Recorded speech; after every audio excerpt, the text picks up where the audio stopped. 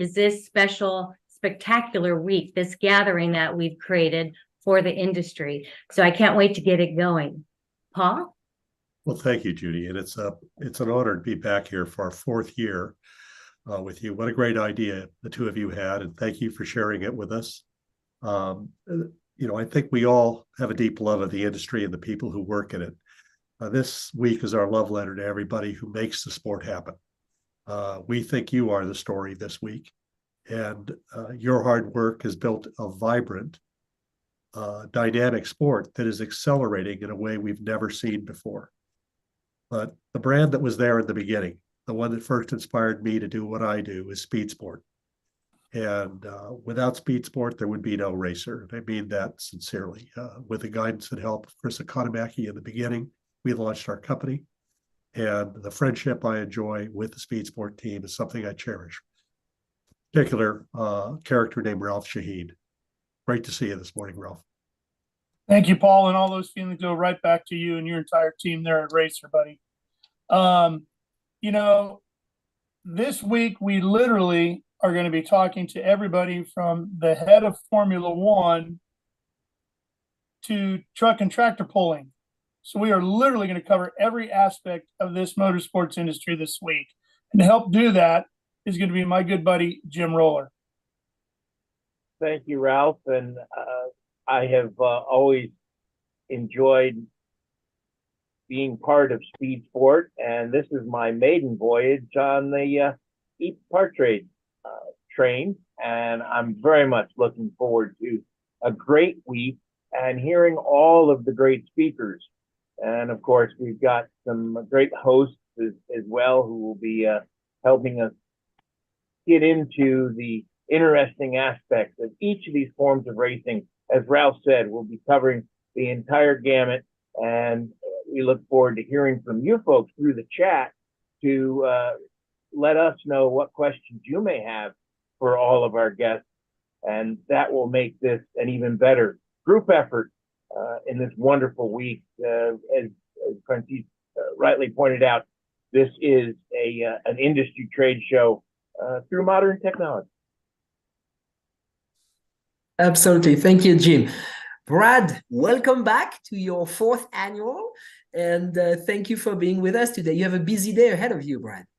It is a busy day, and I want to thank you, Francisque, and Judy, and Jim, and Paul, and Ralph, and everyone involved in this. And the great thing, and I think Judy said it best, this is essentially a trade show, and we get to do this virtually, and we get to talk to people, as Jim was mentioning, throughout the week here. If you have a question for any one of our guests, you can always type it into the chat, and we'd love to talk about what you want to talk about, because that's what this is. This is where the interaction happens, whether it's on a trade show floor or right here on EPARTRADE. We get that. But to also look at the guest lineup like we have, like you mentioned, Francis, we're going to kick it off with Steve Phelps coming up here in just a few minutes. And even today, even just this morning, from DTM to Dakar to the World Racing League and Elmore Engines, ending it toward the end of the day with folks like Bob Sargent, Time Attack, and everything in between. That's just part of Monday. Monday, Tuesday, Wednesday, Thursday, Friday. This is a big week for the racing industry, and it's an even bigger week right here with what we have with Race Industry Week. And it's going to be wonderful to talk to everybody and learn from everybody as well. And I think that's one of the more key things, not just find out what people are doing with their own within their own series or whatever they might be in, but also what we can learn from every one of these people as well. Absolutely, Brad. And as a matter of fact, we even got some very special last-minute speakers. And Judy, do you want to mention a really big name in NASCAR who we announced only on Friday? We were fortunate to bring in Rick Hendrick. So he's coming on. We have Kevin Harvick coming on. That's going to represent cars. So I'm excited to finally have cars on this special week. So a couple big ones. And we should have another surprise coming on later today. We're going to be announcing. So, Paul, any thoughts on the program this week? Well, it's the one time I think we're all together working in common purpose to grow this sport. And one of the things I realized when this began during the pandemic, we are all in this together. Without the commitment, the tireless commitment and relentless hard work and that racer's determination to make it happen, this sport wouldn't be where it is today, especially with that body blow that it took in the winter of 2020, this didn't look very promising at that time. Things were stopped or barely coming back. And look at the sport now. I mean, the vibrancy we see across the globe is stunning. You're absolutely right. Ralph, you on the road and every a racetrack every weekend. I mean, you have seen a lot of that happening this year, right? Oh yeah, absolutely, Francisque. From biggest tracks in the country like Daytona and Indy to some of the smallest like Lima, Ohio, I've had a pretty good opportunity to see how the sport is growing in this country, and it's booming right now. And it's exciting to be able to bring all that to everybody here this week. Thank you. Jim, this is going to be your first time hosting sessions with us this year, so we're delighted to have you on. Do you want to share a little bit some of the session you'll be moderating? Oh, certainly. Today, I'm very excited. We're going to be talking to Thomas Voss, who is the CEO of the DTM, the German Touring Car Championship. We'll be talking talk about extremes, as Ralph said. We'll be going from the road courses of Germany to the deserts of Saudi Arabia as we talk to the folks with the Dakar Raid Rally. And I'll be wrapping up my duties today with something that's near and dear to my heart, and that's vintage car racing, as we talk to Patrick Peter from Peter Auto. And I'm very excited to hear about plans that he has coming up for 2024 and beyond, including a little hint, maybe even some events in America. Absolutely. So we should have Steve Phelps with us in a few minutes, and Brad, you're going to have Steve on today, but a few other sessions as well. Yeah, for sure. Looking forward to this with Steve Phelps, definitely. But some of the things that I'll be back for, the World Racing League, can't wait to find out what they've got going on. The NHRA, the SCTA, and Land Speed Records, talking about that. Mike Birch from Speedway Motorsports, he was with us last year here on Race Industry Week, and I thought there were really a lot of things that he said that were very educational and informative, especially as it relates to business deals, and be it sales to sponsorships to all of that. And I thought a lot of that stuff was fascinating. And then to end my day with Time Attack is going to be a lot of fun. But heck, I look forward to hearing Ralph with Bob Sargent a little bit later on today. F1 Powerboat Championship, H1 Unlimited, all of the different things that we have here today alone. This is just going to be action-packed, literally covering everything motorsports, which is pretty awesome. You're right. And then this is the first time we're bringing boat racing, and that was through the help of Speed Sport, H1 Unlimited and F1 Powerboat that Ralph is going to be interviewing today. So those are unbelievable series, right, Ralph? Oh yeah, and they're seeing a lot of growth. And I know a lot of people probably have heard about these series, but maybe they don't know everything that goes on with them, or how these boats actually work and what's involved in putting those events on. So we're going to dive into that a little bit. Pardon the pun. I just can't believe I already went down that road. But yeah, we're gonna talk a little bit about the high cornering speeds of F1 and the high speeds in general of unlimited hydros. Excellent. Thank you. So we are waiting for Steve. He should be on with us any second. So we're just going to carry on until Steve shows up. And I'm getting a signal. Let me jump in here. We were talking about the pandemic and how with every bad, there's a good. And that's how this week was developed. We were just talking. There were no trade shows. Let's create one. We're in our 4th annual now, which is so hard to believe. And so I just imagine, how are we going to make it better every year? So, and now here we have Steve Phelps coming on, and I was amazed how he guided NASCAR, one of the first sports to come out of the pandemic and host events. I mean, it was the first sport. That's amazing to take on. Yeah. NASCAR led the way, as it often does, to the future, and they opened sporting events by being the first to come back, and credit to them. Yeah, very much. And then you're right, Judy. I mean, it's, when you think back in 2018, when we launched the EPARTRADE platform, people thought we were crazy. And if you had tell us that 5 years later, we'd be producing our 4th annual Race Industry Week with our friend from Racer and Speed Sport, and have this most amazing to be honest, I don't think anyone has assembled a lineup of speakers of that quality in the history of racing. I mean, it's unbelievable. So we're waiting for Steve, and we should have him any second. Sorry for the little delay, and we are in touch with his office right now. And so why don't you carry on, Paul, and maybe Ralph, a little bit on, and while we are trying to get Steve on. Well, I just want to say that it was interesting watching the length of the season now. You know, we had a shifted season in 2020 and 21 as well. But, you know, we had the final round of the Formula One World Championship this past weekend, and I've just noticed these seasons seem very long now. The amount of content being produced by all of the racing series, the number of people racing around the world, I don't believe has ever been higher. And I've got a friend leaving for the Asian Le Mans series today, and you know, beginning that journey. So what we've got is you know, a 24/7, 365 sport. It's happening everywhere, almost all the time, a little bit like EPARTRADE.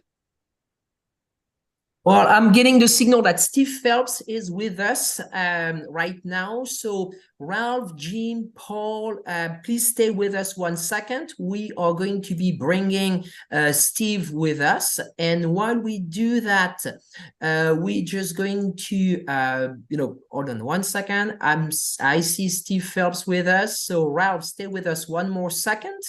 And we are going to transition into our next session with Steve Phelps. So good morning, sir. Good morning. My apologies for being late. You're welcome. No worries. Nice to see you. Thank you for joining. Hey, Judy. Awesome. Well, I'll tell you what, Francis, Judy, we'll see y'all here in a little bit.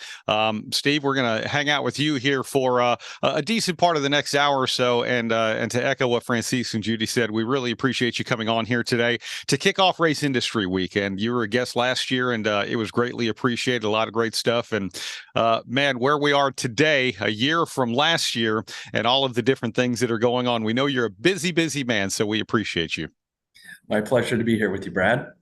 All right, well, let's, you know what, this week, in just a couple of evenings on Thursday night in downtown Nashville, Tennessee, NASCAR is going to crown the champions in all 3 series. Ryan Blaney, the first-time Cup Series champion, Cole Custer in the Xfinity Series, Ben Rhodes in the Truck Series. So with that, let's just talk about what 2023 was as a season for NASCAR, and maybe some of your highlights.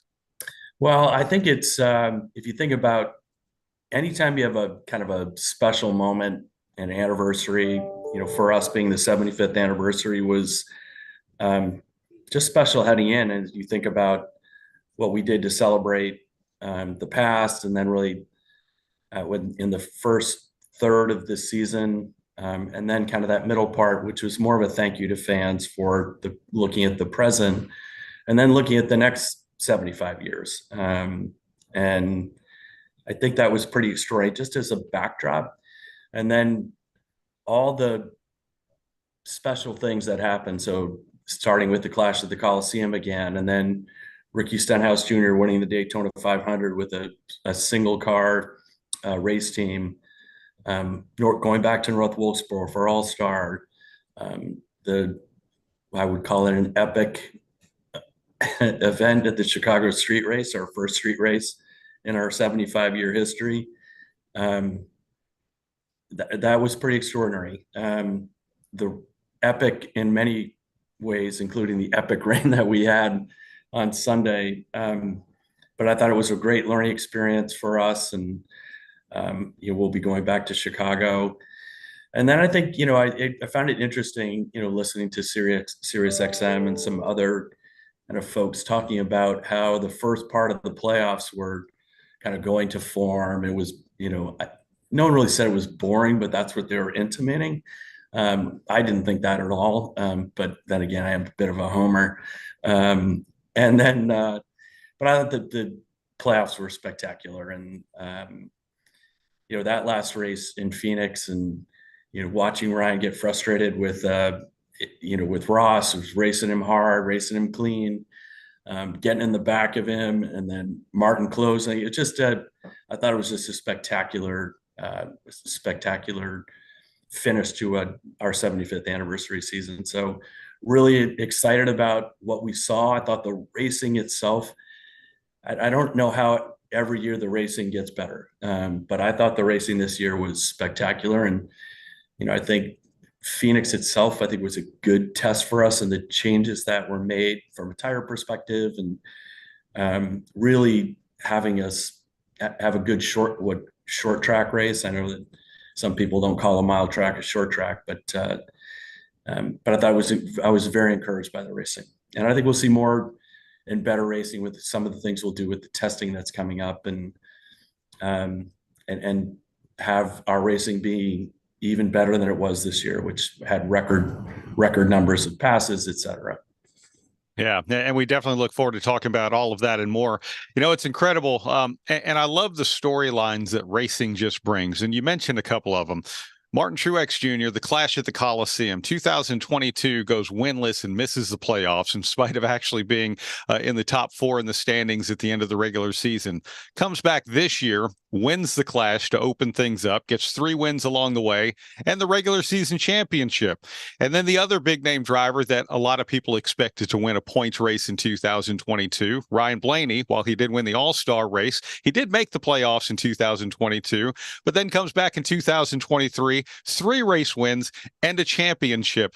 Steve, when you look at things like that, what does that say about our sport, that in one year, the best of the best in our sport, elite level drivers can miss the postseason, the next year come back and win a regular season championship?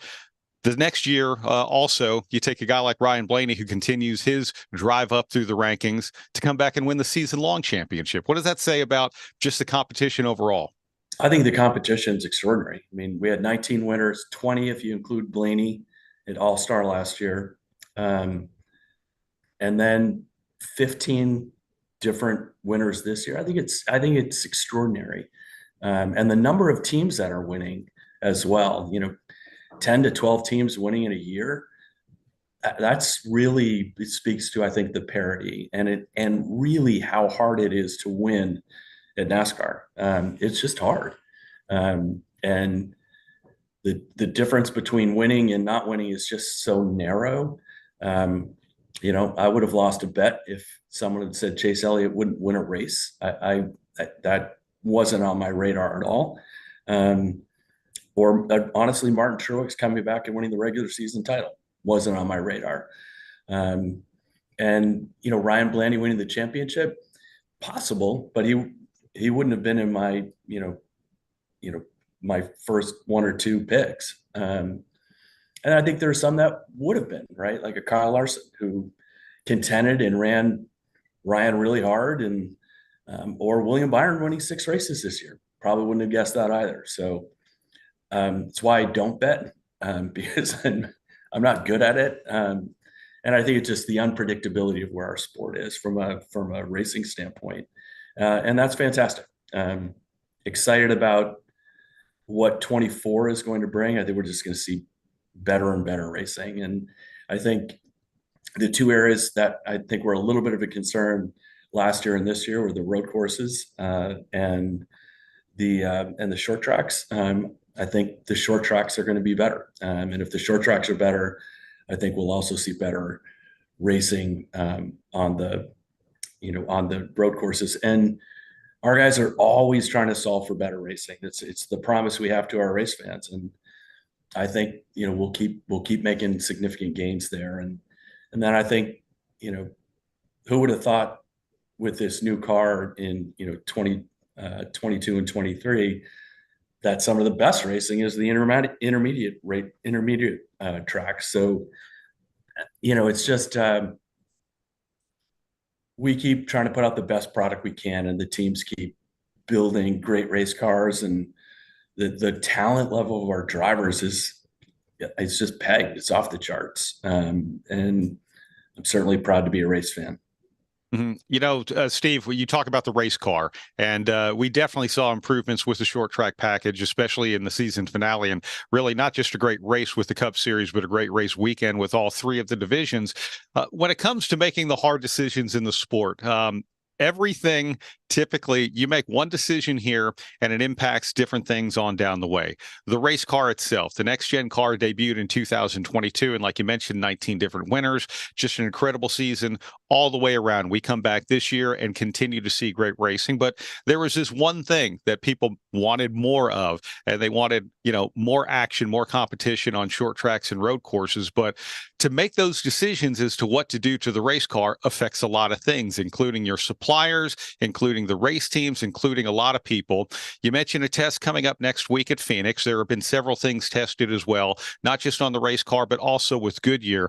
But can you take us behind the curtain just a little bit? And everyone has their own opinion. You know, you hear a driver say we want more horsepower. You hear someone else say we want less tire. You hear someone else say, well, it's an aero problem. But trying to find what's going to work for everybody, and most importantly, what's going to work in the eyeball test for the race fans. What goes into that? Yeah, well, I think that first and foremost, Brad, is the great racing itself, right? So it's not great racing at any cost, because there are costs associated with this, and you can't, on the one hand, say, "Hey, we want great racing," and you know, there are limited budgets, right? You know, we're trying to solve for our race teams to make them more financially viable. With increased revenue and some type of cost containment that would go, you know, that we would implement as part of a new charter extension in 25. So they're kind of a little bit at odds with each other. So what opportunities do you have? And we've looked at some things from an aero perspective under the car. What happens with the diffuser? Can you take the diffuser off? So all those things are in play. And the tire, I think people underestimate the importance of the tire, which sounds ridiculous because that's obviously the contact patch. But I think Goodyear has done a much, much better job in trying to dial in what's going on with this race car. You know, I don't think the answer is more horsepower, because more horsepower is expensive. If you ask a driver what's going to solve for it, they're always going to say, "Give me more horsepower." It's a thing. I'm not a driver, but I've listened to enough drivers, and that's their solution. And so the question is that really what it is? I don't know. I think there's some gearing things that we're looking at as well, some shifting things. So I think it's a combination of things. There's not a silver bullet out there that's going to, I don't even want to call it fix. I think on the road courses, Brad, I think we made a mistake on, not having cautions at the end of the stage breaks. I think, we saw at Sonoma and Indy, it just was, I just don't think it was as compelling. When you bunch the cars back up, got the best racers in the world, beating and banging on each other. Okay, that's a thing. And it works. And I think there are some changes that we made. Obviously, COTA was a mess. Just the restarts in turn one, and guys going 7 wide. I mean, okay, that doesn't work. So we made some changes. And did everyone love those changes? Maybe not. But we also need to make sure we don't have a demolition derby. It's the highest form of motorsports, and it needs to be, at a level that it should be at, and not, guys just kind of rooting and gouging and careening off each other into that turn one. It just didn't work. And so I think it's a combination of different things that we'll continue to make gains on. For what it's worth, by the way, Steve, this time last year, I thought it was the best idea to eliminate cautions at the end of stages on road courses. And as the season went on, I thought it was the next best idea to bring back the cautions at the end of stages. It just goes to show you that, hey, you can plan for one thing and it looks really good on paper and it really seems good in theory as well. But then the reality brings you something completely different, because the one thing we don't know at any time, how are the teams going to strategize it and what's it going to mean to the product on the racetrack? Yeah, and I think one thing that I would say we as an industry, as the NASCAR our race teams, our racetracks, the sanctioning body, we can move swiftly. And I've personally said this a lot. We're going to test things, try things. If they don't work, we won't do them again. Right. So lots of naysayers on the Chicago street race. I thought it was one of the best races of the year. It was spectacular. And I think it proved a lot of people wrong, that you can have great racing on a street race if it's the right street race, right? That course had lots of passing zones. It was very wide in a lot of places, narrowed certainly in some other places. But it was an extraordinary street race. But it was the course itself that led to that. Certainly some drama around, having a damp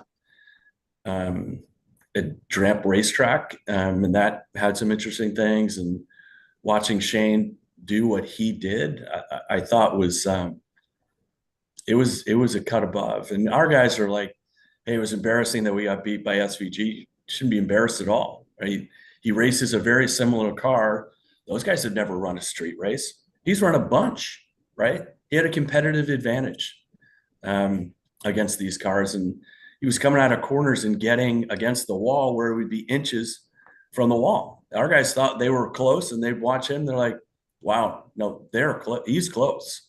And he ran a great race. And we're excited to have him see how he does at races that are not street races, how he does on ovals. And it'll be interesting to see how it goes. And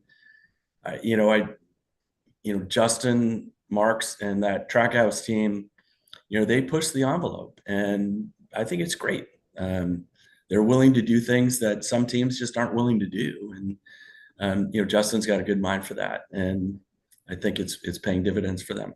Mm-hmm. I want to talk about adaptability. And before you came on, we were talking about during COVID, NASCAR was the first professional sport to come back and what it really did for racing. And I can remember, more than 20 years ago, the late Lanny Edwards, who used to run Devil's Bowl Speedway and co-founder of the Chili Bowl and all of those other things, was telling me that, a guy will pawn his TV to buy a pit pass if his car is running. So as a promoter, I want to make sure that people can come out and race because they will find a way. And what I mean by that, the theme of this, it always does seem like racers will find a way. You mentioned a couple of big events, the Coliseum with the Clash at the Los Angeles Coliseum. That was another one. How are they going to put a racetrack in there? This isn't going to work. How are these cars even going to fit on something so small? The Chicago Street Course, not only did the sport pull it off, but the sport pulled it off, as you mentioned, in literally century torrential downpours, more rain than they would typically have in 2 months, all dumped on the racetrack in one single weekend. Yet you pulled off a complete race weekend, which did that. What does that say about just racers in general, but also NASCAR's adaptability to potentially surprise us even more? Yeah, I think, Brad, I think our ability as an industry to solve for difficult things. You had mentioned COVID. That was an industry-wide thing. It wasn't a sanctioning body thing. It was everybody, right? It was the sanctioning body, the race teams, the racetracks, the drivers, everyone, Goodyear, everyone pulling together to create something that others didn't think we could do. And we did it. And everyone had to play their role, right? We had to play a role talking to governors and safety officials, and the racetracks had to do that and solve for, I had one situation in New Hampshire where I called the governor of Vermont to call the governor of New Hampshire to see if we could get them to move, right? Because it was, and the governor of Vermont, he races stock cars, so thought that was a good place to start. He'll do anything to get in a race car, apparently. It's just, but it was an industry-wide thing, right? And a lot of the things that when we talk to our race teams, when we talk to our own employees, it's having them think differently about the business. Doesn't mean that we're going to make change for change's sake. That doesn't make any sense. But having a calculated risk, like the Chicago street race, I thought it was a risk that we should take. And, we lost a ton of money on that race. It's the best money we'd spent. Because what I do know is, as we're talking about, and I'm sure there's a question there about where we stand with our media rights deal, that is upcoming, Brad. Fox and NBC certainly, and obviously the NBC race, or the Chicago Street Race was in the NBC part of the season. It was the second highest race we had all year.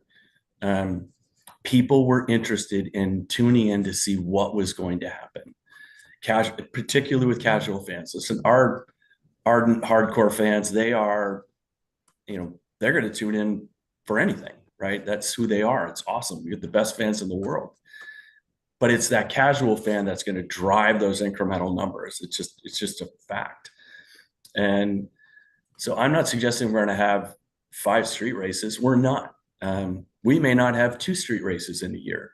But do I foresee in the future that we have 1 street race, maybe 2? Yes, but when you create something special and then you replicate it again and again and again, it's going to stop being special. At some point, most likely we're going to stop racing in Chicago and we'll go somewhere else.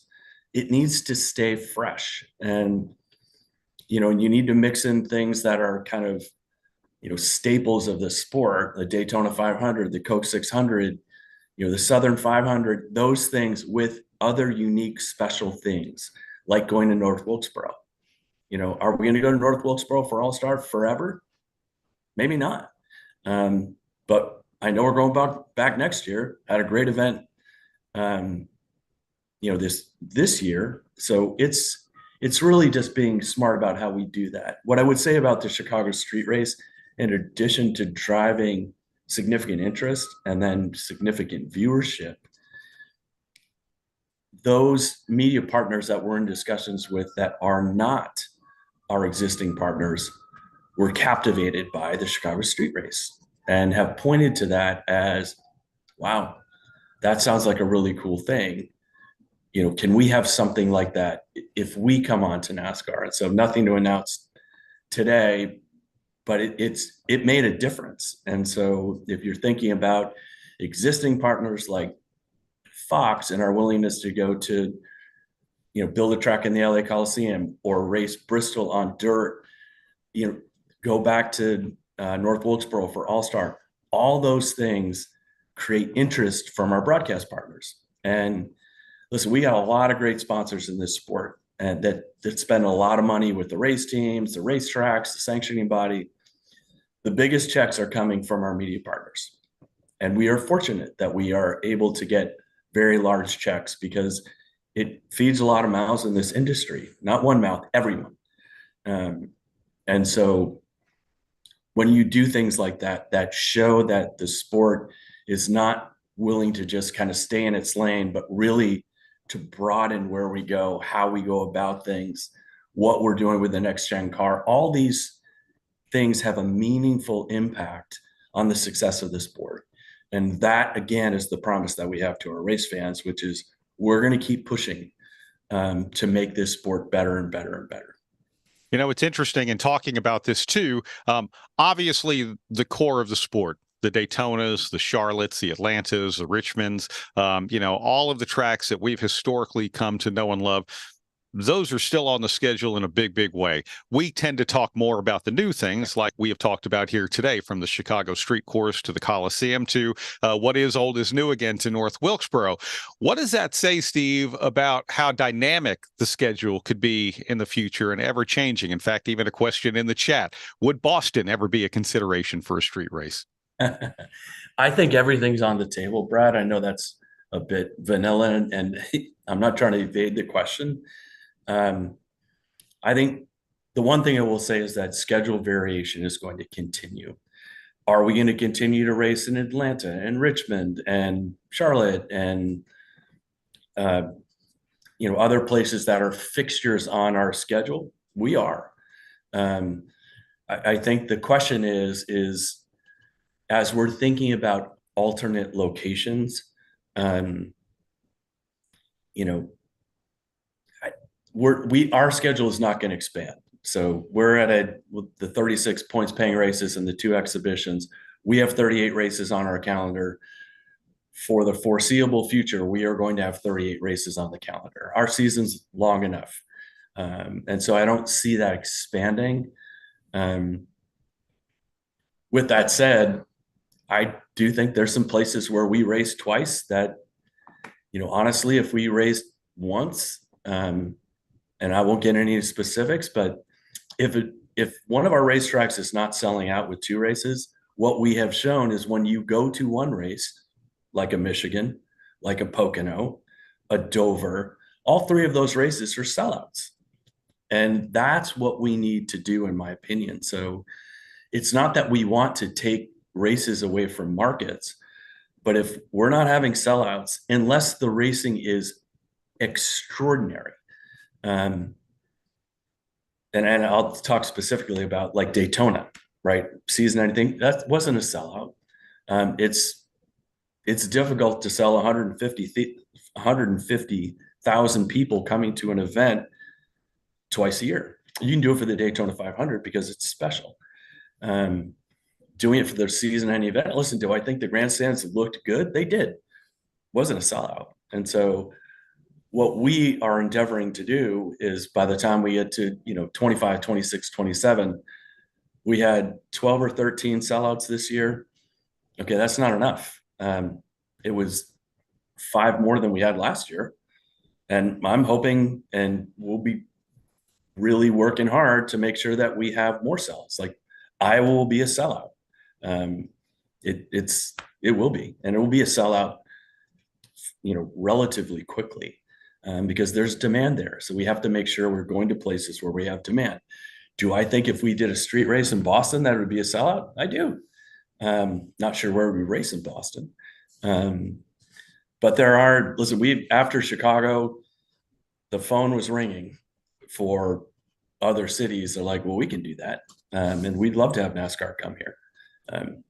So again, nothing to announce at this particular point. And, street races are hard. Look at the F1 race in Vegas.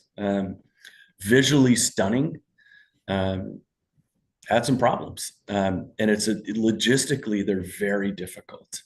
But I think street races are something that will be on our calendar for the foreseeable future.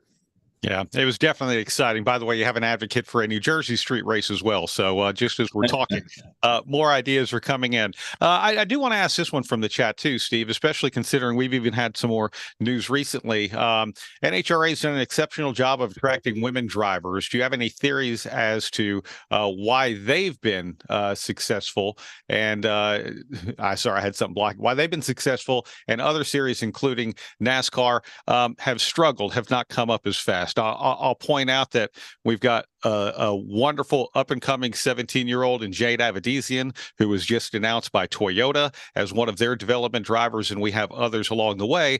But I think a lot of people also look at it, Steve, and say, hey, we have a long way to go if, to bring more women drivers into the sport. Where do you see that? Yeah, I would say women and people of color. It's just, if you look at the pipeline, historically, the pipeline was filled primarily with white men. And so, it's it's like a funnel, right? So who's going at the top of the funnel? And then how does that go to the bottom of the funnel? If you consider the bottom of the funnel to be, the NASCAR Cup Series, then it's predominantly white men. And so is the funnel changing? It is. The funnel is, there are more women and more people of color that are in the funnel, in the development portion of NASCAR than we've ever had. I'm encouraged by that. With that said, we have a long way to go. An analogy is probably not a great one. There are certain industries or functional areas that, just take NASCAR, where you look at engineers, right? There are a lot of white male engineers. Are there getting more people of color and women that are becoming engineers? There are. And I think that same thing is happening within, I'll call motorsports broadly. I think NHRA is, they, for whatever reason, have had more women that are participating in that, kind of early on in the adoption phase, that have been able to graduate to what would be the bottom of the funnel. And I think that's a, whether, and in different classes as well within there, right? So it's, whether it's funny car or it's whatever it is, there are different pieces where they've had success. But if we can't get more women into the funnel, or people of color in that developmental series phase that are able to graduate with additional seat time and showing success, that's important. So our Drive for Diversity program is designed to do exactly that. And have we seen some success? We have, right? You look at the graduates of our Drive for Diversity program, you've got Kyle Larson, Bubba Wallace, Daniel Suarez, and there are more coming. And we need to have, to find talented female drivers to get into that funnel and then just keep driving forward. Do we have some very talented women right now that are in the development series and working their way up into our national series? We do. So I'm encouraged by that. But it's not something where you're like, hey, find this 17-year-old girl and say, yeah, I think we should put her in Xfinity, and then in 2 years she can go to Cup. That is not feasible. You've got to have the seat time.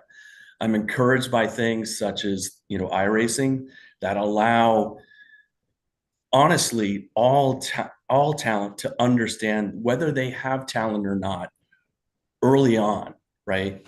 That doesn't cost, a small fortune in order to do that. And we're seeing drivers come out of that series, out of the iRacing series, that are making their way into trucks, Xfinity, into Cup. Obviously, the poster child for that is William Byron. But there are others, right, that are in all the series. It is a good tool to kind of weed out those that are talented with those that, frankly, just don't have the talent to do it. Mm-hmm. That's a great point. And I will say, too, we focus on the driving side of it, but you walk up and down pit road right now, and you will see exactly how diverse NASCAR is, whether it be people of color and or women who are working within the industry. It's amazing to see the cross section of people that you see up and down pit road. And a lot of times those things start to grow outward as well. Maybe someone is influenced by someone they know who goes over the wall, or, someone who sits on top of the pit box as an engineer or whatever. And the next thing you know, they're getting behind the wheel somewhere. So there is a lot of diversity in NASCAR. I realize the focus is what's sitting behind the wheel, but it's amazing to see how much it's grown up to this point so far, Steve. Yeah, I think that's a really good point, Brad. And I do think, I applaud the NBA and the NFL for having female officials.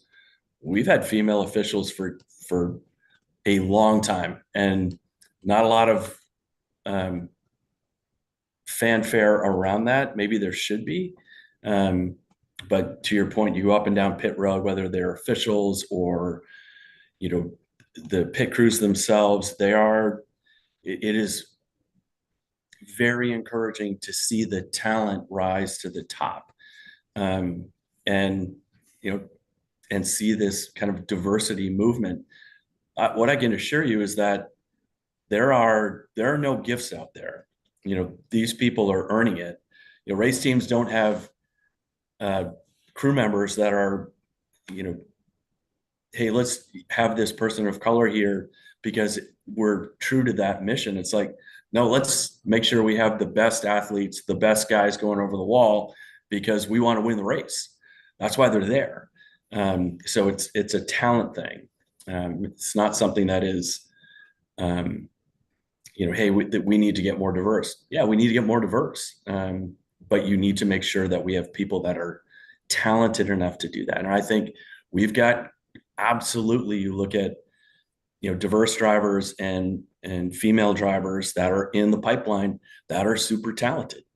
It's just going to take some time to make sure that they get the seat time or, the crew time in order to be at the top level and come to the Cup Series.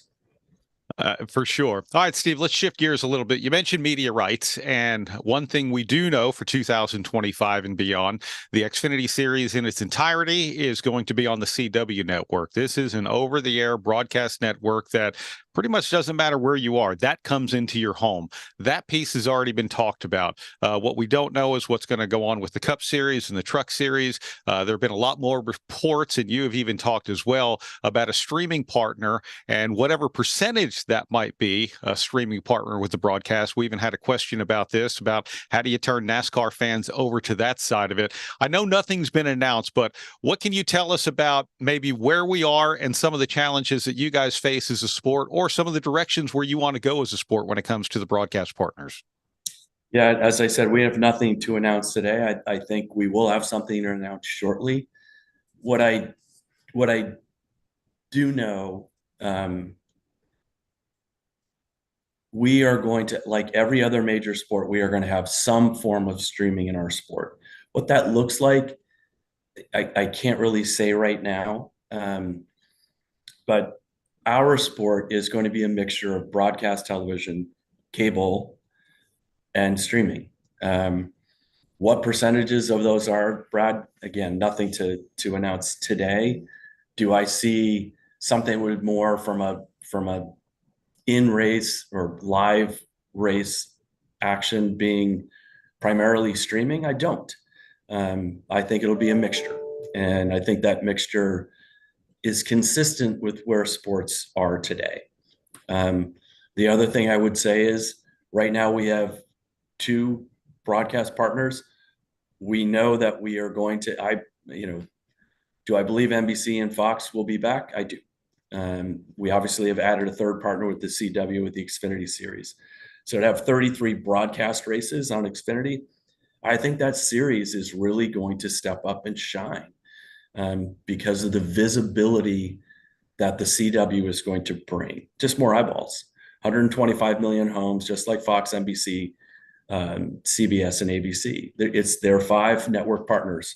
The CW is one of them. Certainly less known, maybe slightly less watched, but it's going to be an anchor property for the CW. So it's going to be great for the CW. It's going to be great for NASCAR.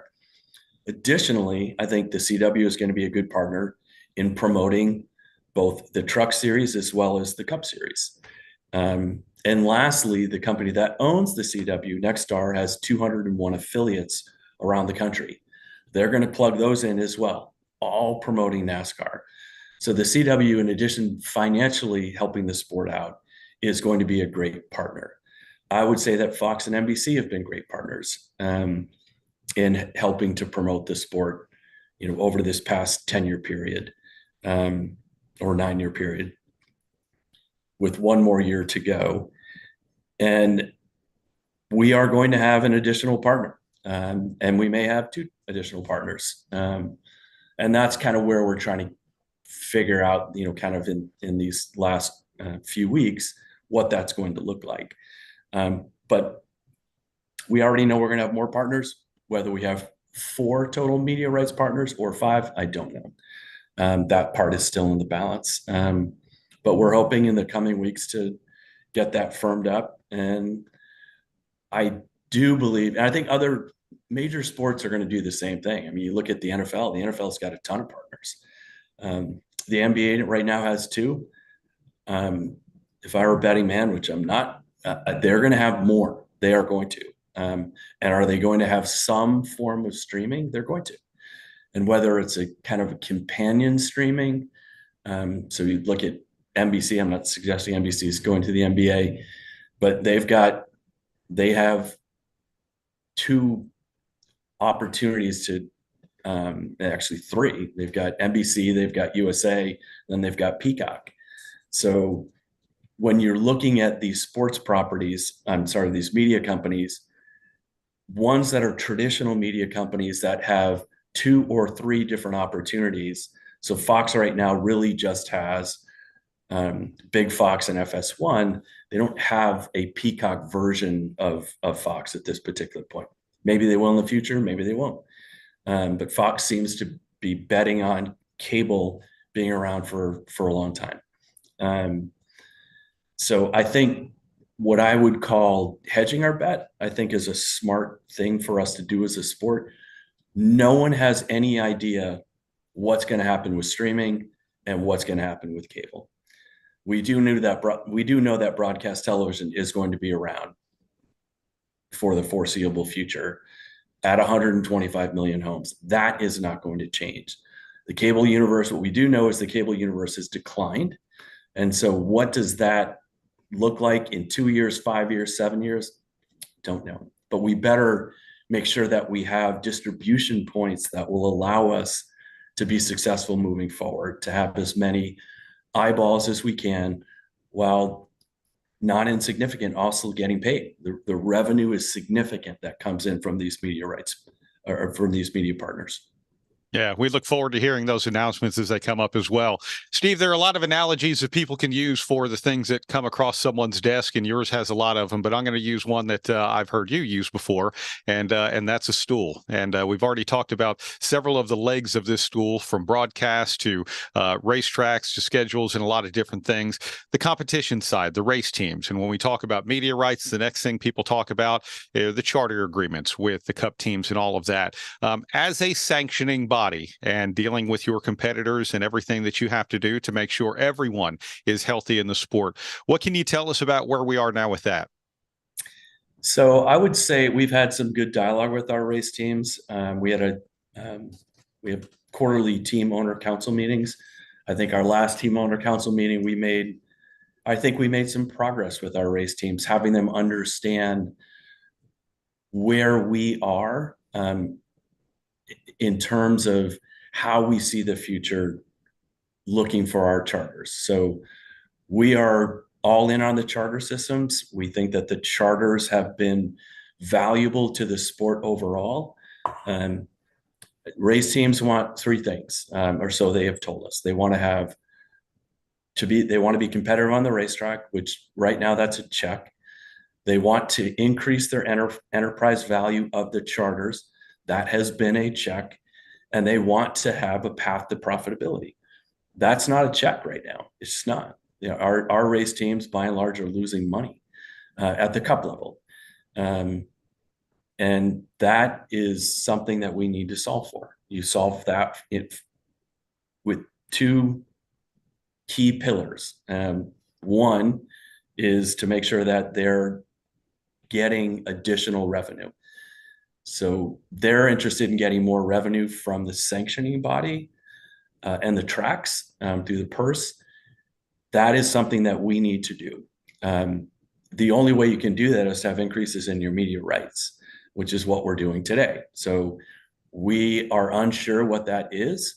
When there is more clarity, we'll understand what those financials will look like.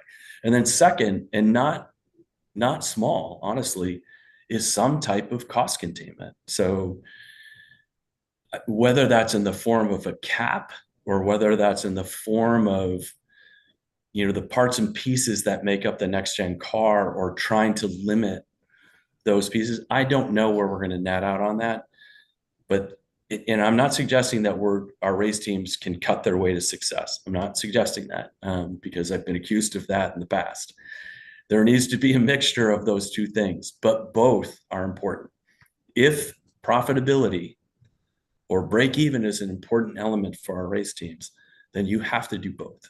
And that's what we'll focus on. And then there'll be some governance issues which will, I think, make the sport healthier and how the sport is run healthier. And then the other part, Brad, really is around the promotion of the sport. So we need to do our part as the sanctioning body. The tracks that we don't own and the tracks that we do own need to do their part in promoting NASCAR and the races themselves to get more and more sellouts.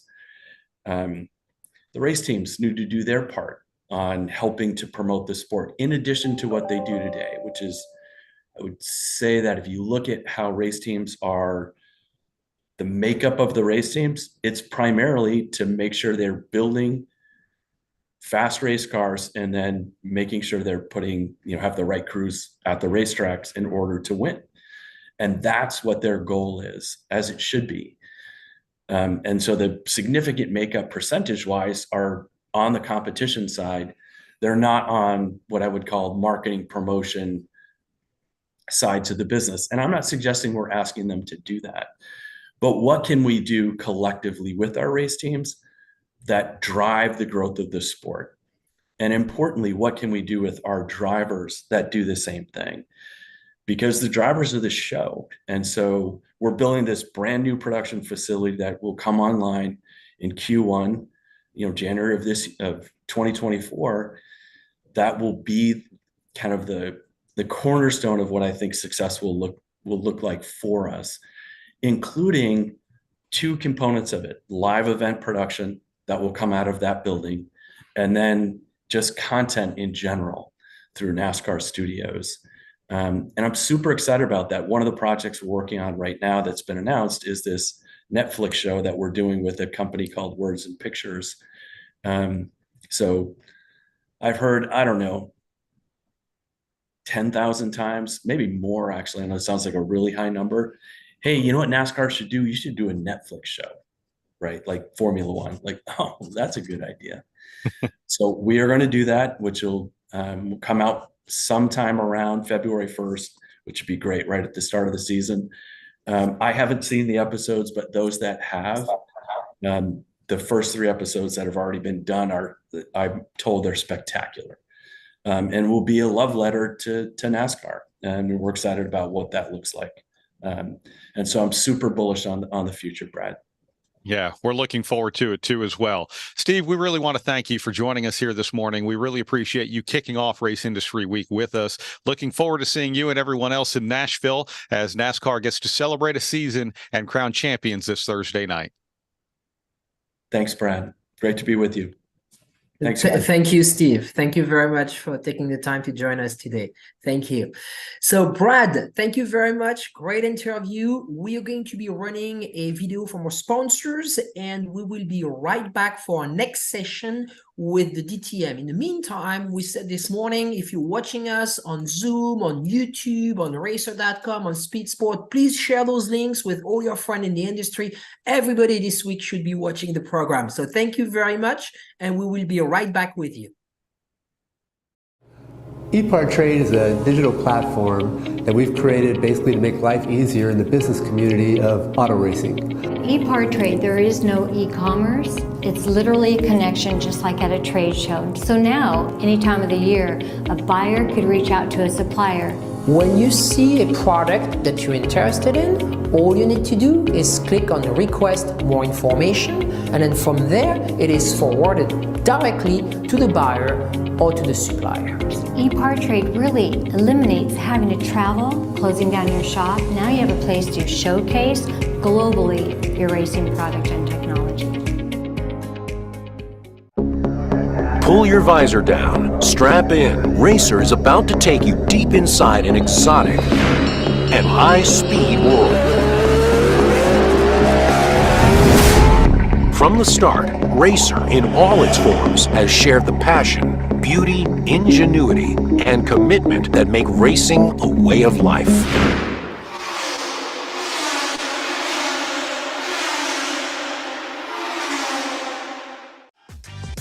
Looking for a quick fix of motorsports news? The Speed Sport Daily is what you need. It's a free racing newsletter delivered directly to your email every day. We'll cover the winners and the losers and tell you who's making news off the track. It's NASCAR, NHRA, World of Outlaw, INDYCAR, and so much more. Go to speedsport.com today and get signed up for America's free racing newsletter and get your daily motorsports fix.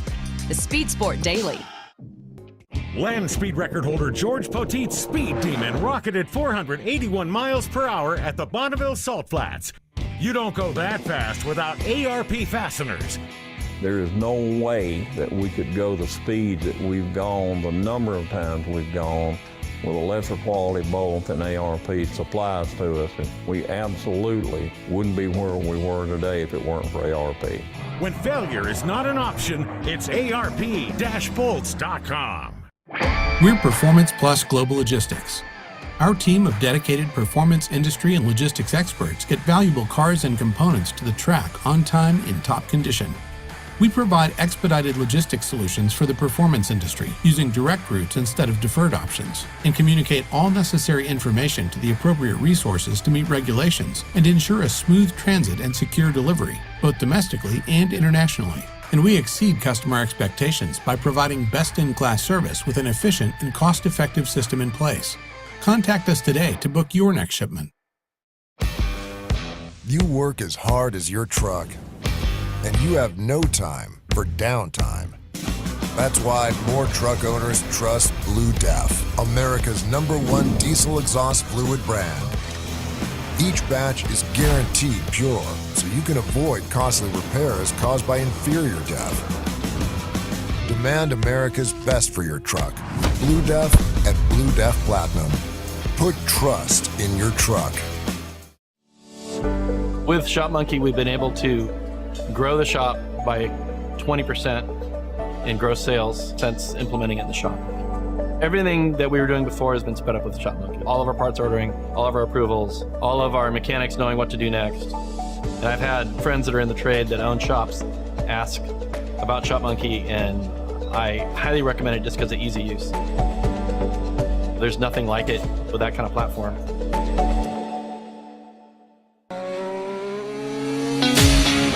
With roots in the Midwest that date back well before the Model T, Fifth Third Bank has a long history of serving the needs of automotive companies.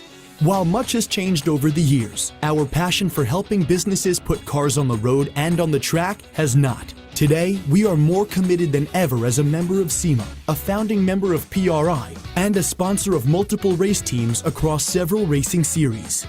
For over a decade, Fifth Third Bank has been a staunch supporter of our industry and a great partner for many companies in the motorsports field. Our business has been growing extremely fast, and really we could not be where we are today without Fifth Third. They provided amazing strategic advice, the capital we need to support our phases of growth. They are true partners for me now, and what they do with their involvement in motorsports is untouched in this community. Where can we take your business? Fifth Third Bank. Scott Lewis and Associates, the sales, marketing, and branding specialist for the automotive performance industry since 1988. We get our manufacturers on track by opening an extensive distribution network, providing product training to sales staff, creating fully integrated sales and marketing strategies, building successful industry partnerships, attending trade shows, events, and races, offering first-class support to customers. SLAI delivers solutions that win you sales. To get in touch with an SLAI representative, call 516-378-6100. Go to scottlewisinc.com or email info@scottlewisinc.com.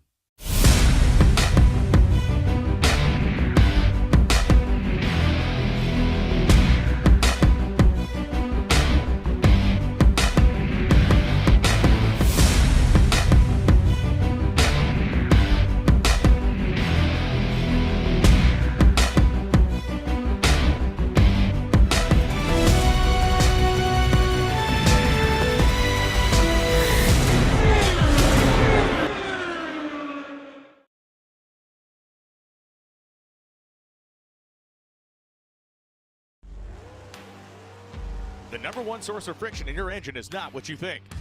Piston rings rubbing against the cylinder walls generate more friction than any other part of the engine.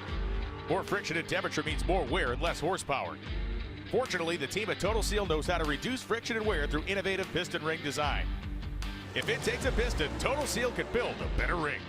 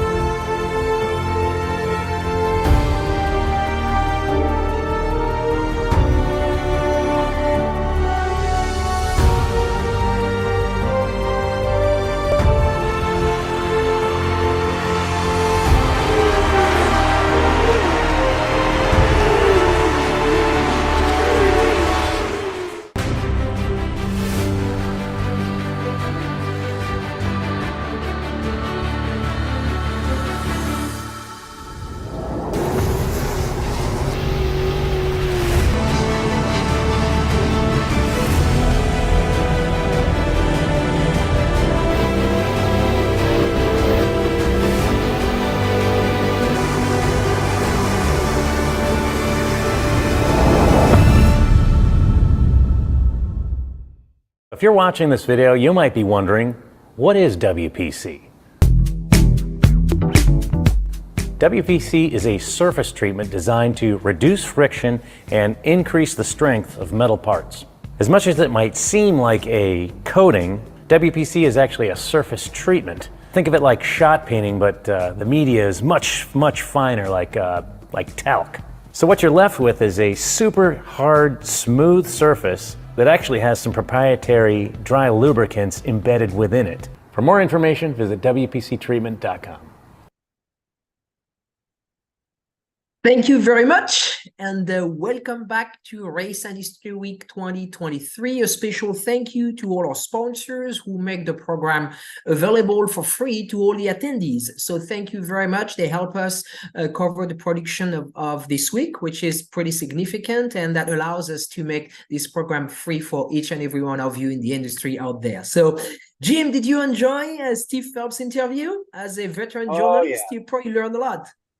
Yeah, very much so. He always insightful to hear from the folks who are making things happen in these big racing series, and certainly none bigger in America than NASCAR. So it will be interesting to see, as a former TV guy myself, it's always interesting to see just what the business side of the television deal will transpire. The CW announcement obviously was very exciting, as it was a new partner, a new player in the game. And that's always exciting, because anytime you can bring more folks to the table who have interest in our sport, then that creates a little competition amongst the others for that product. And of course, as Steve said, those rights fees are very important. The whole landscape of motorsports television changed so drastically in 2000 when NBC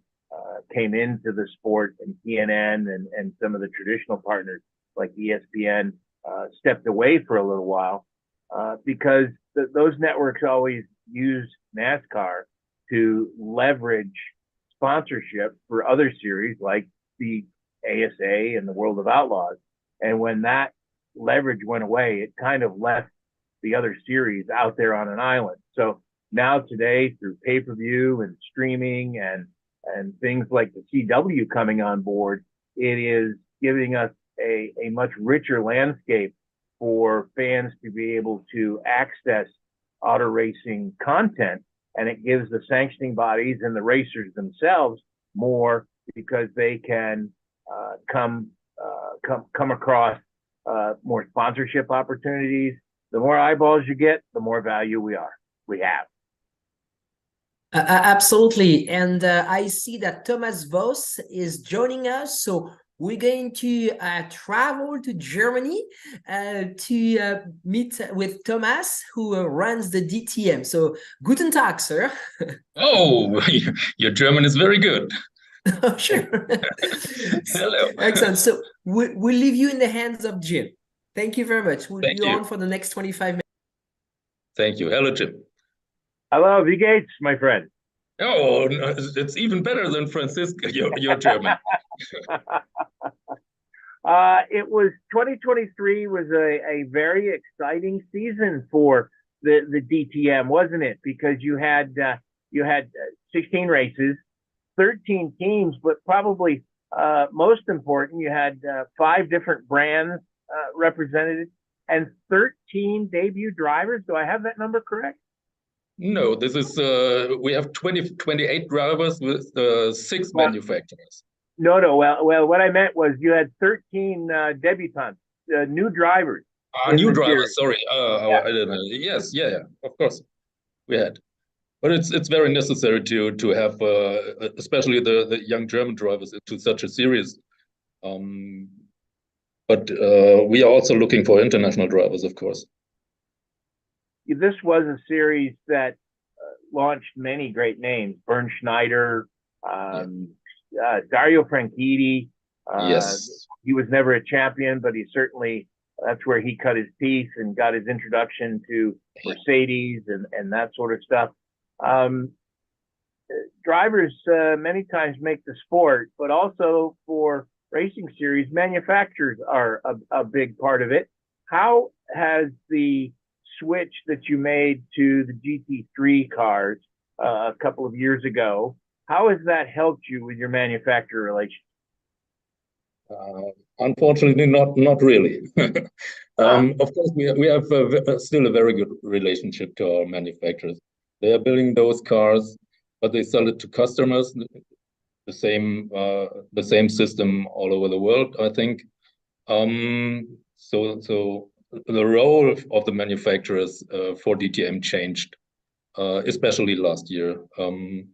Since almost 40 years, we are going into the 40th year next year with the DTM.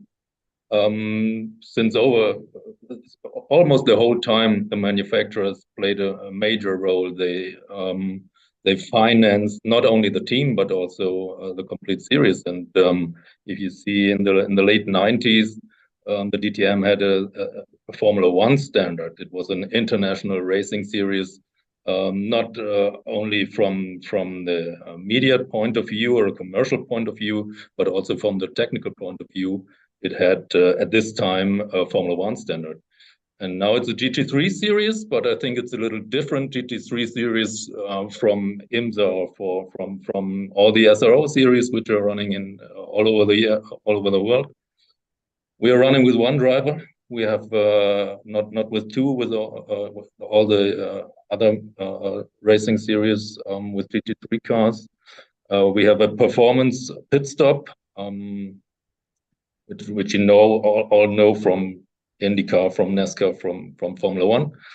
And we changed to Pirelli tires this year. And I think as we ran the ADAC GT Masters for almost 20 years in Germany, we put the best things together of both series and of both worlds. Unfortunately, the manufacturers are supporting the teams with cars, with their factory drivers, with the spare part packages and all those things, but they're not supporting the series as itself as they did in former years. Does that, in America, we have seen in the past that manufacturer involvement in a series, and as you said, like in the 90s, where they were so involved in the series, once a manufacturer reaches its marketing goals, many times it will leave a series. Does the GT3 platform, because the factories are just supporting private teams, does that give you more stability long term? I think for me, NASCAR is a sort of role model in this thing. They are supporting the series a little bit, but they are supporting the teams and they're supporting the drivers. And I think this will work also for DTM and maybe also for other GT3 series. It makes the things more stable because manufacturers change their mind, their strategies, especially in those times where, especially in Europe, politically everything and everybody is focused on electric cars. There are laws by the European Union that after 2035 there don't have to be sold new cars with any other drivetrain than an electric one. So I think motorsport has to change, and some of the manufacturers might think about pulling out of motorsport for a few years or which time ever. So we need those series to keep them into motorsport. But the race series itself, they have to change with the changes you find in the mobility of the road cars. Well, what kind of sustainability projects do you have? How do you plan to address this? As you say, to 2035, that it seems like it's 12 years away, but that clock runs quickly, doesn't it? No, it isn't, because all the car manufacturers are working on it very hard, and they're trying to sell their cars. And all the marketing project they have for the next years are all going into a electric direction, or most of them are going into this direction. We introduced a new kind of fuel almost 3 years ago in ADAC GT Masters, and we use the same fuel in DTM now. It's called Shell Blue Gasoline. It has 50% renewable and non-fossil ingredients, and it has about 30% less carbon emissions. But also, beside the technology of the cars, we have some projects. We have the project together with the technology company, a water technology company, which you might also know from Formula One, BWT. It's an Austrian company, and they are handling with water technology. We have installed water dispensers in the complete paddock to reduce the number of plastic bottles in the paddock. And with this arrangement, we have saved more than 300,000 plastic bottles per year in the paddock. And I think this is also a thing we have to be focused on, not only on the technology of the cars. We have another one since several weeks only. There is it's has to do something with the transport of spectators to the racetrack. Only 5% of the emissions of such an event, a spectator event, is from the cars directly, from the race cars on the racetrack. The other 95% of emissions are from the logistics and the spectator traveling. And we have a carpool app which we use directly by ADAC. We found it by ADAC, and this carpool app we now use to bring the people together to go together to the race venues. That's amazing. I visited Zandvoort this year for the vintage car race, and it was wonderful to see that the public transport virtually took you to the front door of the racetrack. So anything we can do like that is a huge plus, isn't it? Yeah, it is. It has to be more accepted in Germany. It's not really accepted. I think it's America. It's better than in Germany. Everybody wants to go with his own car, but we are working on it. Your season just finished up about 4 weeks ago. Were you pleased with the season? Yes. For the first year, you see, we got the rights to do DTM. We received the rights. At this time last year, beginning of December. So we had plenty of time to prepare the season. Even if we started in end of May last year, which is late for normally in Germany, we started in middle of April. Due to the weather conditions in Germany. But we started in late May this year. 28 cars was much for us in the first season. And the spectators honorized the very good sport we found this year. We had 12 different winners in 16 races, 6 manufacturers. We had stars like Mirko Bortolotti and Thomas Preining, who was champion. Very hard fights, but no major accidents with burned cars or something that we found over the last years. We have very stable TV ratings in Germany. And so, for the first year, I think it was okay. We had one thing we found out, we had over 30% of the spectators were younger than 16. Wow, that's a marketing man's dream, isn't it? Yeah, if you see on the grandstands of a motor racing event, you normally find people of our age. Yes, it's nice to see full heads of hair as opposed to gray balding folks in the grandstands. Now, at the beginning of the season, you broke a record with 9 different winners in the first 9 races. Yes. As you said, you had I believe it was 12 different winners over the season. Yes, in 39 years, this never happened before. Never happened. Yeah, yeah. Now, Thomas Prenning, as you said, was the champion, but the championship went right down to the wire. He had to win the last 2 events back to back at Hockenheim, didn't he, to clinch the title? Yeah.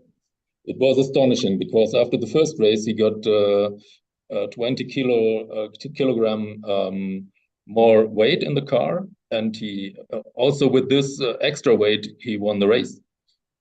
It was a little bit of pity for the spectators because he got champion in the qualifying on Sunday morning, because in DTM the first 3 of the qualifying received 3, 2, and 1 point, and with those 3 points he got into the qualifying on Sunday morning. He got champion, and so people watching the race on Sunday afternoon. They did see a champion, and he won the race, but he was champion in the qualifying. He celebrated in grand style, which we would say here in America, with a victory. Yeah, and it was the first Porsche win of DTM in their 75th years of Porsche existing, and so they did everything right. Yeah, good year all the way around. Now, you mentioned the balance of performance. Now, for many of the folks who would be on this Zoom session that we have, balance of performance can be a dirty word, as we would say here in America. Sometimes dirty, sometimes good. Yeah, exactly. Depending on which end of the balance you're on, right? How does the DTM handle that? It's fraught with public relations. It's fraught with keeping your constituents, which you're serving 2 masters. You're trying to give the fans great racing, and of course, all racers will always want that advantage. So how do you do your BOP, and how do you then balance with the constituents once you balance the field? We make it easy and simple. We use the BOP of SRO, of Stefan Rattel. We have the same tire on our cars as he has in most of his series. And he knows all the German racetracks. And I think it works very well. Sometimes you win, sometimes you lose, depending on which car, and it's very hard to balance all those different types of cars, V6, double turbo, twin turbo, 10 cylinder combustion cars without any turbo, the engine in the front, engine in the back, engine in the middle.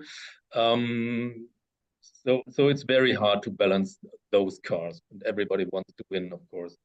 And you see, if you see inside one brand, you see the difference between the drivers. It's not always the same driver running in front with the same balance of performance, and that's what it makes.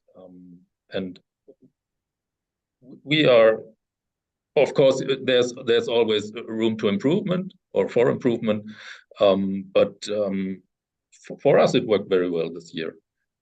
On the first 6 places of the championship, we had 5 different manufacturers. So I think, more or less, it's okay. Yeah, you can't ask for anything more. But it's a science for itself.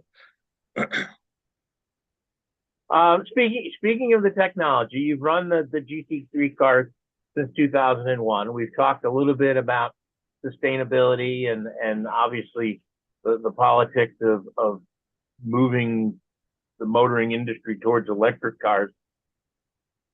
What kind of future technologies are you maybe looking at for 2024? Anything you can tell us about yet?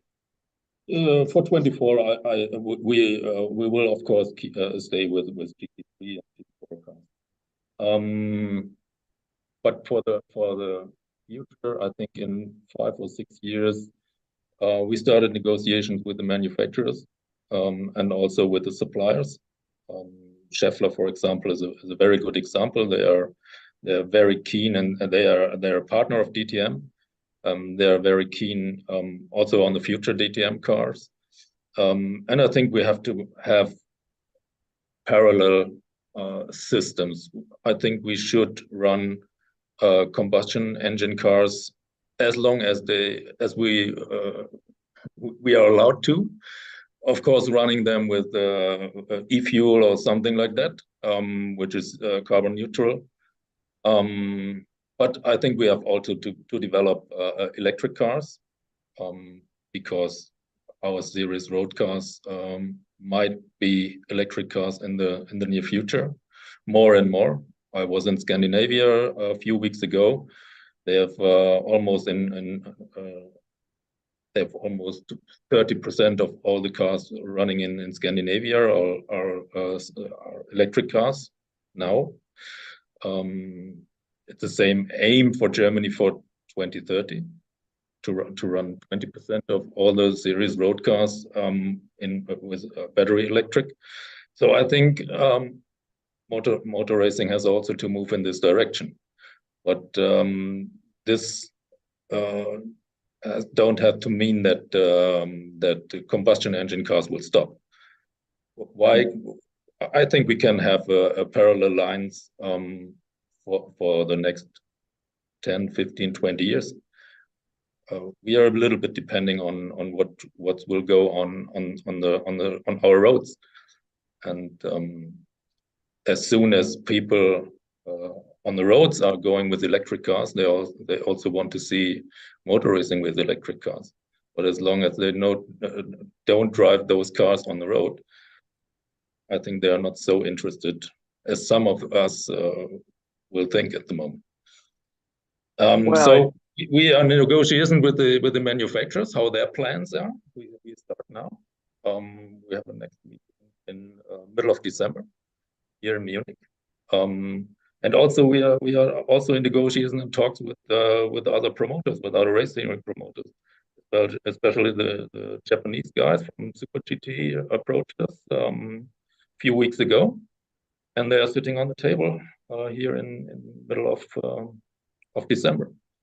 And of course, we will integrate other race series promoters, for example, IMSA or SRO or ACO if they want.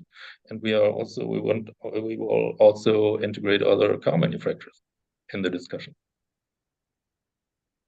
Because at the moment, no one did find any solution for racing with electric cars without making everything equal.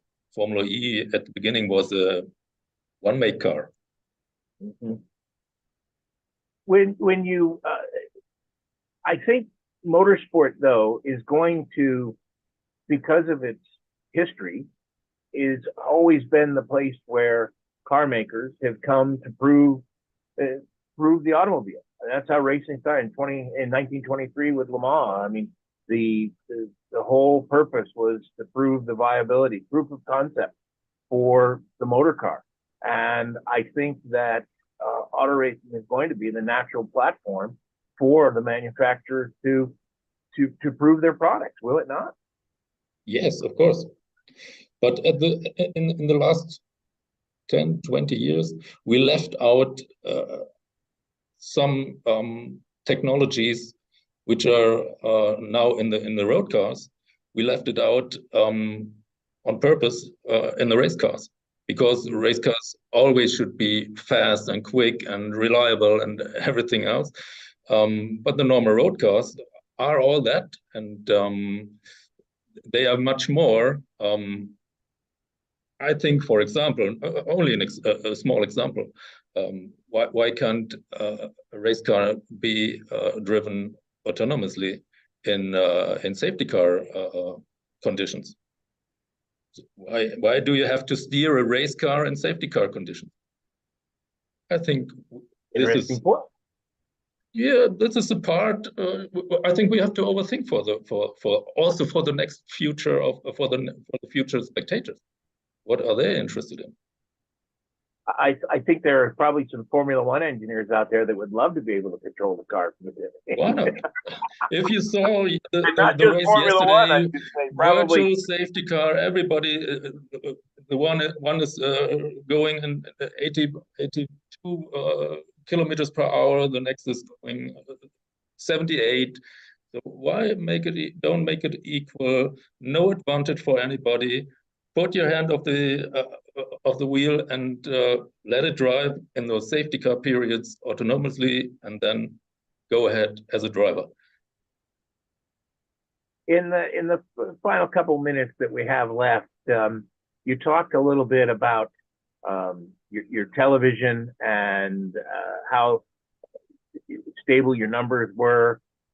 Again, as a TV guy for most of my career in the production area, and part of the Speed Sport 1 network that's launched this year. In fact, DTM was one of our anchor broadcasts. So thank you very much for giving us some outstanding competition that fans could see on Speed Sport 1. How do you expand your media footprint for 2024? Also in Germany, regular TV stations are important, still important, but of course streaming platforms are growing and growing and growing, and all over the world. So this is our first aim. We have a TV contract with Pro7. It's a free premium TV broadcaster here in Germany. We have 70 live broadcasters all over the world. But I think the next step would be to improve our streaming platforms and going to also to foreign streaming platforms in foreign countries and different countries on all continents. And of course, social media is playing a big role. Unfortunately, we don't have the possibility at the moment, as Stephen Phelps told us in the interview before, to have an own Netflix series or something like that. But I don't want to copy everybody else. So we are thinking about other type of programs together with our home broadcaster here in Germany. And who should we be on the lookout for in 2024, driver-wise? Any announcements you can make? Will we see Thomas trying to repeat? What's the outlook for the 2024 competition? I don't know.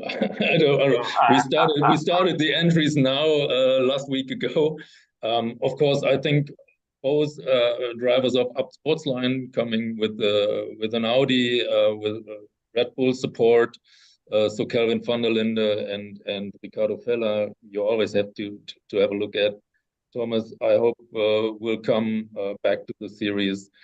Mirko Bortolotti, who was second this year and the year before, he should be champion in the next year.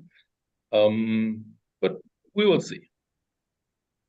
Well, thank you very much for your time, and I certainly look forward to watching the great excitement that DTM always brings to the racing fans. Thank you for having me on the program. Dankeschön, Thomas. Thank you very much. I'm glad Your German is better than my English. My French is better of them all. So now we're delighted to have the DTM. That was very important for me to make sure we had your series covered. So stay with us. We are going to stay in Europe for the next session. We're going to go to my home country, France, to talk to two gentlemen who are involved with one of the most iconic off-road race, the Paris-Dakar, called now the Dakar. Stay with us. We're going to run a short video from our sponsors and we'll be right back. With roots in the Midwest that date back well before the Model T, Fifth Third Bank has a long history of serving the needs of automotive companies. While much has changed over the years, our passion for helping businesses put cars on the road and on the track has not. Today, we are more committed than ever as a member of SEMA, a founding member of PRI, and a sponsor of multiple race teams across several racing series. For over a decade, Fifth Third Bank has been a staunch supporter of our industry and a great partner for many companies in the motorsports field. Our business has been growing extremely fast, and really we could not be where we are today without Fifth Third. They provided amazing strategic advice, the capital we need to support our phases of growth. They are true partners for me now, and what they do with their involvement in motorsports is untouched in this community. Where can we take your business? Fifth Third Bank. You work as hard as your truck, and you have no time for downtime. That's why more truck owners trust Blue Def, America's #1 diesel exhaust fluid brand. Each batch is guaranteed pure, so you can avoid costly repairs caused by inferior DEF. Demand America's best for your truck. Blue Def at Blue Def Platinum. Put trust in your truck.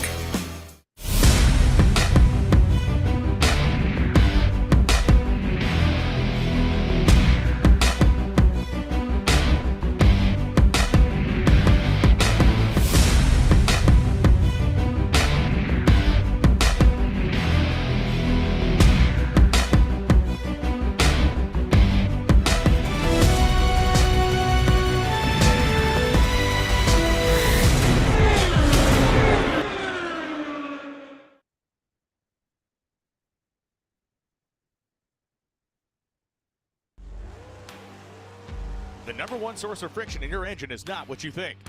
Piston rings rubbing against the cylinder walls generate more friction than any other part of the engine.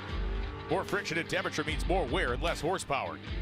Fortunately, the team at Total Seal knows how to reduce friction and wear through innovative piston ring design. If it takes a piston, Total Seal can build a better ring.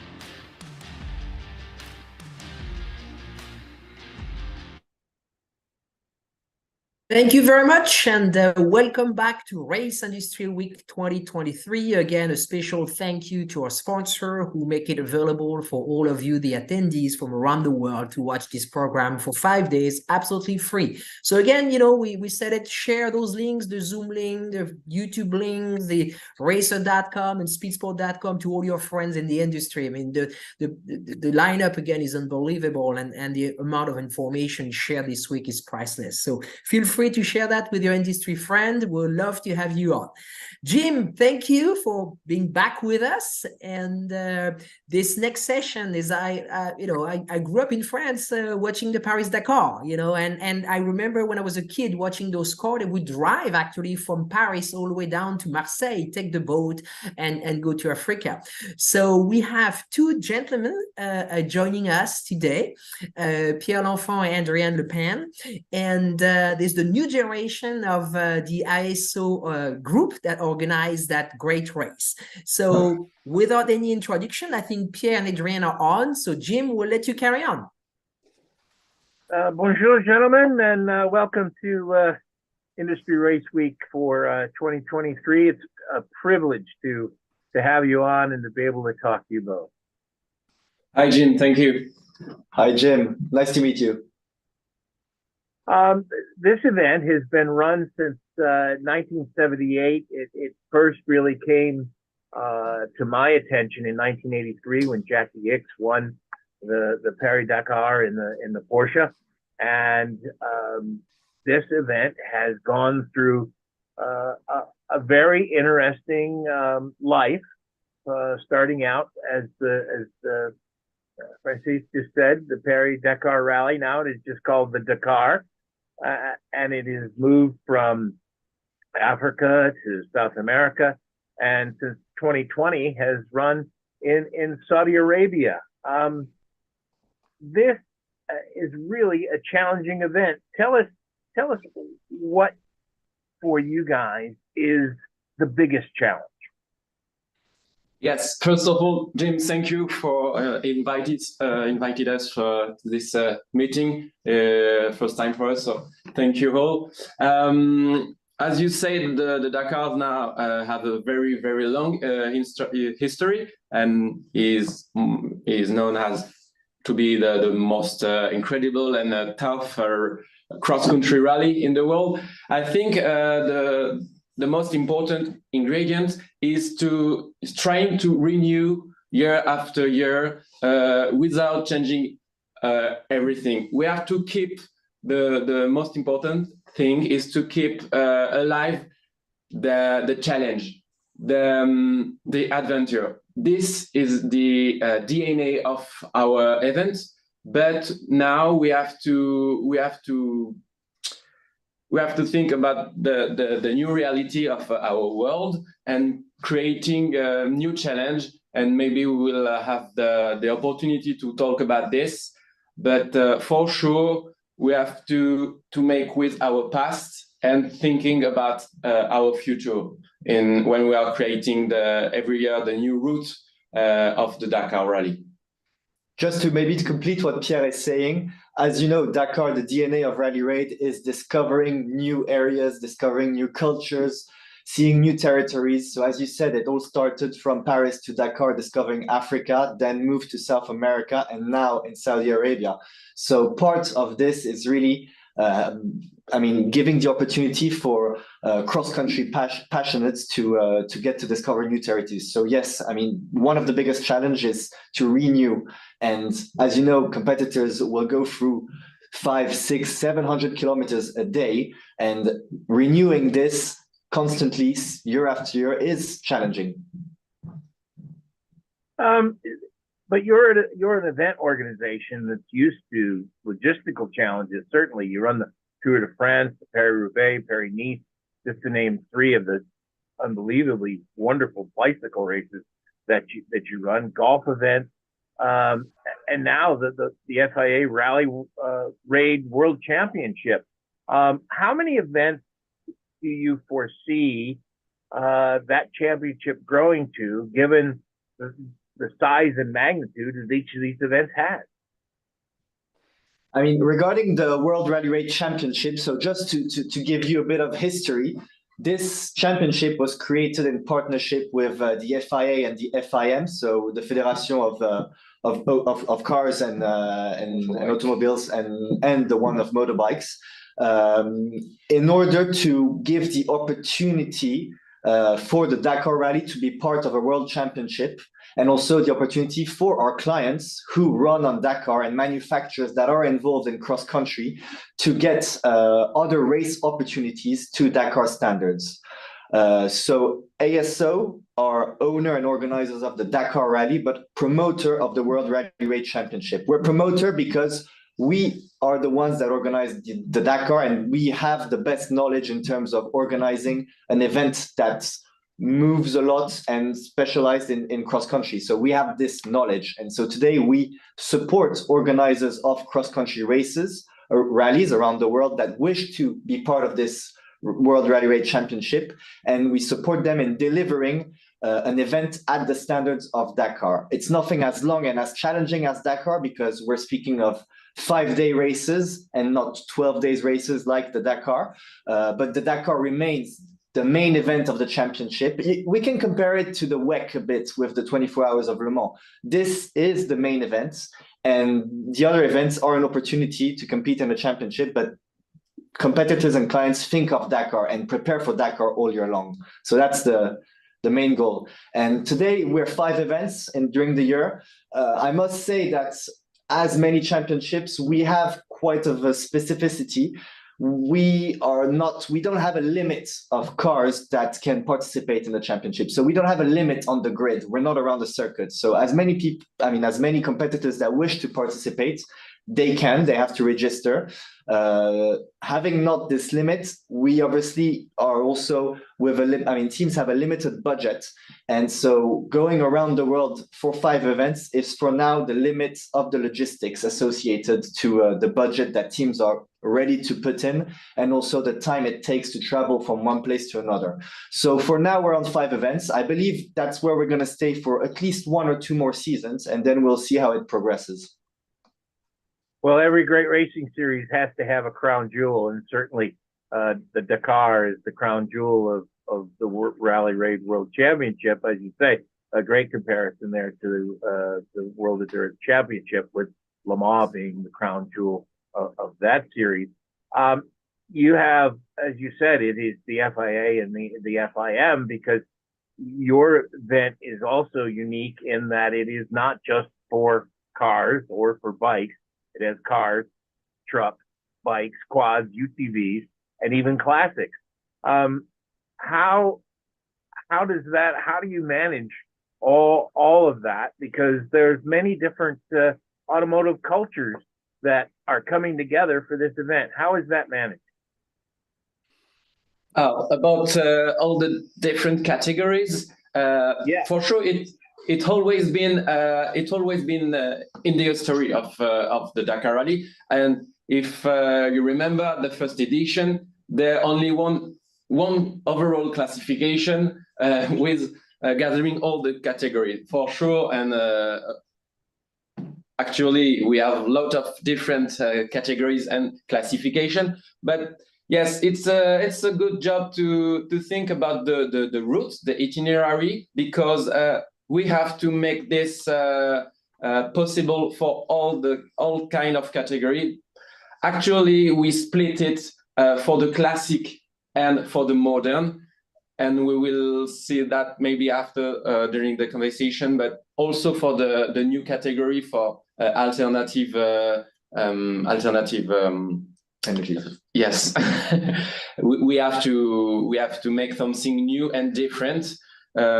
But for the classic, we are trying to make something more consistent for them without too long kilometers per day, because we are covering I think 30 years of motorsports. So yes, we have to create something possible for all of them, from the small Citroën 2CV 50 horsepower to the big Pro Truck Ford with a big V8 big block inside. So we have to think about it for the classic. And that's why when we are making the recce of the itinerary, we have a dedicated team for that, with dedicated vehicles for that. And on the other part, we have the big part of the recces with 3 vehicles and a big truck to make the modern one with the 600 kilometers per day of off-road tracks.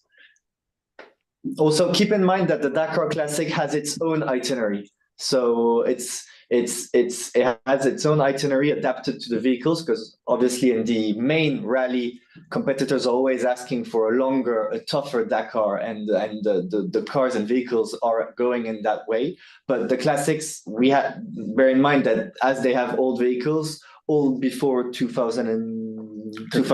year 2000, the itinerary is dedicated. They still do a lot of kilometers, but it's more of a let's say a cruising rally than a tough rally. So they still have tough navigation. They can still get lost also, but it's an adapted track. Be kind with the classic, Adrian. Be kind with them. Go ahead. I'm sorry. No, the classic, yes. When we launch it on 2021 for the first edition, we don't want to use the principle of pure racing.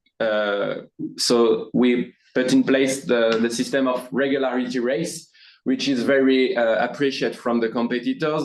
And we have inside this regularity different category, and it's very, very comfortable for us to provide something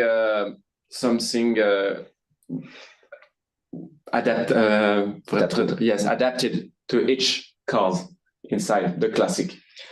And also, what's magical about this event is that you end up in the middle of the desert on a giant bivouac with all different types of people. So you have the pros that are running for big manufacturing companies, but you also have the pure passionates with their old Citroën that participates in the Dakar Classic. You have the quad rider also that's doing the rally. And so all of those people and profiles get mixed together on the track and on the bivouac. So they help each other in case of any emergency during the rally. And so there's a real adventure that's shared commonly around the event. And that's also what makes the Dakar rally that incredible. It truly is a motorsports melting pot. Ben Holmquist must have read my mind, because one of the questions that I had for you was specifically for competitors, but he puts a little twist on it. And if you have questions, just text us or go to the chat, and you can ask questions, submit questions through the chat for anyone that's out there listening. And Ben says, what kind of advice would you give to event managers when it comes to handling the complex logistics and scheduling personnel to create a premium experience? Because like you said, you want it to be new and fresh each year for the competitors. That really is your constituency, is the competitors. How do you, what kind of advice would you give anyone trying to put a big event together?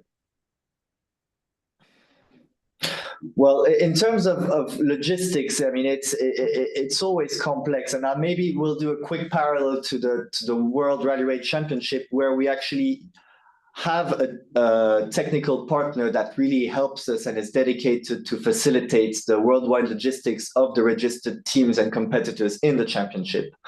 When it comes more to the Dakar Rally and the logistics on the rally, I mean, it's hard to give good advice. I mean, the Dakar is such a big machine. We have dedicated teams that work all year long with this. We work with the host country also that facilitates on-ground logistics. But I mean, it's really it's a full-time job of a team of roughly 25 people, fully dedicated all year long to building a great event, plus extras that work more on demand and closer to the event. Yeah, this indeed, it's very difficult to have some interesting advice for that, but the main thing is to have the perfect coordination of all the aspects, and that's why when Adrian said that we are 25 people during the year working on this event, this number grow up weeks after weeks, because for sure after the Dakar we remain 25 at the office, but actually we are more than let's say 100 people, and 1 week before the start of the rally we are 300 people, and on the bivouac we are in the total 5,000 people traveling every day from bivouac to bivouac, for sure including the competitors, etc. But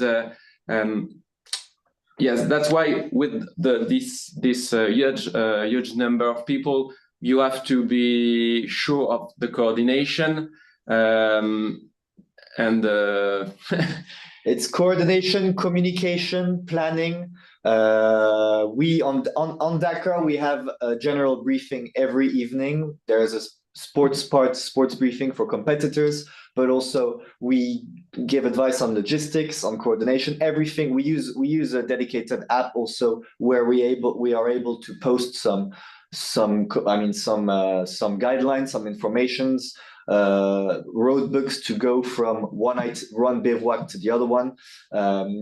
Communication and planning is key for me. Yes, and you have to know that when we built our process, we use a lot of military system, in fact, and in the organization, we have a lot of people working in the past in the military, and we use their process because for sure there is no place for interpretation, and we have to make plan B, plan C for everything, because for sure all we have on the paper before leaving for the Dakar, when you will be on site, there will be every day new things appears, and you have to be ready for that.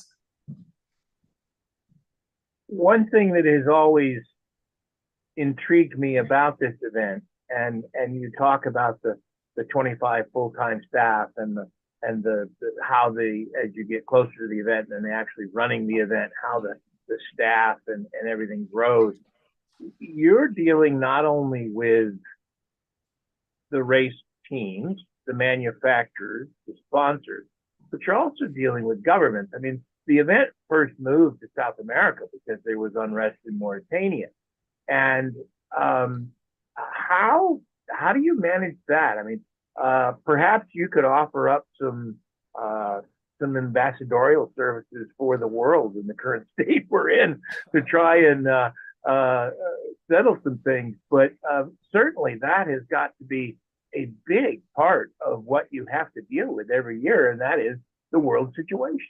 How do you do that? Yes, it is complicated. We work all year long with the host countries, the local federations. We're in contact regularly with them. We have teams that go meet them regularly, and they also come to Paris to meet us. So we work with local federations. So that's how we manage to host a rally in a certain country. In South America, we're working with a local team on site that actually lived there for a while and helped us really with the local relations, because you need somebody on site and you need a good contact or a good team of contacts on site, because that's how it works, and to pass the information. Also, if you organize a rally in South America from France, well, yes, you will need to go there regularly, but you need some local presence. We talked a little bit with Thomas Block from the CTM a few moments ago about how the industry, the motor industry, is moving towards electric vehicles, sustainability. What kind of things does ASO and the Dakar have on the horizon that is going to help them meet the challenges of the sustainality issues and the environment issues that are particularly unique to your kind of event? Yes, for sure. We already spoke about the Dakar Classic, but this is not the point. We talk about the past. So now, yes, it's time to talk about the future. And we just launched for the first edition for the next Dakar, the Mission 1000. But Adrian is in charge of this new category, so I let him speak about it. Yes, so Mission 1000 is a new challenge that we are introducing to the Dakar, and ASO had the idea of creating this challenge today because we were, let's say, a bit today the technology is still uncertain. We don't really know in which direction we're going. There are plenty of ideas, and we are on one side having competitors and manufacturers that are asking for tougher Dakar, more kilometers, and today, technology doesn't follow. And so if we speak of 100% electric or hydrogen or even hybrid using a minimum of synthetic fuel, having those refueling or recharging spots or hydrogen refueling in the middle of the desert today, it's just not feasible and not possible. So Mission 1000 is a dedicated challenge to those new vehicles using alternative energies. So it's really mainly dedicated to 100% hydrogen or 100% electric and some hybrids. And Mission 1000, why? Because it's experienced 100 kilometers of Dakar every day for a total of 1,000 kilometers. So we have built a dedicated itinerary that goes through the same type of terrain you would find on the Dakar Rally, just for a shorter distance, roughly 100 kilometers, but benefiting from the same arrival as every stage of the Dakar Rally, because we also want them to arrive and to benefit from the media and the press we have in this area. So that's the purpose of the challenge. Today, I mean, for next Dakar, we have 10 vehicles registered. Some are privateers with, let's say, very advanced vehicles and new technology, but we also have a few manufacturers, and one of the biggest projects we have actually is called HICE. HICE is a conglomerate of Japanese manufacturers, Toyota, Kawasaki, Yamaha, Honda, that are working together for the future of mobility within hydrogen. And so they will be attending the first edition of Mission 1000 in January with 100% hydrogen SSV. We also have 6 bikes, 1 Chinese brand, 1 Italian brand, and 1 Spanish one, 100% electric bikes. So they will be also participating in the next Mission 1000 challenge. So very exciting. Let's call it a first step to bring those new energy and technologies within the Dakar. Dakar is motorsports. It's important to be a laboratory working for the future of mobility, and Mission 1000 today will be a good opportunity for those vehicles to showcase their technology and prove that it can test it and prove that it can go through 100 kilometers of Dakar route. So that's we are exactly at the crossroads for the future, for the cross country. From one hand, we have the manufacturers more or less ready for that, but on the other hand, the technology is not ready to make an entire complete Dakar, and also the federation, like the FIA, is not completely ready, to be honest, with the regulation to accept these kinds of new cars, of new technology on a cross-country events. That's why we created as a challenge and not as a real race. Well, and again, to the point of your event being a motorsports melting pot, when you can announce and you can hold up to the rest of the world that you actually have competing manufacturers working together on a goal that is unheard of, and you should be applauded for that, and all the best in the future in that endeavor. What does the rest of the 2024 event look like? The standard Dakar, if you will, above and beyond the challenge. The, let's say, modern Dakar, not the classic one, is I think will be very, very interesting. We have 8,000 kilometers of rally, including like 5,000 kilometers of special stage. And this year we have launched a new concept. Maybe not a new concept, but something new for the Dakar, called 48 hours chrono. I explained to you the spirit is based on maybe you remember the cannonball organized in the Egyptian country from Mr. Fenouil, who was a crazy guy in the cross country world, and for sure, we can't reinvent the cannonball, because if we do that, we will have the FIA and the FIM after us.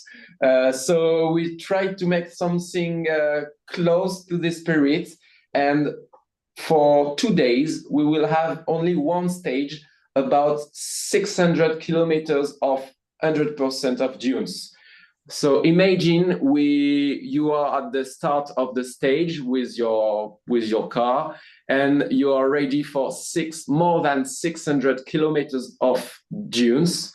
And after from 5 p.m., you will have to stop at the first point of the organization you crossed.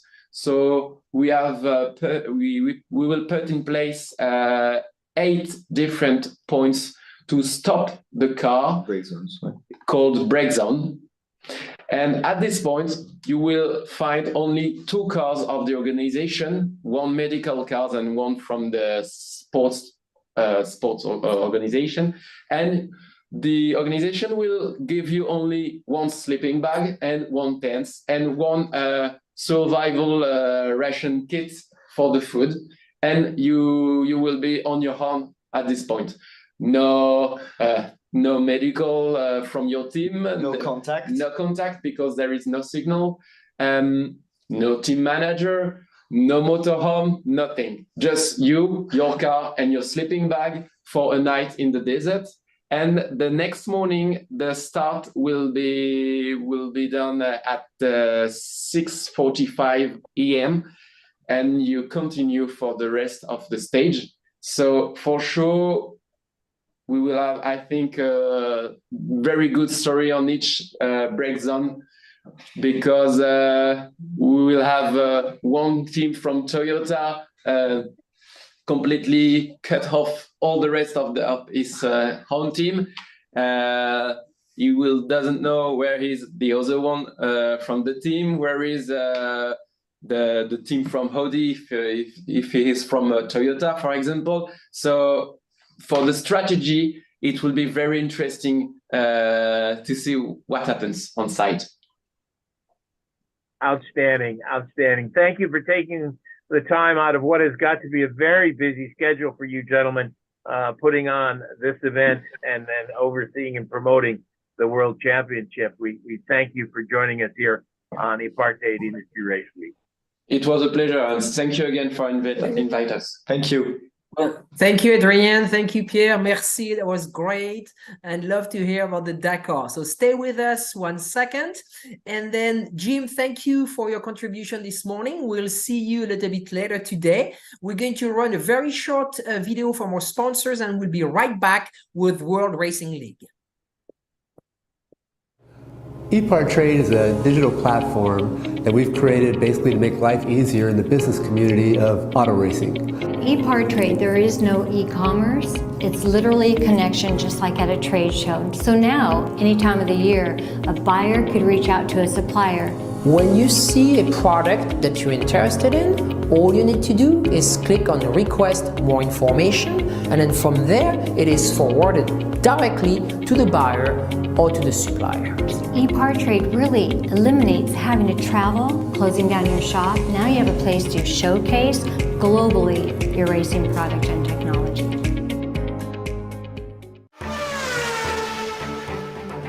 There are 2 types of people, racers and everyone else. In a sport driven by passion, excellence, courage, and ingenuity, Racer Magazine is for those who believe that racing is a way of life. Get 1 year of Racer's print and digital editions for only $50, with instant access to our digital issue archive. Subscribe now at info.racer.com. Speed Sport 1 is your new home for motorsports. If you're a hardcore race fan, you've got it all on this new, exciting network. It doesn't matter if it's on land or water, 2 wheels or 4, asphalt or dirt. It's all free at speedsport1.com. You can also take it on the go with the Speed Sport 1 app. Download it today. This is Speed Sport 1, the live racing network.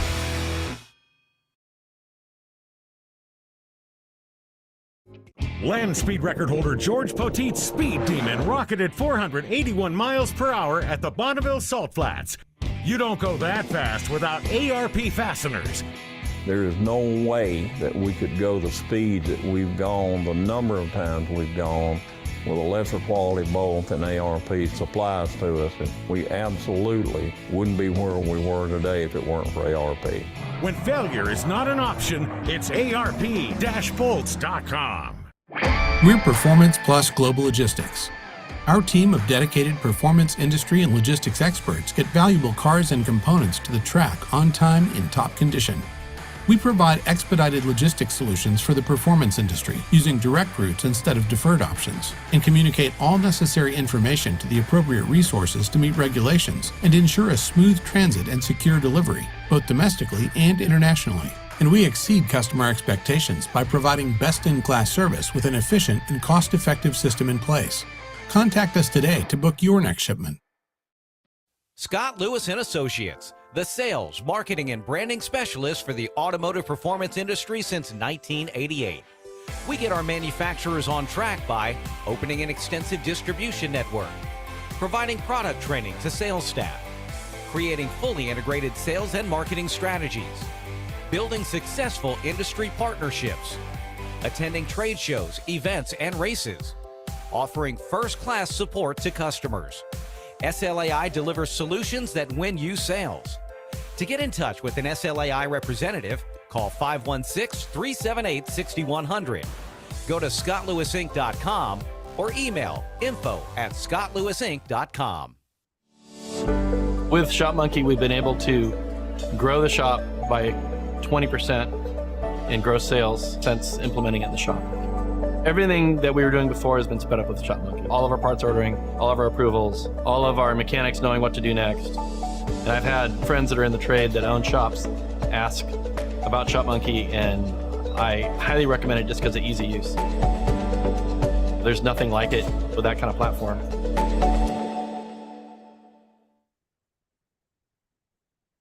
Thank you very much, and welcome back to Race Industry Week 2023. RJ Teal is with us, Brad Giddy is with us. You guys carry on.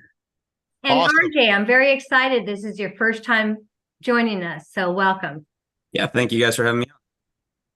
Awesome. Thank you, Francis. Thank you, Judy. We appreciate it. RJ, excited to spend some time chatting with you about the World Racing League, and appreciate the opportunity to do this. So I want to start just by saying, on your website, World Racing League's goal is to provide a highly competitive, professional level racing experience on an amateur racing budget without compromise. So tell us what that means.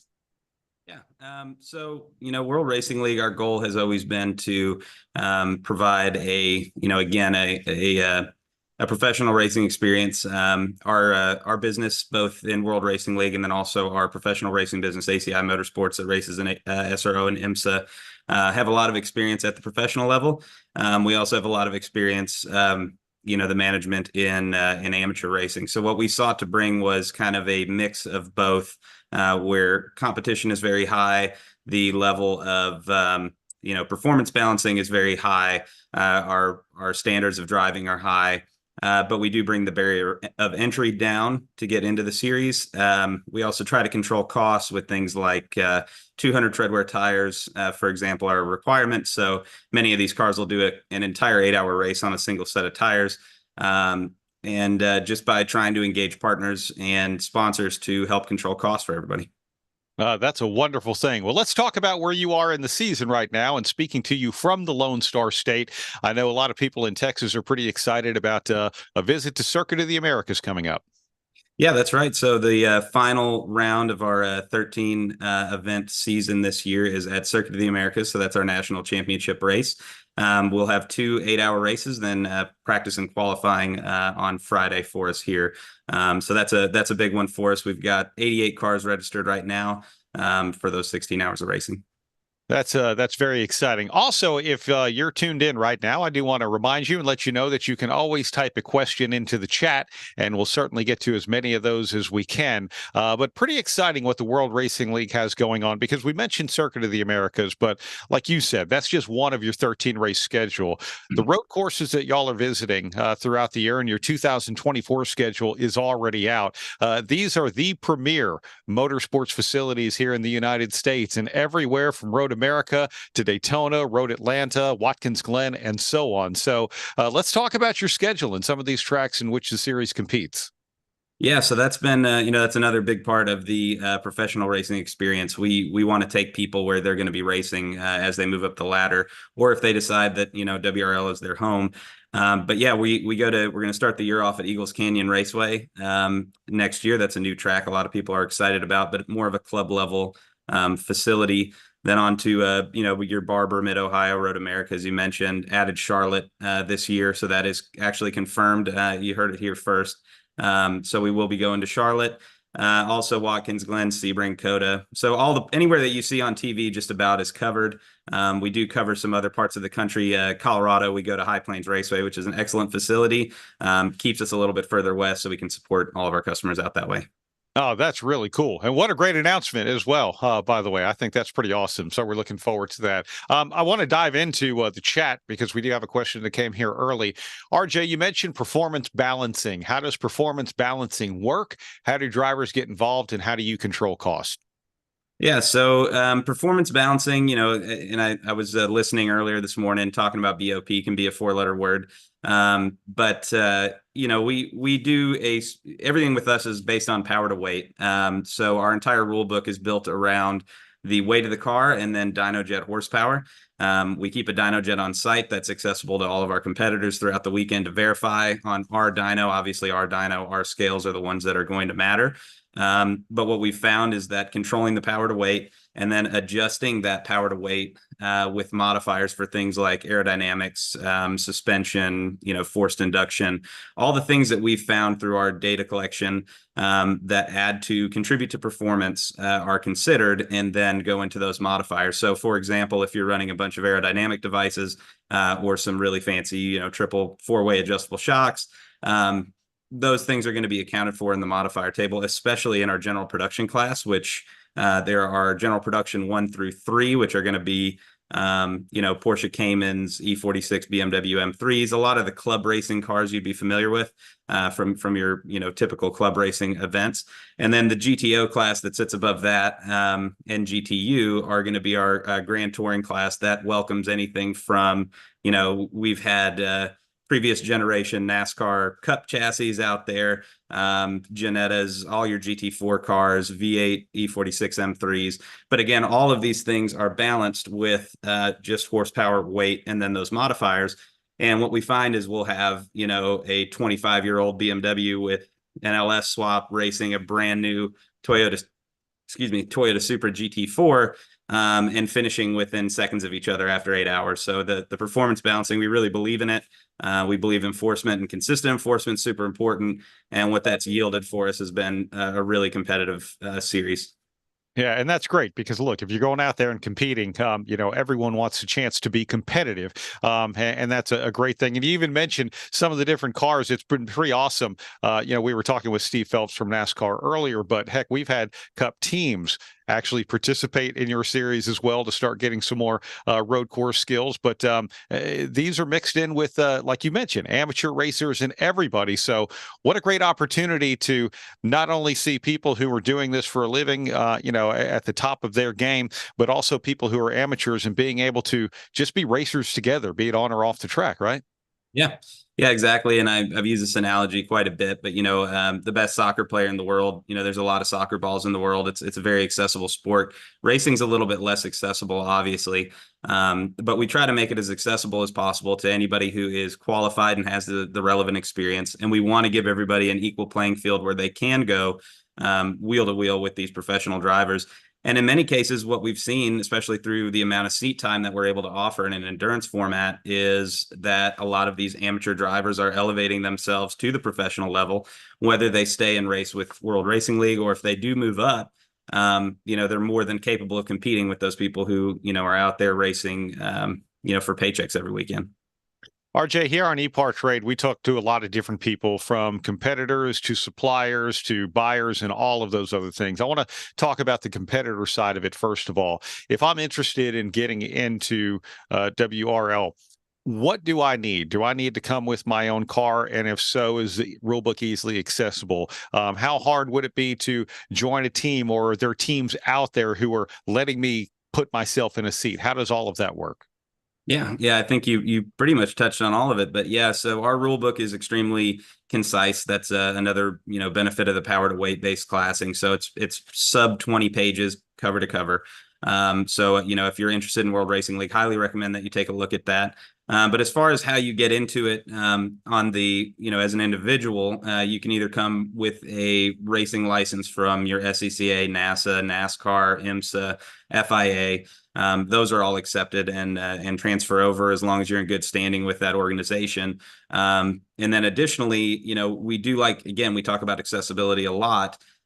We do accept people that are coming from, HPDE if they've been doing it for many years and they are, in an advanced solo status. They'll be able to come on in a probationary status, be on watch, have to participate in the test day, meet all of our requirements, and then that's another way for them to get in. So we do buck the trend, some of the conventional licensing methods, as we do have other ways. Also, if you're coming out of something like, Champ Car or another endurance racing series, we make it really easy for you to come in. Again, those people are on watch. It is a pretty laborious process to get approved, but it is another one of those ways that we control costs and help bring people in without forcing them into a schooler situation where they may already have more than enough seat time and awareness to do really well in endurance racing and continue to develop. As far as getting into a car goes, there's a couple of ways you can go about that, but what you mentioned, I highly recommend. Quite a few teams out there that offer rental seats, so you can show up, car's ready to go. A lot of them will provide you with food and everything else. So it's, arrive and drive is kind of super popular within World Racing League.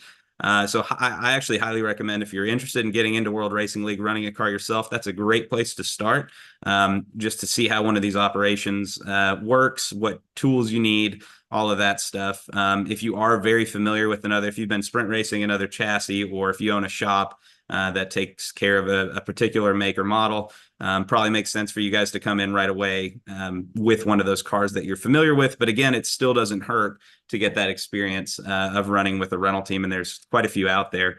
And if you go to our World Racing League WRL Racers group on Facebook, if you're interested, lots of teams advertising seats for rent there. When you talk about cost containment too, I think another thing that is really appealing about the World Racing League, a no contact culture. Tell us what that means. Yeah, so obviously, anytime you put cars on a racetrack, things can and do happen, but we are very strict when it comes to contact. We're very consistent with the messaging, and we hold everybody to a really high standard of conduct. You're out there racing for 8 hours, sometimes 14 hours, and then even 24 hours we've done in the past, and we may do again in the future. But there's no reason to put yourself, your equipment, your other teammates' time, and of course the other teams that are on the track at risk unnecessarily, especially early in the race. So something that we've seen is that we've had to really crack down on that, take a really firm stance. But I think we've been kind of leading the industry in the way that we've been handling contact, being extremely strict, kind of regardless of where you come from. Because those drivers that are coming from professional series, they're going to have to adjust a little bit, because we don't allow, rubbing. Rubbing is not racing with World Racing League. We want the cars to arrive and leave the way that they came. It's a safety thing. It's a performance thing. And ultimately it comes back to, cost containment, because nothing's more expensive than, a car sitting in the garage that's not on the track running. Mm-hmm. Yeah, that's very true. From the chat, RJ, you mentioned a desire to come further west so teams from California don't have to haul so far. Do you have any updates on plans for some of the great West Coast tracks? Yeah, so it's certainly been on our radar. Anybody who's raced with us from the West Coast, it's always asked, and I'm always super transparent with it. 2021, 2022 were huge years for the race industry in general. A lot of growth. Just about everybody I've talked to, 23, things pulled back just a little bit. So we're kind of waiting for the right time to make the move out there, but it's absolutely on our radar. Also, just building a schedule, especially with the big tracks that we're going to, it's extremely difficult, because a lot of them are very rigid, and trying to keep at least 3 to 4 weeks between events, because again, we do want this to be sustainable for not only the professional teams who have, a couple people working on the car all the time, but also the people that are working in their garage, because that ultimately probably is 60% or more of our competitors, keeping everything spaced out. So yeah, it's just a real challenge. Going to the West Coast is something we're definitely interested in. And anybody who would is interested in us going to the West Coast, please send us an email. Let us know where you'd like us to go, what you'd like to see. We're very eager to get more feedback on that.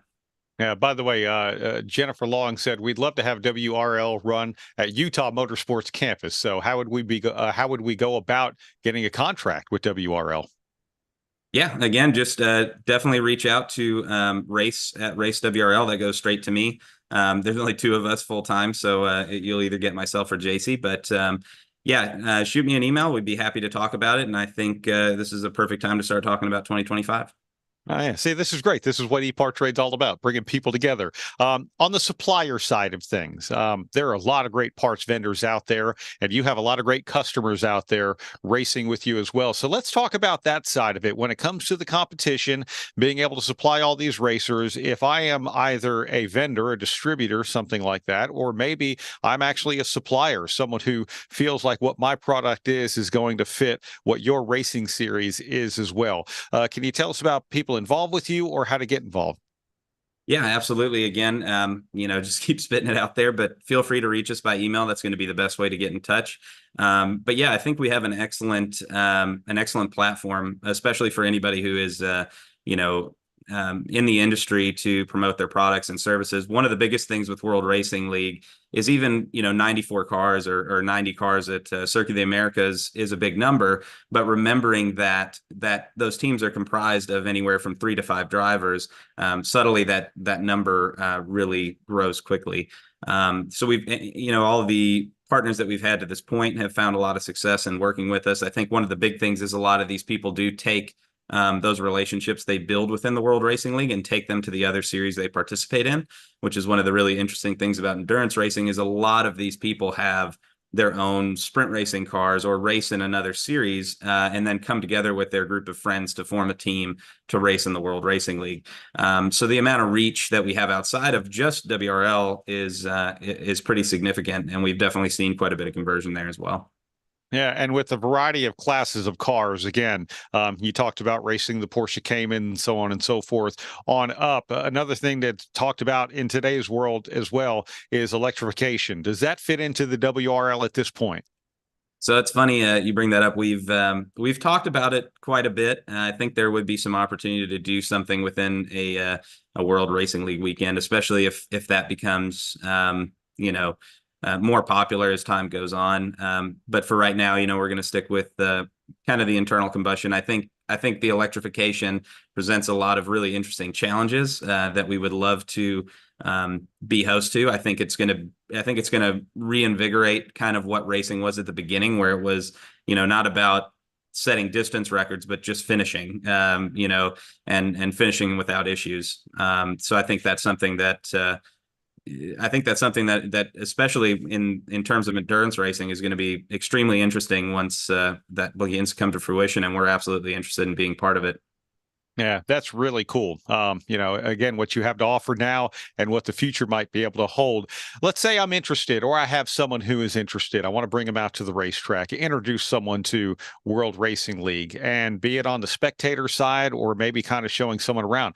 I wanted to go to Circuit of the Americas coming up this weekend. What do you encourage people to do? What's out there and what's available for someone to come check it out, either from either side of the fence, let's say? Yeah, so for Circuit of the Americas presents a couple of challenges for us. We are actually just had a big one of our largest spectator events so far at Sebring. We were 2 of the major spectator events for Road Atlanta this year. Looking to add Daytona and a couple more to that. But COTA, they do have some challenges because they have some Christmas events that go on during our event. So we're not able to host spectators. But if you're in the industry, if you're in the area and you'd like to come out, again, just shoot us an email, reach out directly, and we'd be happy to get you in. It's a super event, lots of access, obviously, at COTA. As much as we'd love to offer spectators, it's something that we have actually pitched them on because they do this big Christmas light spectacle. I've said for a long time, I think it would be excellent to race at night under the lights with the Christmas lights all around. I mean, as the last race of the year, but yeah, still working on that one.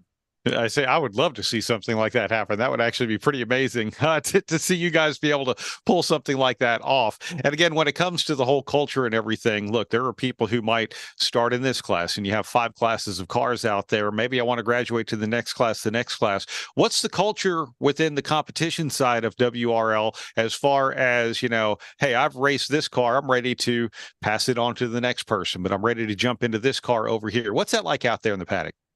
Yeah, we've seen a lot of that, and interestingly, we've seen it kind of go both directions. So both drivers and teams that have raced GTO, which I would call, you know, obviously our fastest class, have moved into or jump in and out of general production cars. I think that's as a driver, that's of huge value to drive different cars, especially across the same weekend and in similar conditions.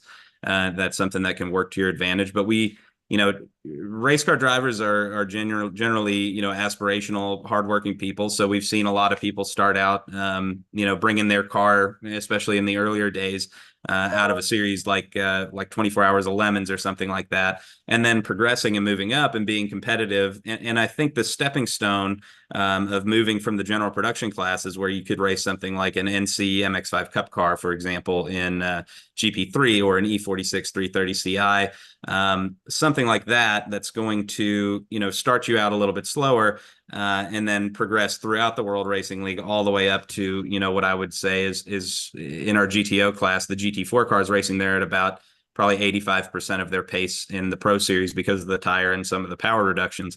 So we do kind of have something for just about everyone. And I do highly recommend that, you know, people start slower first if they have the opportunity. Working 3 pedals and understanding how the driveline plays into vehicle dynamics is something I think that I'm afraid that we might lose, but I think is very important. Yeah, that's interesting. You had mentioned earlier, RJ, talking about the race cars and making sure everyone is on a level competitive playing field within their class, and, you know, from aerodynamic enhancements to different things like that. And you had talked about, you know, well-researched in what you do. How did you come up with some of those things? If my car is too fast and I need to temper it down a little bit to be competitive with everyone else in my class, how do you come up with those things? So we collect a ton of data. We have these, what we call black boxes, which are essentially AIM data boxes that are running some custom software on the back end that we use to do a lot of different overlays. Obviously, all these cars fill out at the beginning of the year what they call a disclosure worksheet that goes into our digital logbook system. And we're able to really quickly look, compare the data that we collect to what these cars are declaring, because unlike something like a GT4 series or something where they have everything is homologated and they're running the same parts, you know, we may have a V8 Miata or a V8 E46 M3 where there's not going to be a playbook for how do you balance the performance of this car? Do we need to take 2 degrees of wing out? And we don't necessarily want to be that. We like the creativity aspect. I think it absolutely has its place with conventional BOP, but we've just found this this different method. But everything that we do is data driven.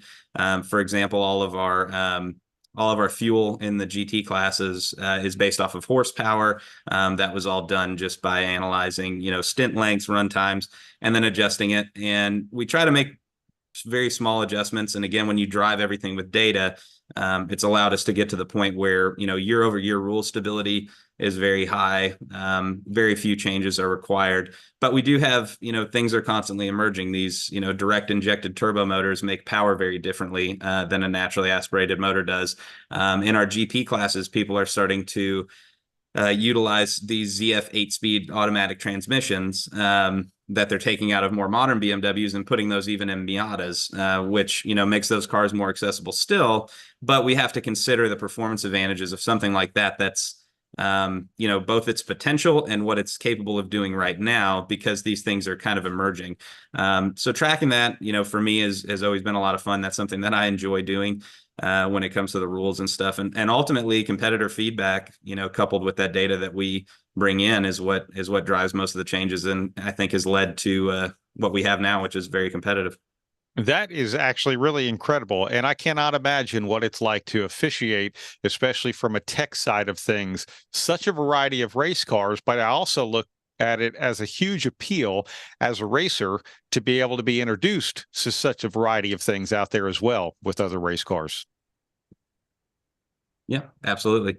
So yeah, it's been a ton of fun. We enjoy getting to do it. We've been consistently impressed with what people bring out. The level that people have raised them to every year. That competition gets tougher and tougher, and we see more and more teams kind of rise to the occasion. And that's what ultimately is what makes it so fun for us to do.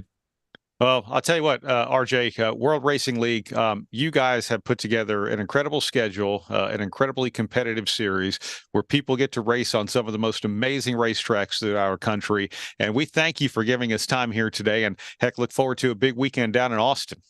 Yeah, absolutely. Check it out on our YouTube channel. We'll be live streaming the whole thing. So 16 hours of coverage if you're looking for something to do this weekend. That's YouTube/Race WRL. Awesome. Thank you so much. Francis, Judy? Well, thank you, RJ. Great pleasure to have you on. Stay with us 1 second, and we're going to be running a very short video from our sponsors, and we will be right back with Ilmore Engineering. Thank you very much.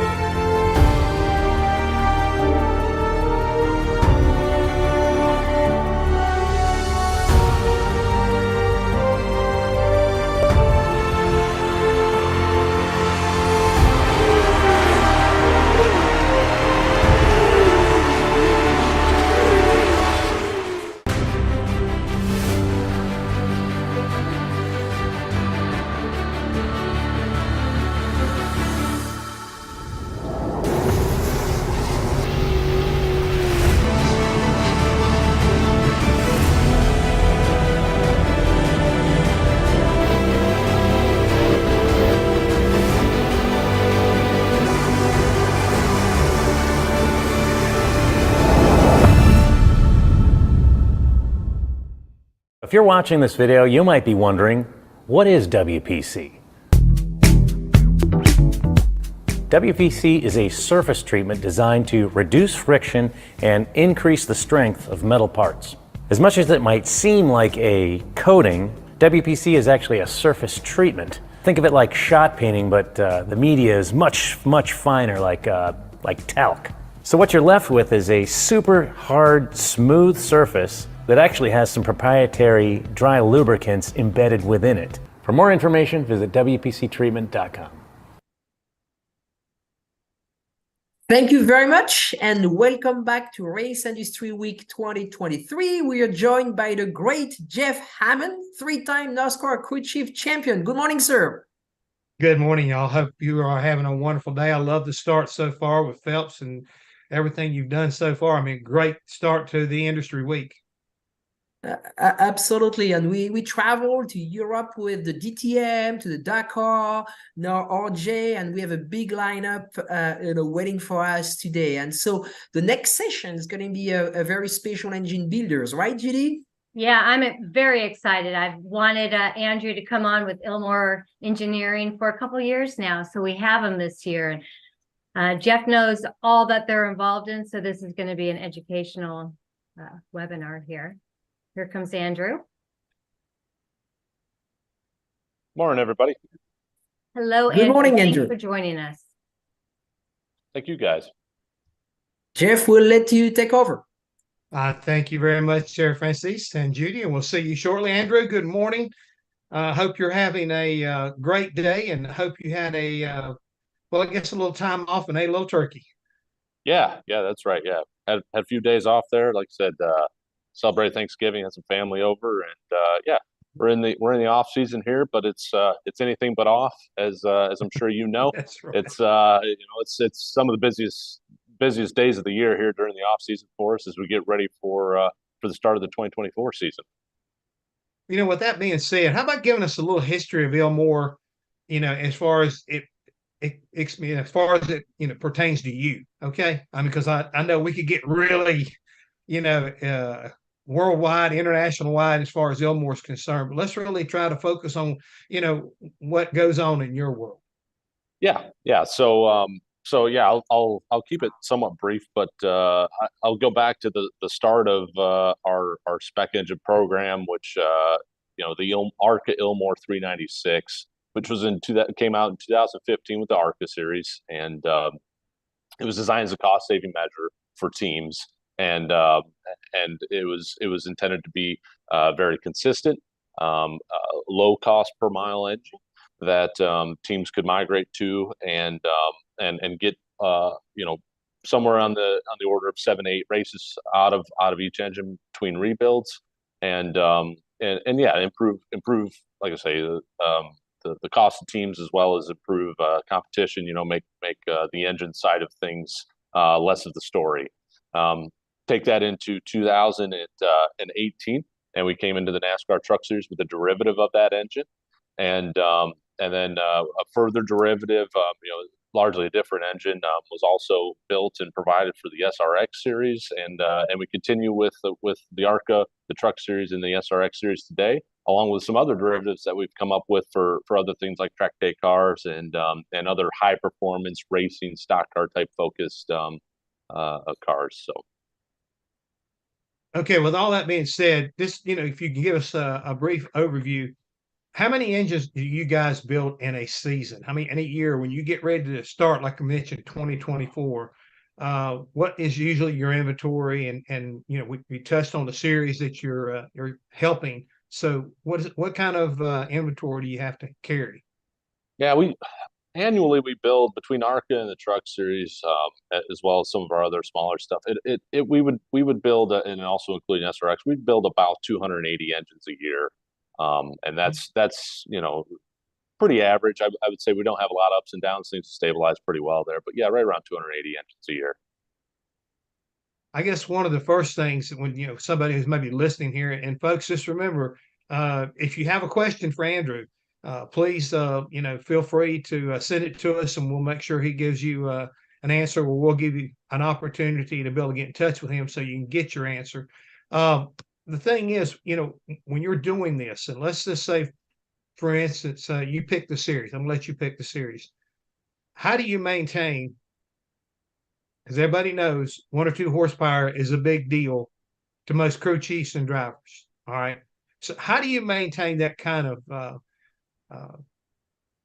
I guess you might, level playing field when you build your engines and you get done with them?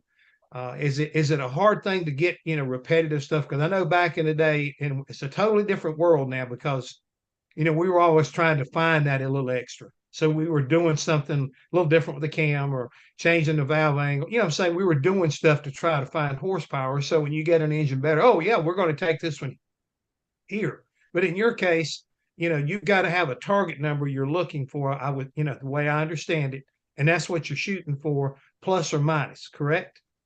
Yeah, that's exactly right. Yeah. So we, per our contract, and what we generally tell people is, we are required to supply engines that are within 1% of best to worst. The engines must be within 1%.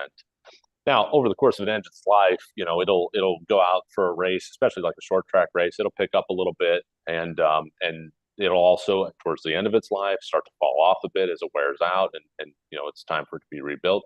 So to really bookend it, we need to be able to stay tighter than 1% when the engine leaves the door, to account for it picking up a little bit and then also falling off a little bit. So as engines are built and dynoed here, we hold them to 0.6%, just over 0.5%. Within a window of 0.6%, we have enough wiggle room to allow the engine to increase a little bit in performance through that first race, as it, quote unquote, say, loosening up, and then also fall off a little bit. And so it's a challenge, to say the least, and it's taken us, we're always improving on that topic, and it's taken us years to really get to a point where we, every single engine comes out of the build shop and goes down a dyno, and we know it's going to be within that 0.6 number. And it really just comes down to quality and consistency on the assembly side to ensure that things are the same engine to engine. You know, it's having good suppliers. It's having suppliers provide parts that are the same as they were from day one to today. And like I say, also making sure that our builders are, applying the lessons learned from years past, and making sure that everything's assembled the same way as well. You mentioned SRX, ARCA, and the Craftsman Truck Series. Out of those 3 series, are they interchangeable, or do each series have a little bit of a nuance, or does the series directors want you to build them a certain way and have their own identity? Yeah, the SRX engines are really kind of on their own. They are unique, but the ARCA engines and the NASCAR Craftsman Truck Series engines are actually allowed to go from series to series. So you could take an ARCA engine, or as an ARCA team owner, even you could say, well, all right, we're gonna try out the Truck Series, and you could take that same engine over to the Truck Series and race it there. Vice versa, maybe you want to do a driver development program as a Truck Series team. You can take your Truck Series engines and run them over in ARCA. Performance is exactly the same. The costs are a little bit different from an ARCA engine to a truck engine, but that's really due to some parts that are of a little higher quality in the Truck Series because they run longer races. They go to more big tracks, places like Texas, places like Vegas, places that the ARCA Series doesn't go to. And so, for those reasons, the ARCA engine on its own doesn't need the higher dollar parts.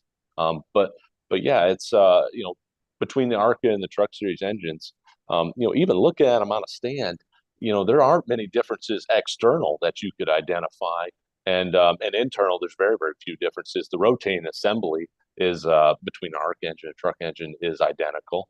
The pistons, the rings, rods, crank, are all identical. There's a few little differences, like I said, up in the top end, and performance-wise, they're exactly the same. So,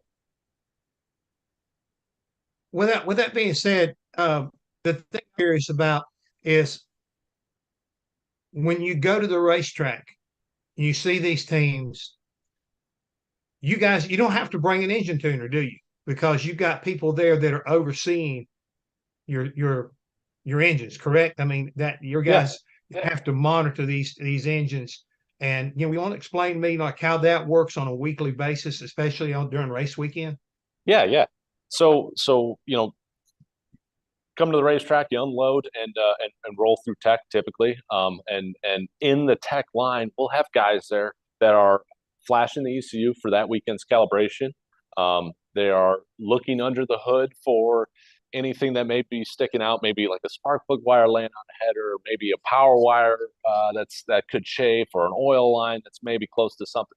Just a general overview of things, making sure you're getting wide open throttle, making sure everything's connected and hooked up.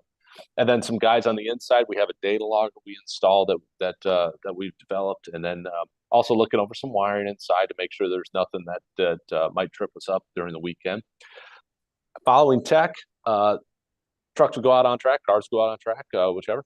And while out on track and coming in and out, we will be downloading data from the ECU, looking at it, reviewing it, seeing if there's anything like fuel pressure issues or battery voltage stuff, or just anything in general. Looking at the health of the engine, making sure temperatures are in check and that sort of stuff.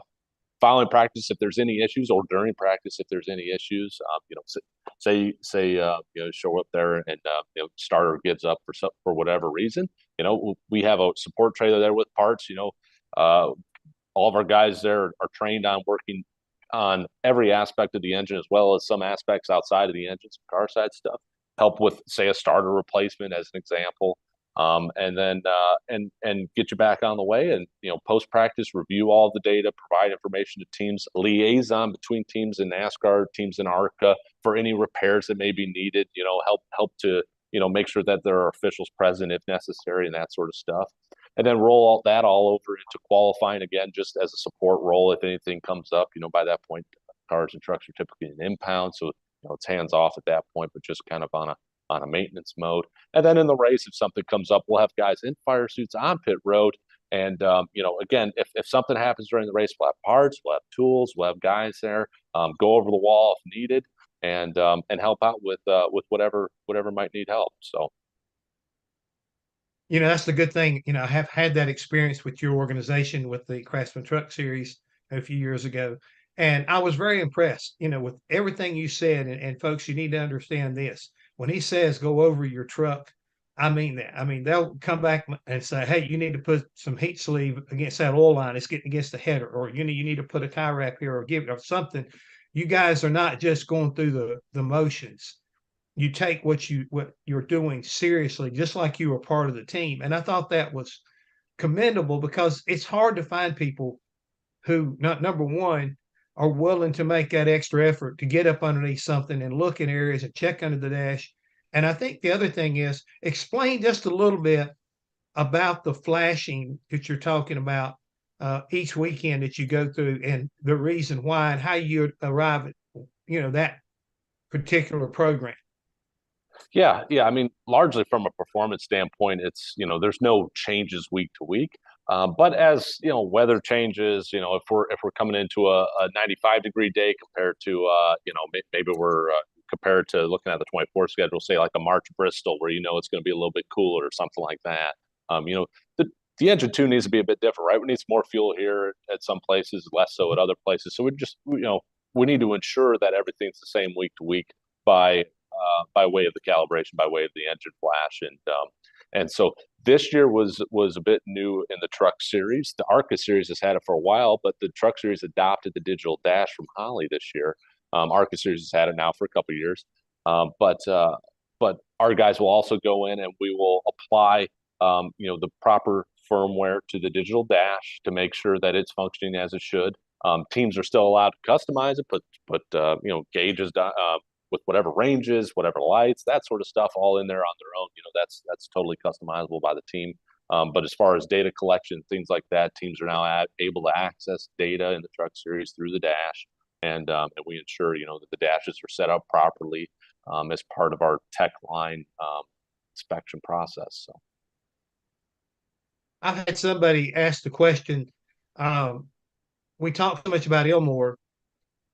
If we do business with Ilmor, do we own the engine? And then how do they regulate the number of miles or laps? And how do you constitute when you say you need to rebuild this engine? And let's just say you give me a number, and let's say the number is 1,200 miles. Have you got to run so many miles on that engine before you'll rebuild it? Or, what kind of rule and regulations do you deal with there? Is that a series decision, or is it a Ilmor decision? Yeah. So to your first point, yes, the teams own the engine. It's not like the typical stock car, national series type of relationship where majority of teams lease an engine. Teams do own their engine in the ARCA Series, Truck Series, and the recommended service life for the engine is 1,500 miles. Being as the team owns the engine, it is their decision. If they decide to bring it in for a rebuild earlier for whatever reason, take it longer if they want to take it longer. But the team does own it, and it is their choice to rebuild it at whatever mileage they see fit. Largely speaking, most teams will rebuild them right around 1,500 miles. If for some reason the engine has a problem, say you have a 1,000-mile engine and it goes to Talladega and is in a hard wreck, right? It's maybe knocks the accessory drive off the front, runs without oil pressure, runs without a water pump belt, runs hot, runs without oil pressure, whatever the case is. And you decide, right, our schedule is coming up here is going to be pretty tight. We don't want to have to run out the last 500 miles of this engine and then put it into the rebuild cycle and wait for it to come back. Let's just rebuild it now. We have some time. We'll certainly we'll do as the team requests. Like I said, the team owns the engine, so at the end of the day, it's their decision. By the same token, if you bring a 1,000-mile engine to us and say, right, ran without oil pressure, ran a little hot, could you guys take a look at it and maybe avoid rebuilding it, but just replace what it needs? We'll do that too. We'll rework it, as we call it, and that helps teams. The ability to kind of go in two directions there: just repair the engine and let them continue running it, or rebuild it, bring it back to them fresh, and give them the opportunity to make the engine available then for another 1,500 miles. It just depends on the situation, depends on the desires of the team, and we monitor average rebuild mileages to ensure that things, primarily from a cost standpoint, are still achieving our objectives, right? The end goal, the spirit of the program is to reduce costs, to provide a level playing field as it relates to the engine, and to make sure that there aren't teams that are getting out of line on that sort of stuff, and rebuilding stuff really early or anything like that. And today we haven't had any teams that have gotten in hot water on anything like that. Everybody adopts a program as it's intended. Oh, that sounds really great. I mean, and again, having experienced so much of that, it's like I say, it's almost like having that crew member, but not owning that crew member, and you get the benefit of your experience and anything that, like I say, what I also love about it, if there's an issue within the program, everybody knows the issue. You know what I'm saying? We need to take a look at your, whatever. We're seeing something here we got a little concern about.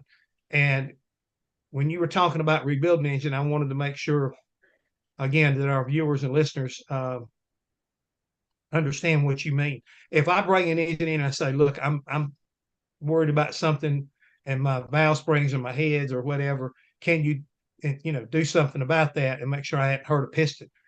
What will that entail? We all pull the heads and check the spring tension and stuff like that, and then maybe rebuild the heads and just put them right back on the engine if you don't find anything wrong?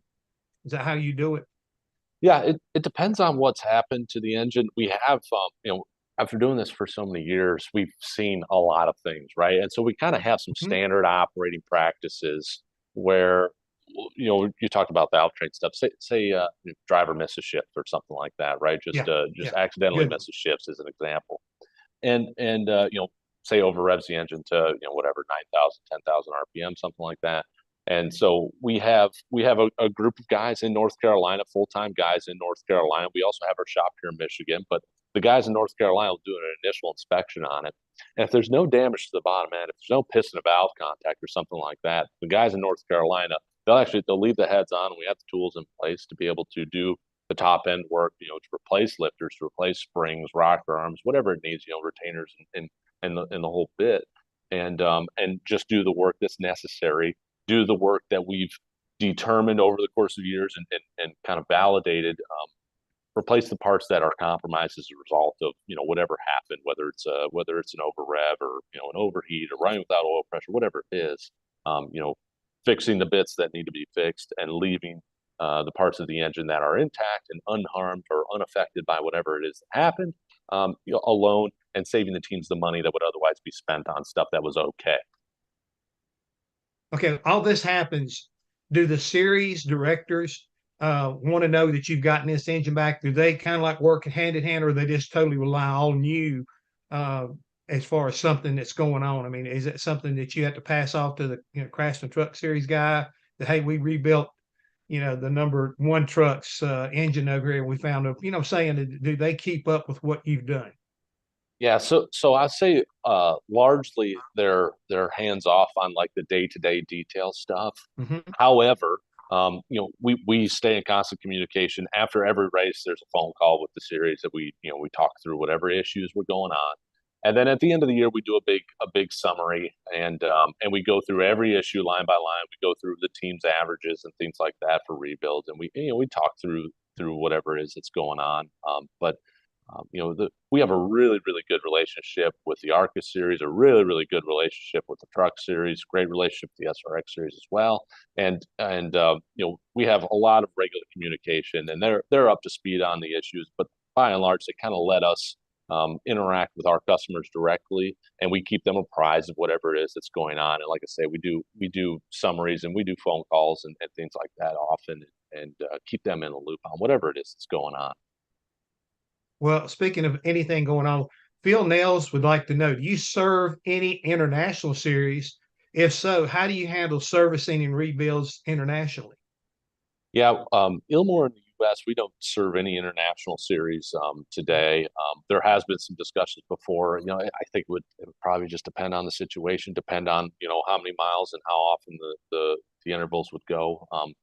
Years back, we've done international series and support for international series before, and it's certainly doable. It's just a matter of doing whatever's appropriate for that particular series, for that particular situation. Is there any series right now that's looking at possibly using your service with, we have potential of growing Ilmore as far as and the similarity of the NASCAR Craftsman Truck Series as well as SRA? Those right there are three great series that are really benefiting from your work and your service, as well as the savings. And again, I can attest to the fact, it's like anything else. I mean, you always want to save anything you possibly can, and you guys have proven over the years to be very reliable, day to day, week to week. I mean, that's the thing is, everybody I've ever talked to that's been involved have got some high reviews. I mean, we all know engines are engines and parts are parts, and you can't always guarantee that a part's not going to give a problem. You do everything you can as far as making sure you use the best parts possible and give them the greatest opportunity to survive. But stuff happens. Yeah, that's right. Stuff happens, exactly. Yeah, it's as far as other series go, we're always looking for other series. We don't have anything right in the forefront right now, but we're always looking for other series, areas to grow. Maybe not this exact engine platform, but any engine platform. We're really, we talk a lot. Obviously you and I worked a lot on stock cars and NASCAR world and the ARC world, that sort of stuff. But we're really an end-to-end supplier. Ilmore Engineering is an end-to-end supplier. Customer comes to us with some engine request. Maybe it's a 4-cylinder turbo, or maybe it's a V6, whatever it is. And we would love any opportunities for stock car or otherwise to grow a program like this or otherwise. You were talking about your folks and everything. Again, you got people here in North Carolina, right over here in Mooresville, at your own shop right there at Team Penske, correct? I mean, unless you've moved and I didn't realize it.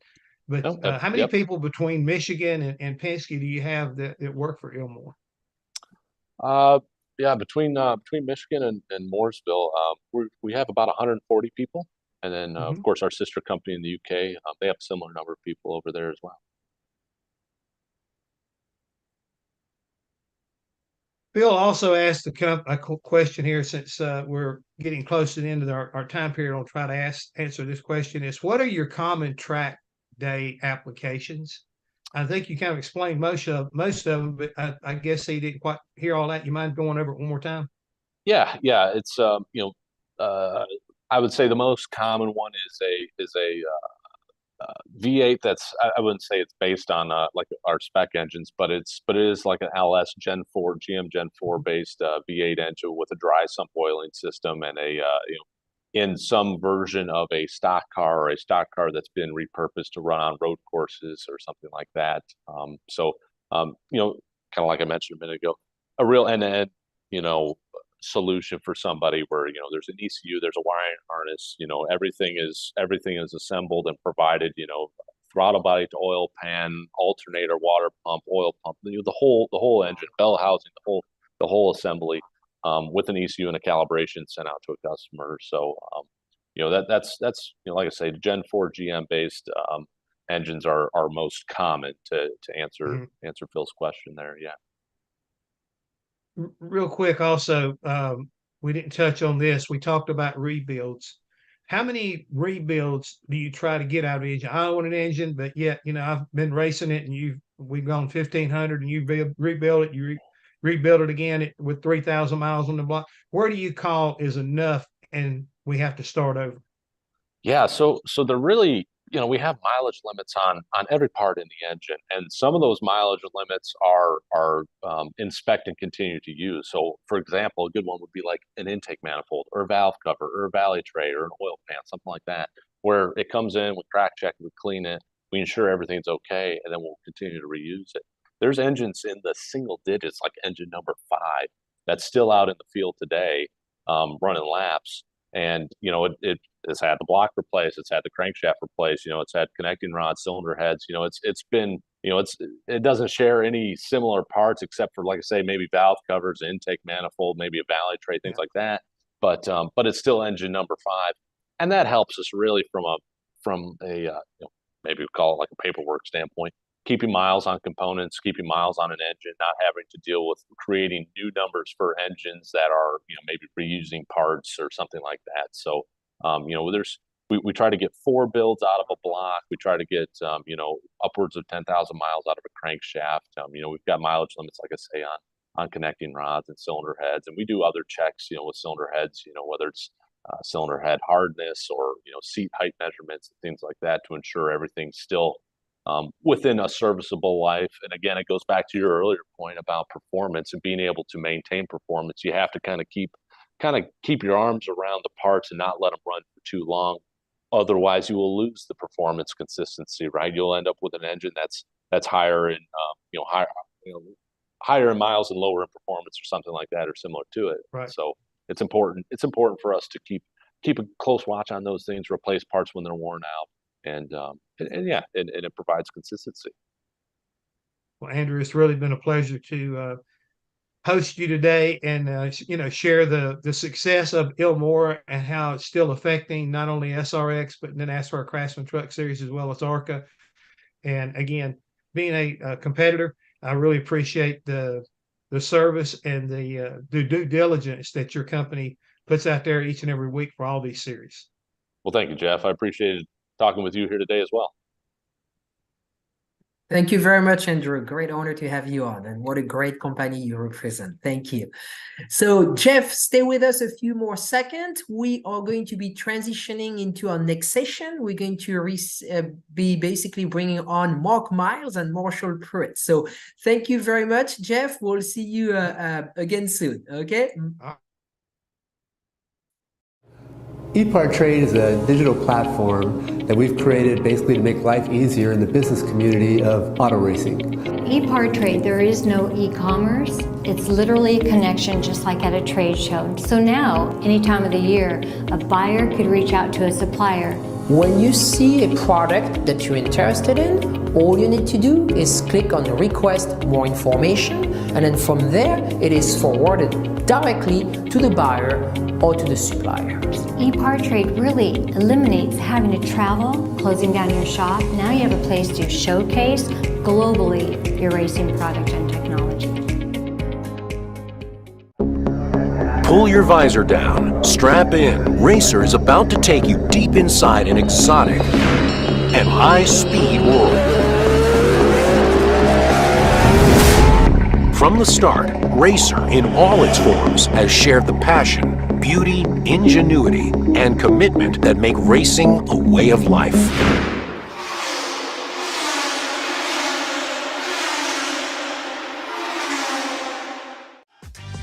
Looking for a quick fix of motorsports news? The Speed Sport Daily is what you need. It's a free racing newsletter delivered directly to your email every day. We'll cover the winners and the losers and tell you who's making news off the track. It's NASCAR, NHRA, World of Outlaw, INDYCAR, and so much more. Go to speedsport.com today and get signed up for America's free racing newsletter and get your daily motorsports fix. The Speed Sport Daily. Thank you very much, and welcome back to Race Industry Week 2023. We have on the screen the one and only Mr. Marshall Pruitt. Good morning, Marshall. Morning, Francis. Great to see you. Judy, great to see you as well. You as well. You as well. We're delighted to have you back, Marshall, and you've got a lineup of good speakers this week to be hosting. Well, we've got Mark Miles, INDYCAR CEO, Penske Entertainment CEO. We've got INDYCAR President Jay Frye coming up. We have one of the most inspirational INDYCAR team owners in Ricardo Juncos as well. And there's Mr. Miles in that incredibly smart blue vest of his. You know, you look pretty good yourself, Marshall. You clean up pretty well, rarely, but occasionally. The fact that you'll lie to me this early in the morning, greatly appreciated, Mark Miles. Good morning, Mark. Thank you for being with us. We'll leave you in the hands of Marshall. Uh-oh. Well, no, it's a pleasure. I'm sorry that we can't speak longer, but I look forward to chatting with Marshall. Great. Well, Mark, why don't we take a quick look back at 2023? I think everything else we're going to do for the rest of our 20, 25-ish minutes will be looking forward to the future. A lot of positive things happening for IndyCar this past season. Also, Indy NXT, owned by the series, really big grids there. Not asking for a promo reel. Don't want you to cut a WWE promo for us here, but what are one or two, maybe even three positives coming out of 2023 you and IndyCar looking to build on as we head towards the future? Well, we always start with the sport, and I always sort of object when our people call it the product, because to me it's a sport, and tough to grow a sport and your fan base and your fan engagement if it's not compelling competition. So we're very proud of the fact that it was another fantastic year, I think even improving year in terms of the sport, the competition on the track. And I would name that as first. Second, all of our fan metrics, whether it's the television viewership, which was greater than everything than we've had since 2011, or social and digital, and you know this very well, as well as the fans turning up at our tracks. Attendance was way up, merch sales at the tracks was way up. All those metrics really were positive and meaningfully so. I guess third, on the calendar, we announced we'll move Nashville to the finale next year, and we moved from Belle Isle to downtown in Detroit, and Hy-Vee did it again. So I just feel like the calendar's in a good place, and fans appreciated those key moves. Why don't we kick off there, Mark?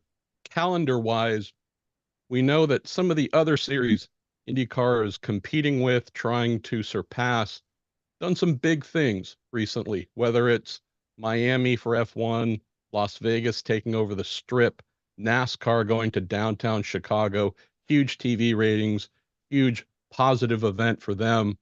Happy that we're going back to Milwaukee. Love that we are going to downtown Nashville. Does IndyCar see some of these big, newer things its rivals are doing and say, wonder if we need to get on the board with some big idea for something new and different we haven't done to engage a whole new audience? I guess the answer to that question is yes, but I want to go back and reiterate. To me, the move from Belle Isle to downtown Nashville around the Ren Center was that sort of major change and paid off, right? It definitely had a much bigger impact in Detroit than we had before, taking over the city, lightening up the skyline. I thought it was a very important, very impactful improvement. Sort of gracefully, I think, moving to Nashville next year downtown and making it the finale. Maybe that's in between, right? It's a future event when we first do it.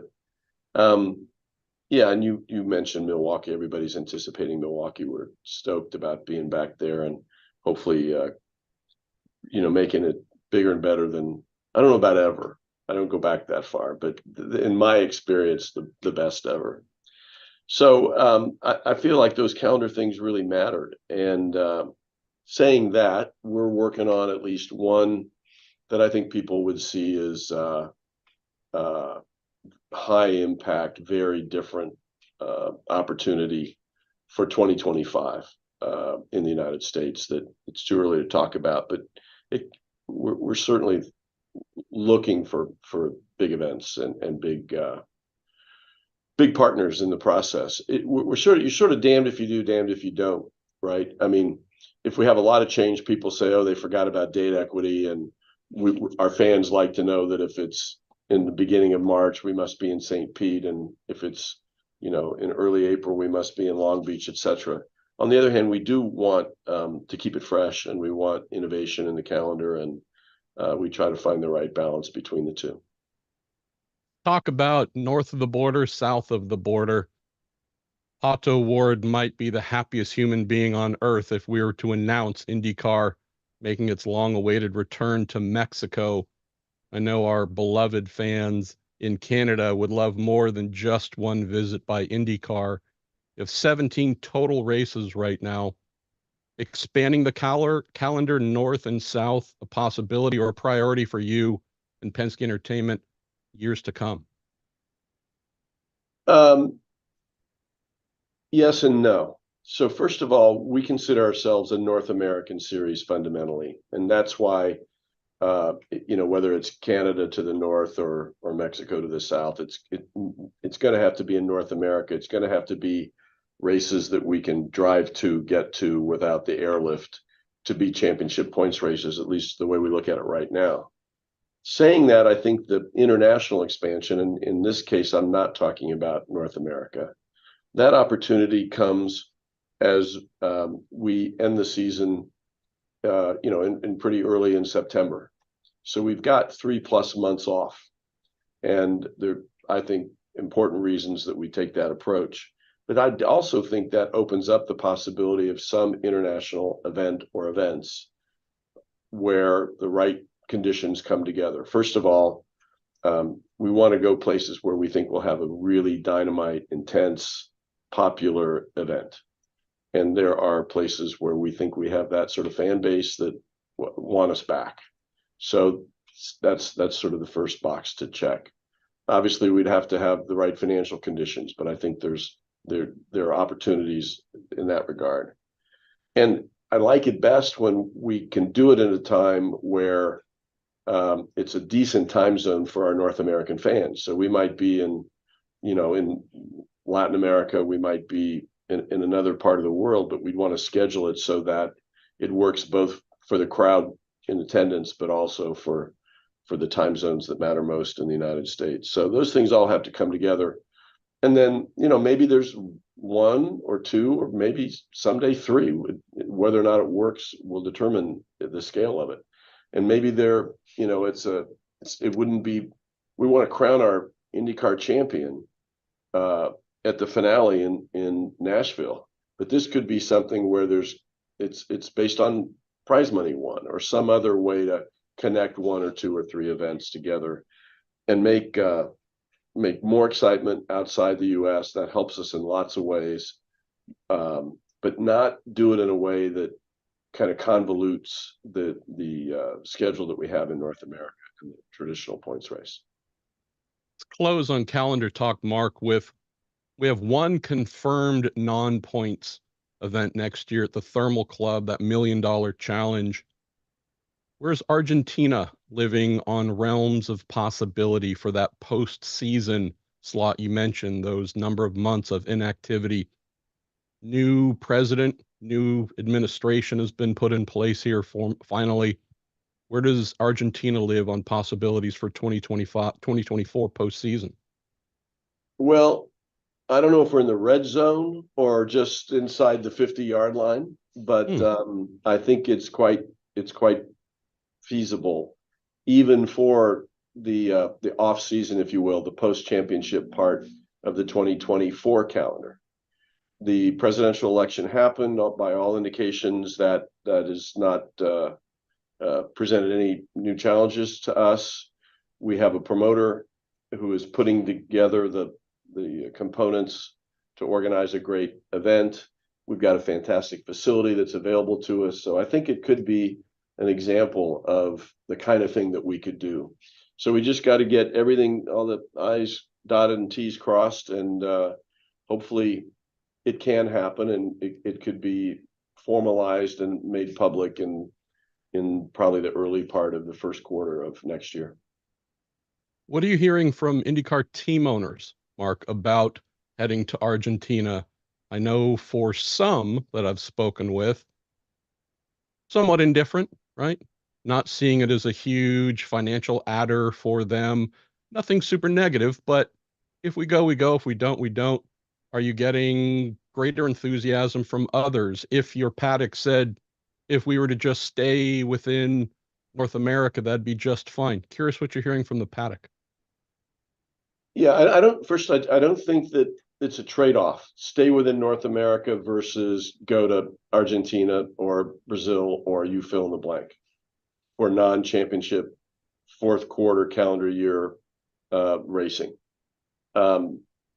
I'm not sure why we would do that in the U.S. If we've got a great event that has the vitality that adds to the popularity of the sport in the U.S., then I don't know why we wouldn't look at it as a potential championship event.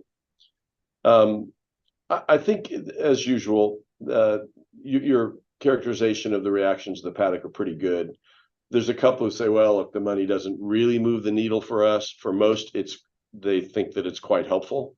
It could be in total a meaningful increase in the leader circle. For example, if we put $200,000 into the leader circle per car, and if we only took 22 cars, the leader circle teams, it's $4.4 million, which is a healthy increase in the total compensation through the leader circle. And I'm not saying that'll be the money, and I'm not saying it'll be limited to 22, but I think in all it's a meaningful amount of money, especially when you consider we wouldn't do it if the organizer didn't also pay for all the costs to get the cars, the freight, the teams, the people, room and board.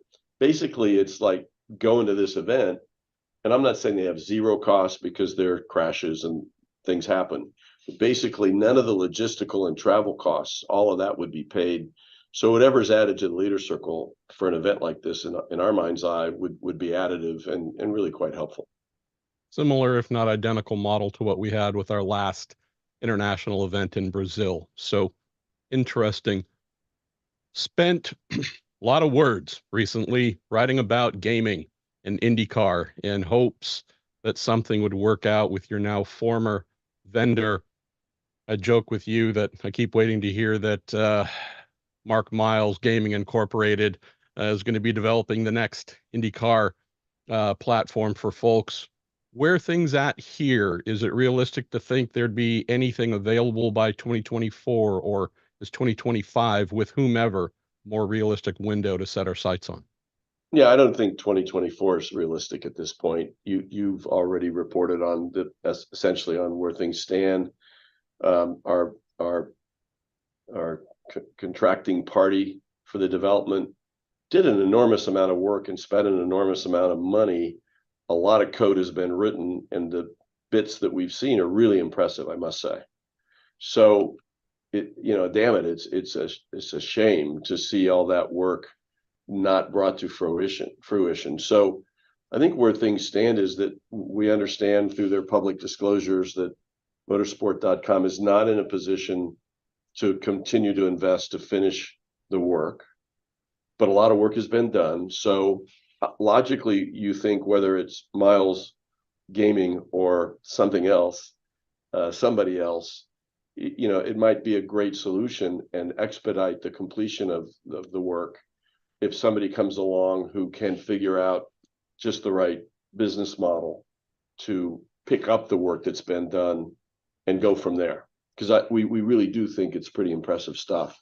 That may not happen. There are complications, but there are phone calls being made, just to touch base with prospective investors or partners or purchasers of the work that's been done so far. If any of that could be pulled off, I think it will expedite the completion of the game, and we'll look forward to that happening one of these days. We have INDYCAR going hybrid in 2024, first time in its history. Not lost on me, Mark, as well. I started writing, I think, on the 10th anniversary of the Dallar DW12 chassis. It is now legitimately eligible to enter vintage racing events. Most vintage series have a 10-year moratorium before a chassis will be accepted. We go to Long Beach next year, where we will have INDYCAR as the headliner and vintage INDYCARs competing. Again, not lost on me. In theory, a team could enter both events with the DW12. A driver described it to me as the Mr. Potato Head of chassis because it's been so heavily modified to maintain its relevance since it debuted in 2012. Curious if you can share Penske Entertainment's view looking at a new F1 chassis that came out in 22, IMSA with new GTP cars, NASCAR with a new Cup car. Is there any urgency within Penske Entertainment to modernize its chassis as well? I would say that we are entirely focused on the hybrid and getting that on the track and having it be additive for our racing, improving the quality of the racing, increasing the chances of us finding the third OEM that we'd like to find and bring in.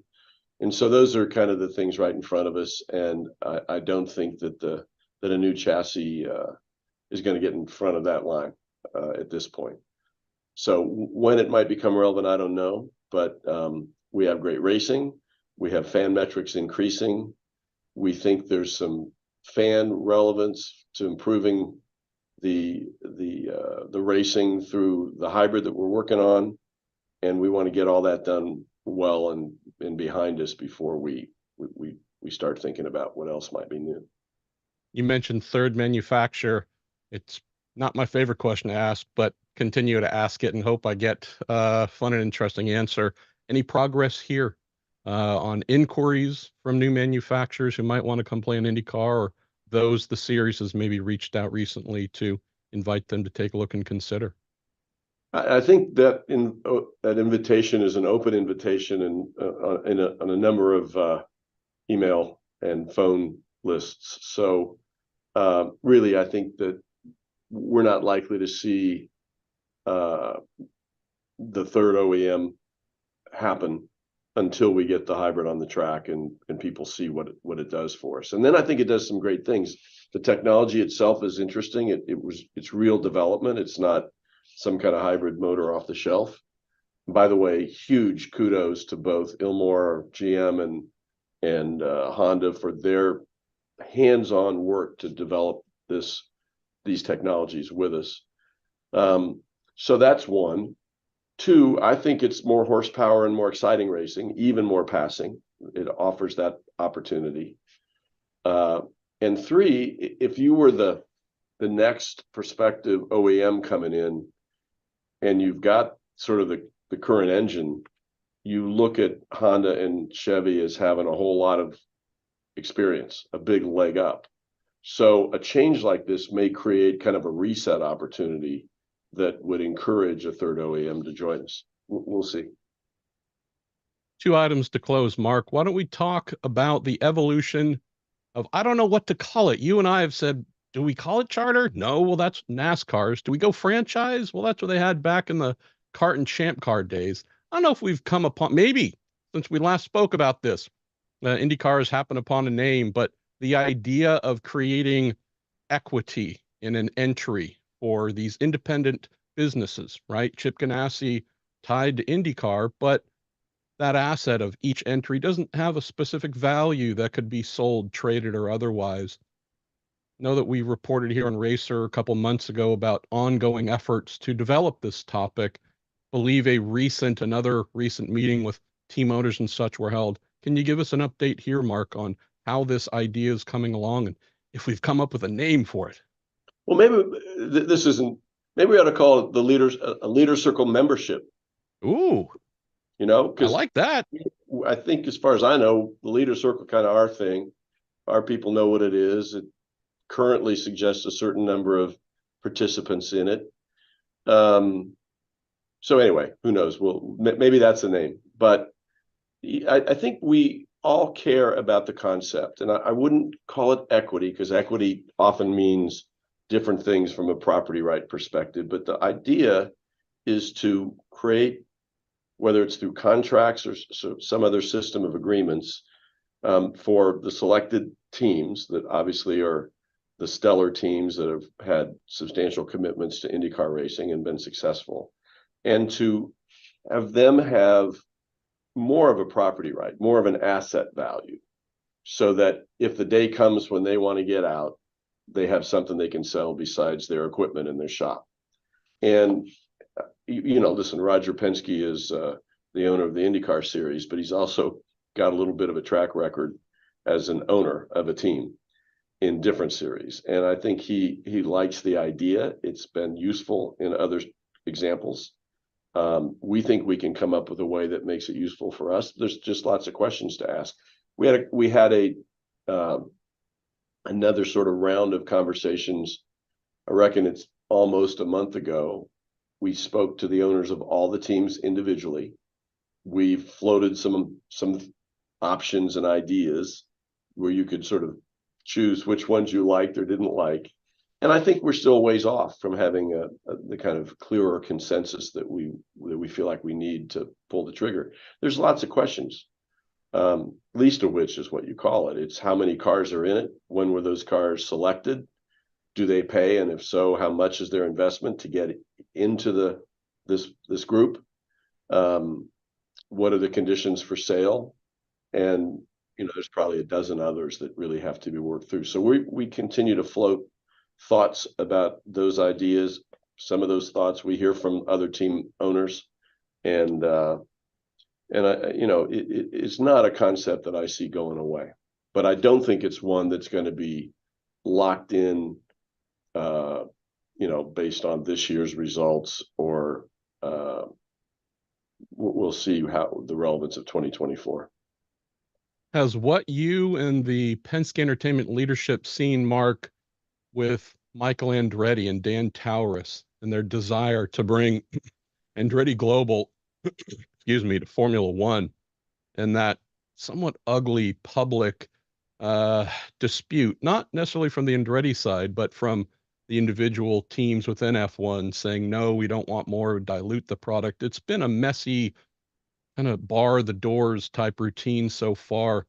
Has that shaped your thoughts in your discussions with teams here, whether it's one currently in the series or those you hope might enter, to say, we obviously can't field 40 cars at every round, so there's going to be a limitation to how many we could welcome into a leader circle program, but we don't want to be the series that also turns people away.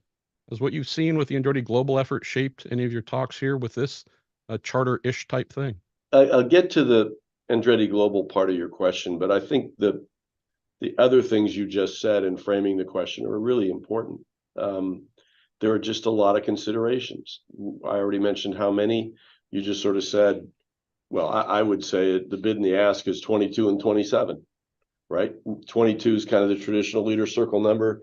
27 is the most we can accommodate on the grid at our races outside of Indianapolis. So, and we've had 27 full-time teams, as you know very well, of late. So we'll see about that. Listen, I have all the respect in the world for Dan Taurus and what he's trying to do, and with Michael, in creating the Andretti Global brand. And by the way, that you probably know, that's not just about motorsports. They are investing in other sports. They're investing in women's sports, and they want to create something, in my mind, akin to Penske Corp, right?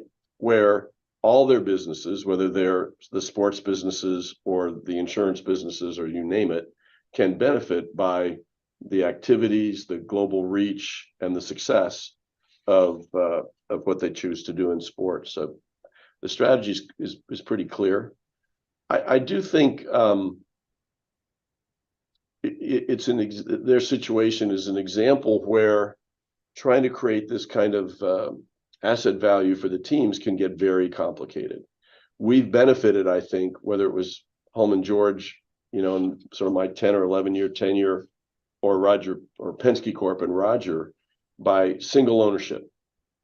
We have a responsibility. We have to protect the integrity of the sport, but it's not very complicated. If we think something really needs to be done, for sure, we're going to talk with the stakeholders, but then we can decide. And I just don't think we're looking at it.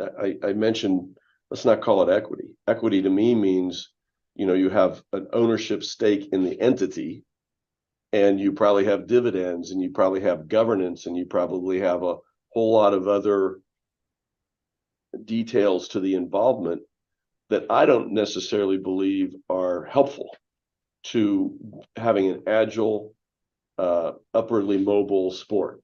And I think there's a way to avoid all those complications while still creating some asset value for the selected teams. So, yeah, I do think the Andretti Global case with F1 is a bit of an example of how, when all the stakeholders are involved in the, let's call it governance, it can get pretty hard to settle. Ramping down here quickly, Mark, wanted to touch on, to close, media rights. We have one more year, I believe, in the exclusive agreement between IndyCar and NBC, streaming as well on Peacock.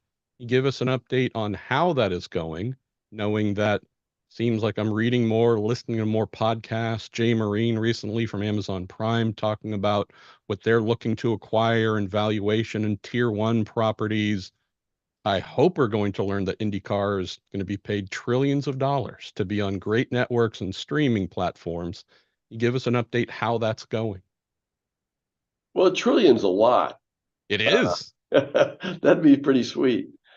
Your starting point in the question is correct. So we first made the NBC deal in 2018 for 19, 20, and 21, and then we extended it for 22, 23, and next year, 2024.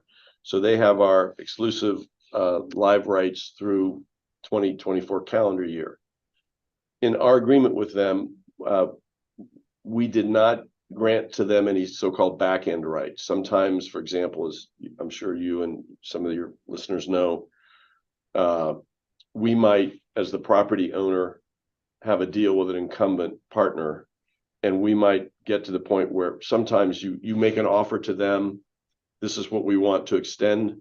They say no, you go back out in the marketplace, you get a new level of understanding of what your values are, they go up, you go back to the incumbent and say, now you have a right to match. That sort of thing is just not in our agreement with NBC. And NBC's been a fantastic partner, I really do believe, in every respect, including the basic sort of the business aspects of it. And so they understand that, and they understood what that would mean at the end of the agreement. And what it means is that we are now at the place where we are having, we call it a road show. So I've been in LA for a day each of the last 3 weeks, in New York for a day each of 2 weeks, going back to LA before Christmas. And these are conversations that we have. Let me see if I can get rid of this. With broadcasters, and there are several interested parties. These things are not like here's an RFP, fill in the blanks, and we'll see who's highest. It takes a lot of conversation around programming, scheduling, around promotion. Obviously, rights fees at the end of the day are very, very important to us. I think it's going to be a growth opportunity for us, but I don't know about trillions. I can negotiate on your behalf if you want me to, Mark, but you probably don't. Greatly appreciate you taking some time for us here, Mark. Look forward to the ongoing efforts this week with the EPARTRADE, Racer.com, and Speed Sport industry profile of so many interesting folks. Thank you, Mark. Pleasure. Thanks, everybody. Have great holidays when we get there. Thank you. Thank you very much, Mark. Great honor to have you on. Marshall, stay with us a few seconds. We're going to be running a quick commercial from our sponsors, and we will be right back with you for the next session. Thank you. EPARTRADE is a digital platform that we've created basically to make life easier in the business community of auto racing. EPARTRADE, there is no e-commerce. It's literally a connection just like at a trade show. So now, any time of the year, a buyer could reach out to a supplier. When you see a product that you're interested in, all you need to do is click on request more information, and then from there, it is forwarded directly to the buyer or to the supplier. EPARTRADE really eliminates having to travel, closing down your shop. Now you have a place to showcase globally your racing product and technology.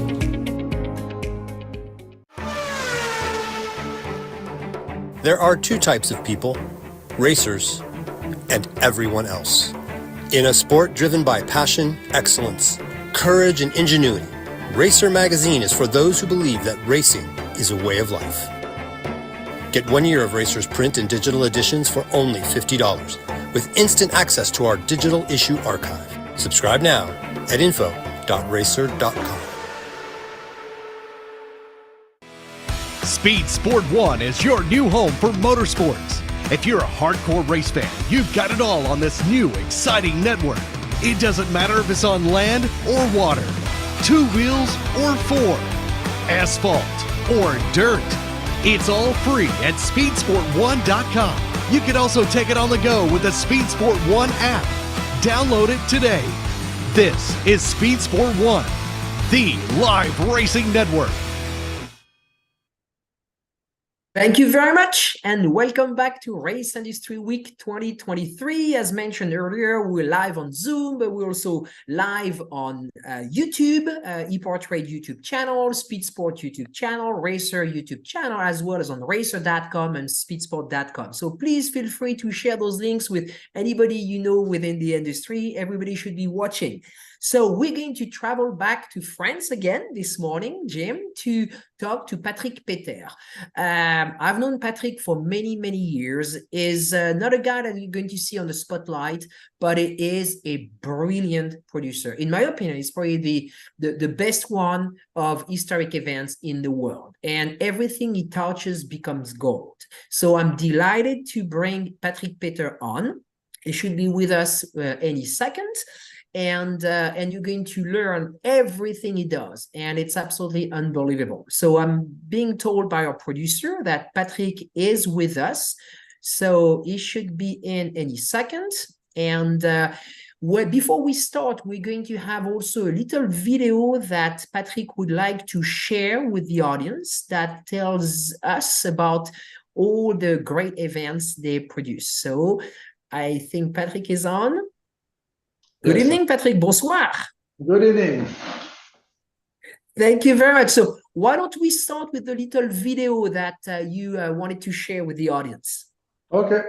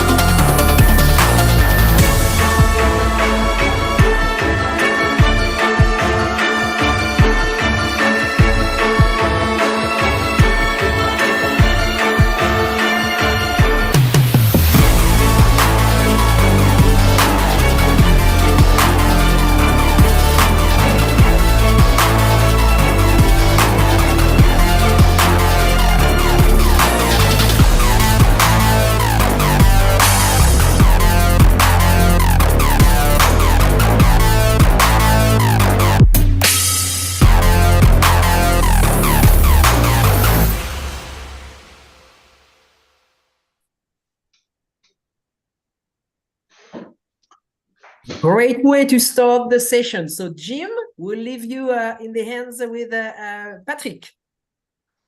Bonsoir, Patrick. Welcome to Industry Race Week. Thank you. That video is an outstanding way to begin because it demonstrates the breadth and depth of the Peter Auto event calendar, which I can't think of a form of historic or vintage car racing that your group doesn't have its hands on. How did you find yourself bringing the business towards that genre of motorsport?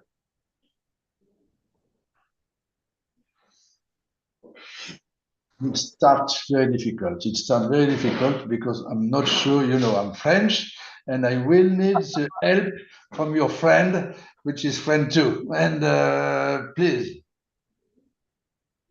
Francisco. Yes, I'm going to step in. So, Patrick, maybe I'm going to try to do it in English, but maybe But slower. tell me in French. Tell me in French. In French, ok, I'll do it in French. So, sorry.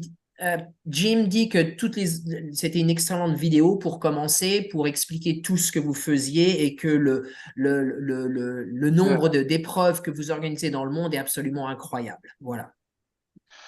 Yes, but I don't know if it's a good video, but it's quite confusing because, you know, it's impossible to show you all the year in 2 minutes. I think we organize per year, we organize around 15 different events with different type of events. I show you some racetrack event, some rally, some sports event, some regularity and elegant rally. It's quite there is many events. The biggest one was Le Mans Classic. I think you looked the Le Mans Classic with the famous Le Mans start, etc., etc. But we organize every year. We organize 6-7 race on the racetrack. We organize every year the Tour Auto since 33 years. We organize the Chantilly Elegance every other year, 1 year Le Mans Classic and 1 year Chantilly. And since 2-3 years, we organize the Rallye des Princesses, just for the ladies. Le Mans Classic this year was the biggest it's ever been. Where do you go with that event now that it has grown so much and become really the crown jewel of vintage car racing? We began the Le Mans Classic in 2002 with 30,000 spectators. This year it was 235. Of course, it's completely different. The first one we had 300 car, now it's 800 race car, and we had 9,000 club car. But I think the size, of course, the size is important, but what is the most important for me is the quality. The quality, we are very happy because we have a driver from everywhere in the world. Of course, from Europe, but we have many cars from US, from Argentinian, from Hong Kong, from Australian, etc., etc. And I think it's, I don't know if it's the biggest event in the world, but it's one of the biggest shows. And we are very proud to arrive on this level now. It's difficult to tell you what we will do next time because we just finished this year and we need some time. The next one will be in 25, but I'm sure we will find new ideas. I think it's very important because, like spectator, if you come 1 time, 2 times, 3 times, and every time it's the same, it's finished and you know the event. And we need to provide new animation, new grid, new for different for the parents, for the family, etc., etc. I think it's very important to have new animation every time. Your Peter Auto organization runs events throughout the world. Do you have your eyes at all on the US market? Of course, we think about US market. It's a very big market. And we will organize something next year in September in California. We will organize something for the Rallye des Princesses. It will be a small rally with 50 cars, probably, in California between Los Angeles and Napa Valley. But many times we think about to do something with the racetrack in US, and it's quite difficult for us. It's quite difficult for us because the rules are not exactly the same in US and in the European market. You know, in the European market, we have the rule is the Appendix K from the FIA, and the cars are exactly the same. between the Italy, France, UK, Germany, etc., etc. And in US, you have a different culture. You have a different culture. For you, it's not so important if you find a Ford engine in a E-Type Jaguar, for example. It's just an example, but you can change, etc., etc. In Europe, we are very strict with the originality of the car, and it's difficult to mix European driver and US driver because the rule is not the same and they don't understand. Of course, when European people go in US, they take the same rule, etc., etc. But for the American people, when they come, and we have many American drivers in our race, they use absolutely the FIA rule. So how would, let's say I had a 917 that I wanted to bring to one of your events, how would I go about doing that? No, it's easy. You come, no problem. We have different races for that. No, but 917, we have probably 6. You know, we have per year, we have 6 events in a racetrack. And in each event, we have, I think, we have 9 different grids. And we have one grid for the 917 everywhere. And you are very welcome with your 917, no problem. But I wish I had a 917, I would join you. No, but to be clear, normally when American people arrive for one race, they don't come for one race. They come for one season, and the car stay in Europe, and they go and back many times in the season. Are there any other new events in Europe that you can tell us about for 2024?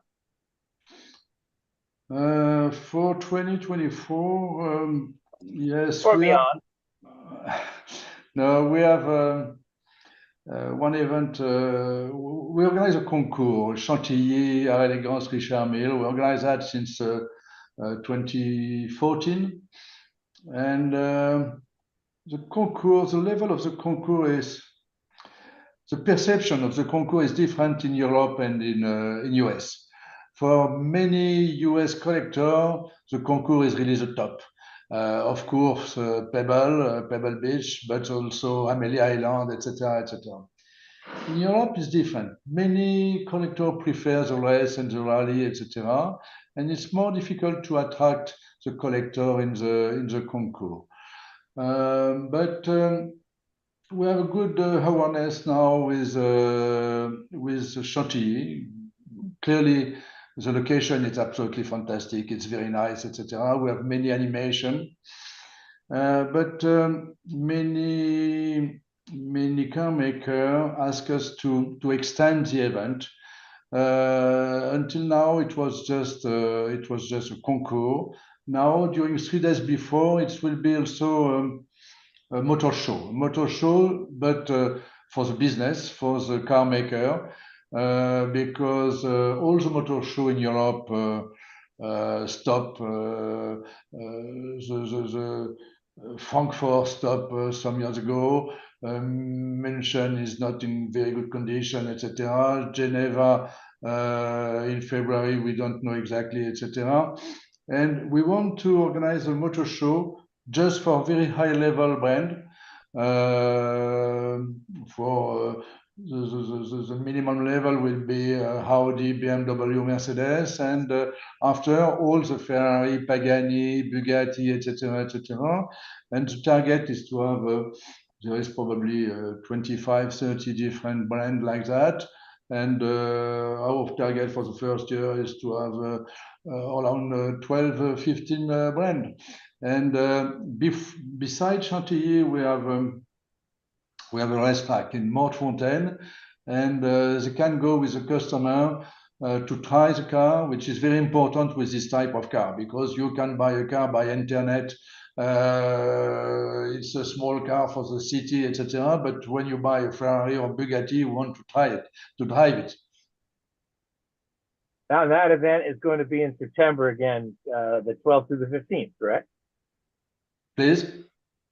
That event will be in September again. Yes, between 12 and 15. So sorry. Yes. Oh, that's. Do you have? This is like asking a parent if they have a favorite child, which they will never say that they do if they're, especially if their children are listening. Do you have a particular type of event that you like better, whether it be a track event or one of your elegant rallies or one of your historic rallies? Which kind of events do you, Patrick Peter, prefer?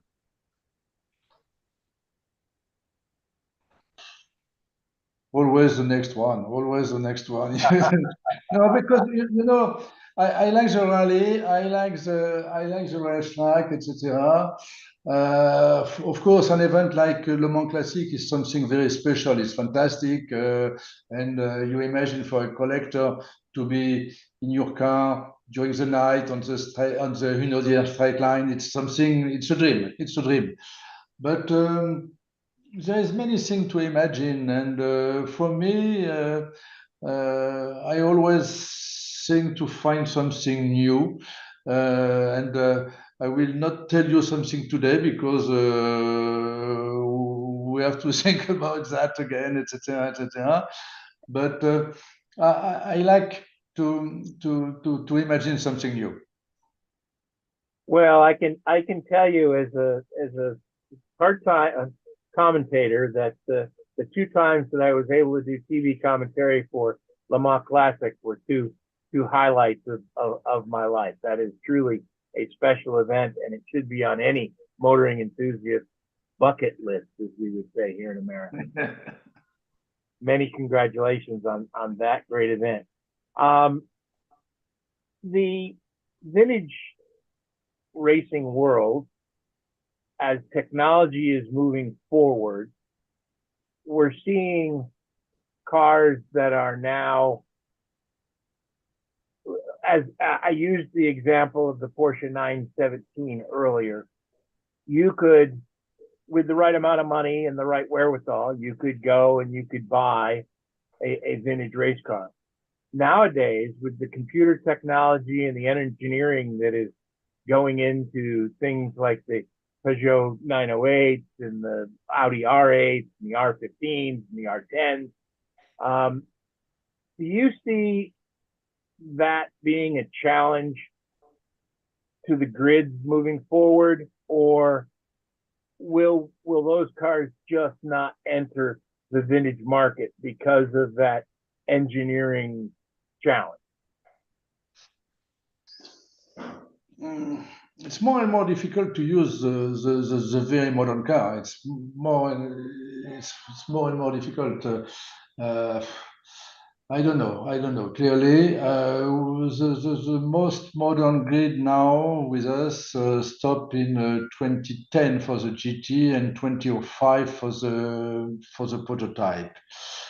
But you know, in the past, 10 years ago, I organized modern race. I organized many modern race. I organized Le Mans Series, which is the WEC now, etc. And of course, when you look a car like a Peugeot 908 or something like that, before to start, you need 5 engineers, 5 computers, and 30 or 45 minutes, etc. And it's more and more difficult. And for me, I'm not sure it's my cup of tea. I don't know. And I don't know. We need to have more modern car because we want to attract more young spectator, and I think it's very important. But this type of car, after around 2000, there is a lot of electronic. It will be probably difficult to find spare parts in 10 years or 20 years for this car. Clearly, I'm not very comfortable with your question for that.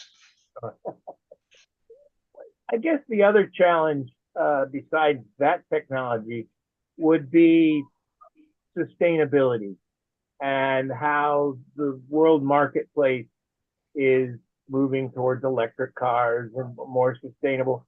How do you think vintage motorsports and historic motorsports fits into that landscape?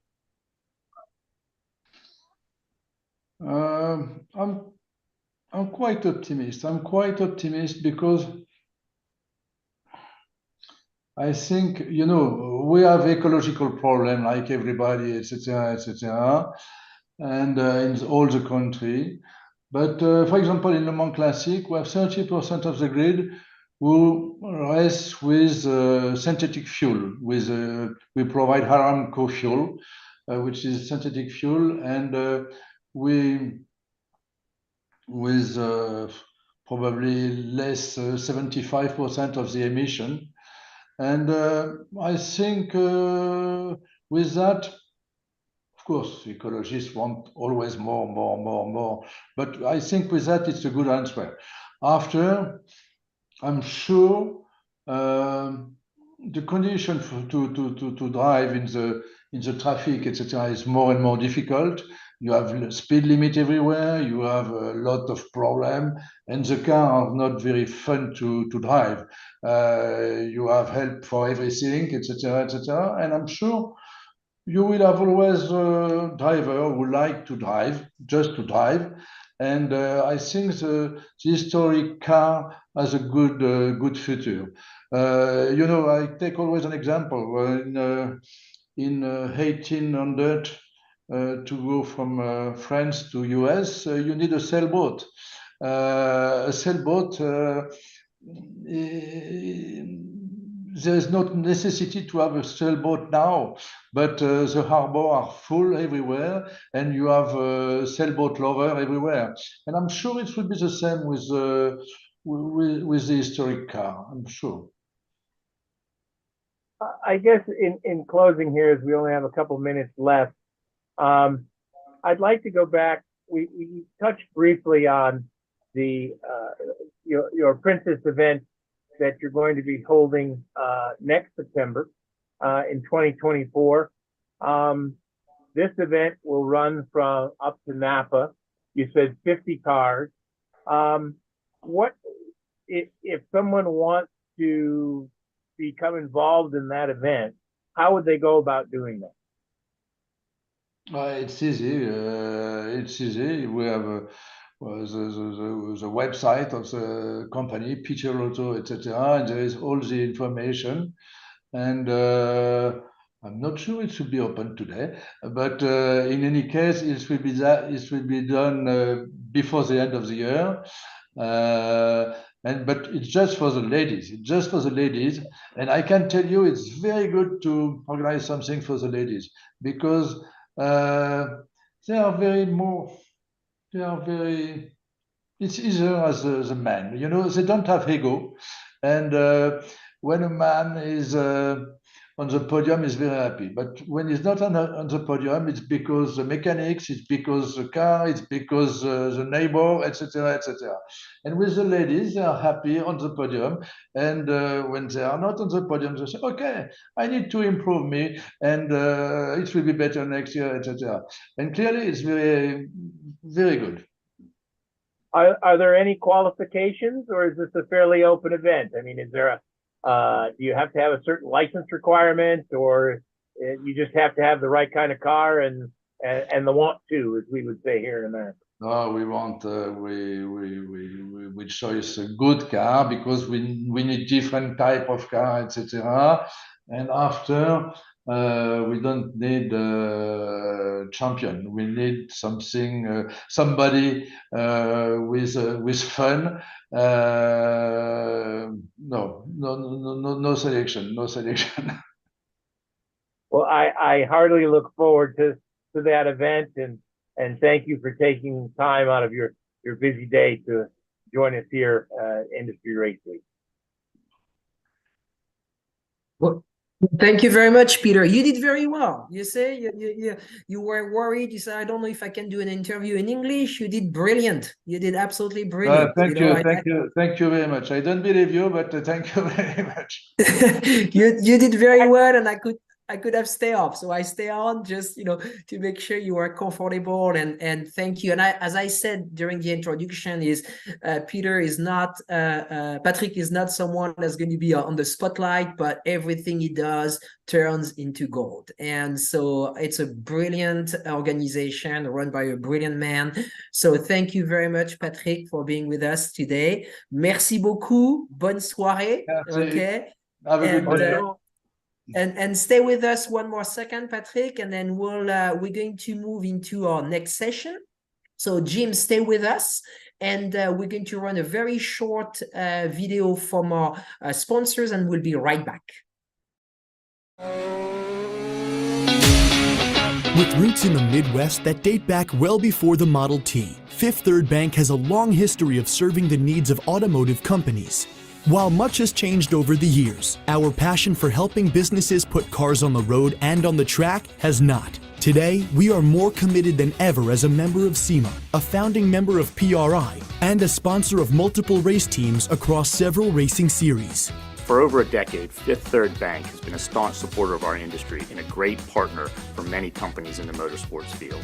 Our business has been growing extremely fast, and really we could not be where we are today without Fifth Third. They provided amazing strategic advice, the capital we need to support our phases of growth. They are true partners for me now, and what they do with their involvement in motorsports is untouched in this community. Where can we take your business? Fifth Third Bank. You work as hard as your truck, and you have no time for downtime. That's why more truck owners trust Blue Def, America's #1 diesel exhaust fluid brand. Each batch is guaranteed pure, so you can avoid costly repairs caused by inferior DEF. Demand America's best for your truck. Blue Def at Blue Def Platinum. Put trust in your truck.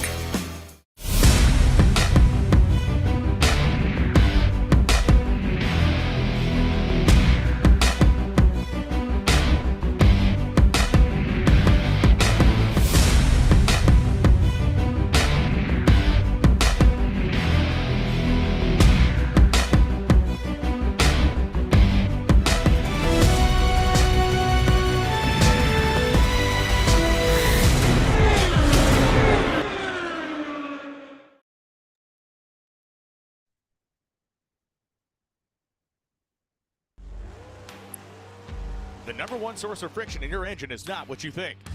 Piston rings rubbing against the cylinder walls generate more friction than any other part of the engine. More friction and temperature means more wear and less horsepower. Fortunately, the team at Total Seal knows how to reduce friction and wear through innovative piston ring design. If it takes a piston, Total Seal can build a better ring.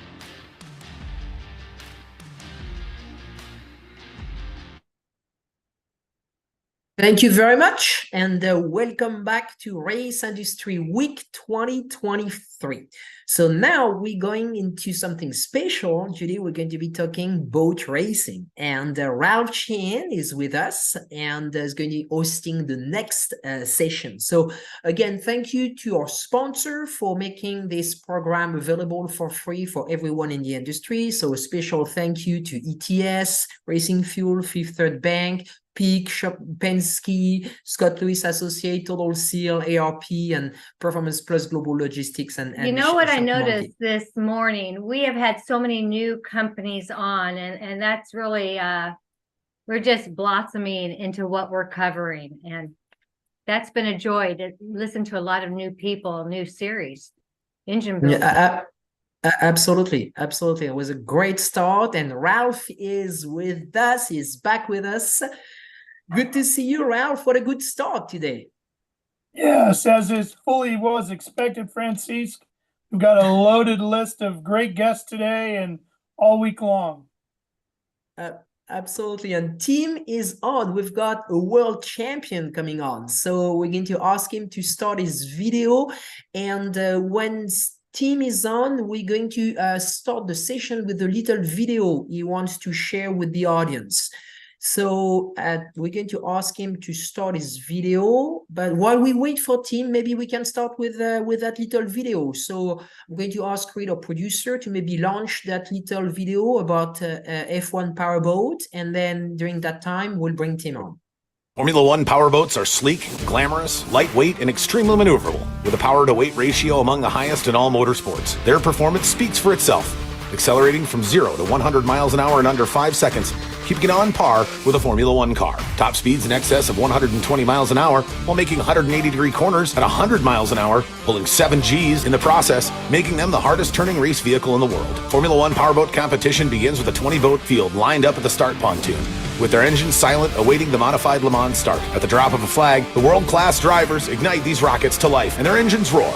Rooster tails shoot thousands of gallons of water as they simultaneously accelerate towards the first turn. This spectator-friendly racing on tight courses made up of right and left-hand hairpin turns with various straightaways provide deck-to-deck racing action front and center for the fans in the viewing area. No 2 laps are the same due to the ever-changing wind and water conditions, making an F1 boat one of the most challenging racing machines to conquer on the planet. The Formula One Powerboat Championship is an 8-race series contested across North America from May to October. Established in 2017, the series features weekend-long community events highlighted by the Formula One boats capable of speeds in excess of 120 miles an hour. Along with support classes of Tri-Hull and Formula Lights, the family-friendly, up-close and personal sponson-banging competition creates thrills rarely experienced by motorsport racing fans. U.S. powerboat racing heritage began in 1903, formation of the national governing body, the American Powerboat Association, that still governs today. Formula One racing for the last 6 decades has been the pinnacle classification in powerboat racing, recognized as one of the world's most spectacular racing vehicles. The F1 boat's lightning-quick acceleration combined with its razor-sharp turns, creating the unique non-stop action on the water. The races are more than a series of one-day events. They have evolved into marquee, multi-interest, weekend-long community festivals. Formula One Powerboat Championship Series produces some of the largest entertainment events in the major markets they visit, attracting tourism dollars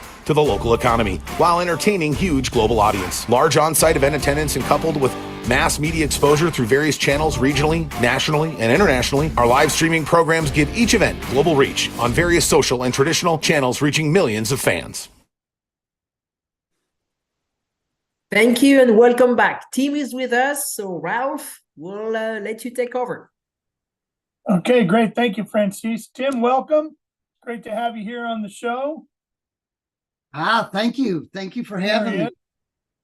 So Tim Siebold is a 19-time national and world champion in F1 powerboat racing. He is also the managing director of the F1 Powerboat Championship.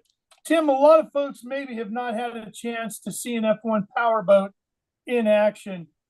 Your video did a good job of explaining it a little bit. Can you take us a little deeper into what an F1 powerboat is? Oh, for sure. So a Formula One powerboat is a tunnel hull. So if you're familiar with offshore racing, it's just like an offshore cat. They're very similar in design. The Formula One boat is very light. It's got a high power to weight ratio. So at 1,175 pounds minimum weight with the driver after the race, and couple that with a 275 horsepower outboard motor, you've got something that'll go 0 to 100 in less than 5 seconds. And it's capable of speeds over 120 miles an hour while pulling up to 7 Gs in the corners. So these things are very agile. And the big difference between one of these boats and any other boat that you see is the fact that you're flying this thing as much as you're driving it on the water. So you've got aerodynamics and hydrodynamics all working together. Literally 90% of the time, the only thing that's touching the water is the prop.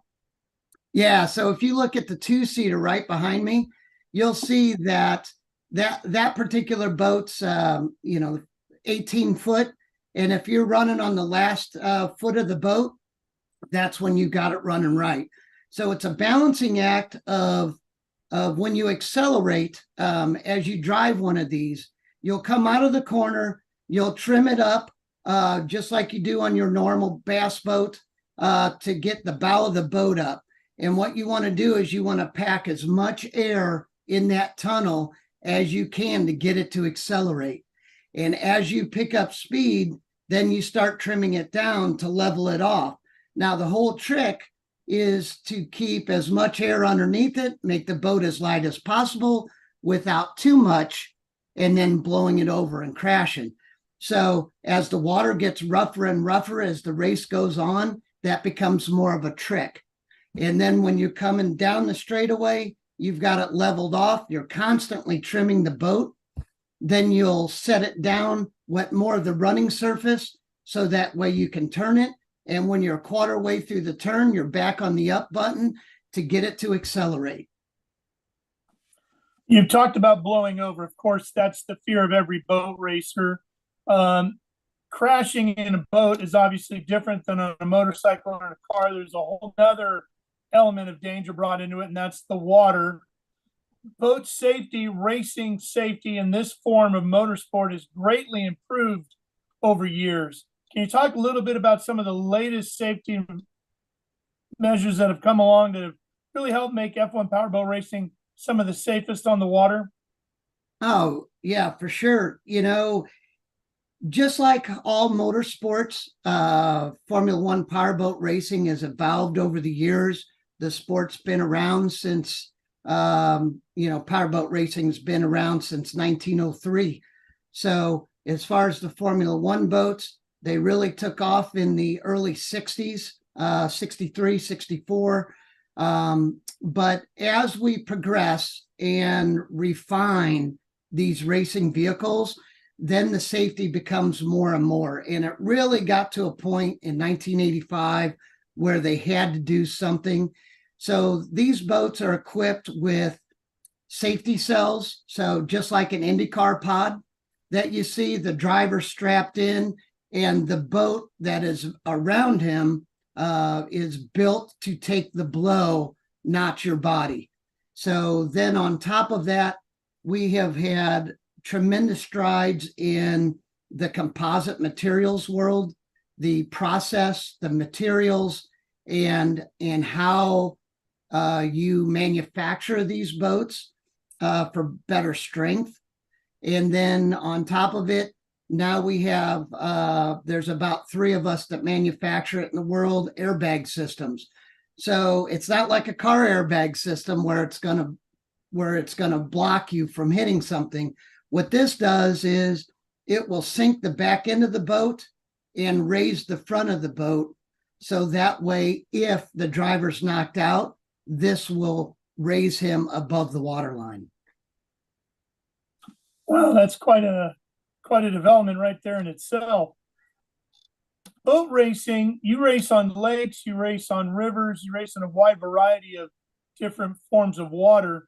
You have to deal with different things that other forms of racing don't.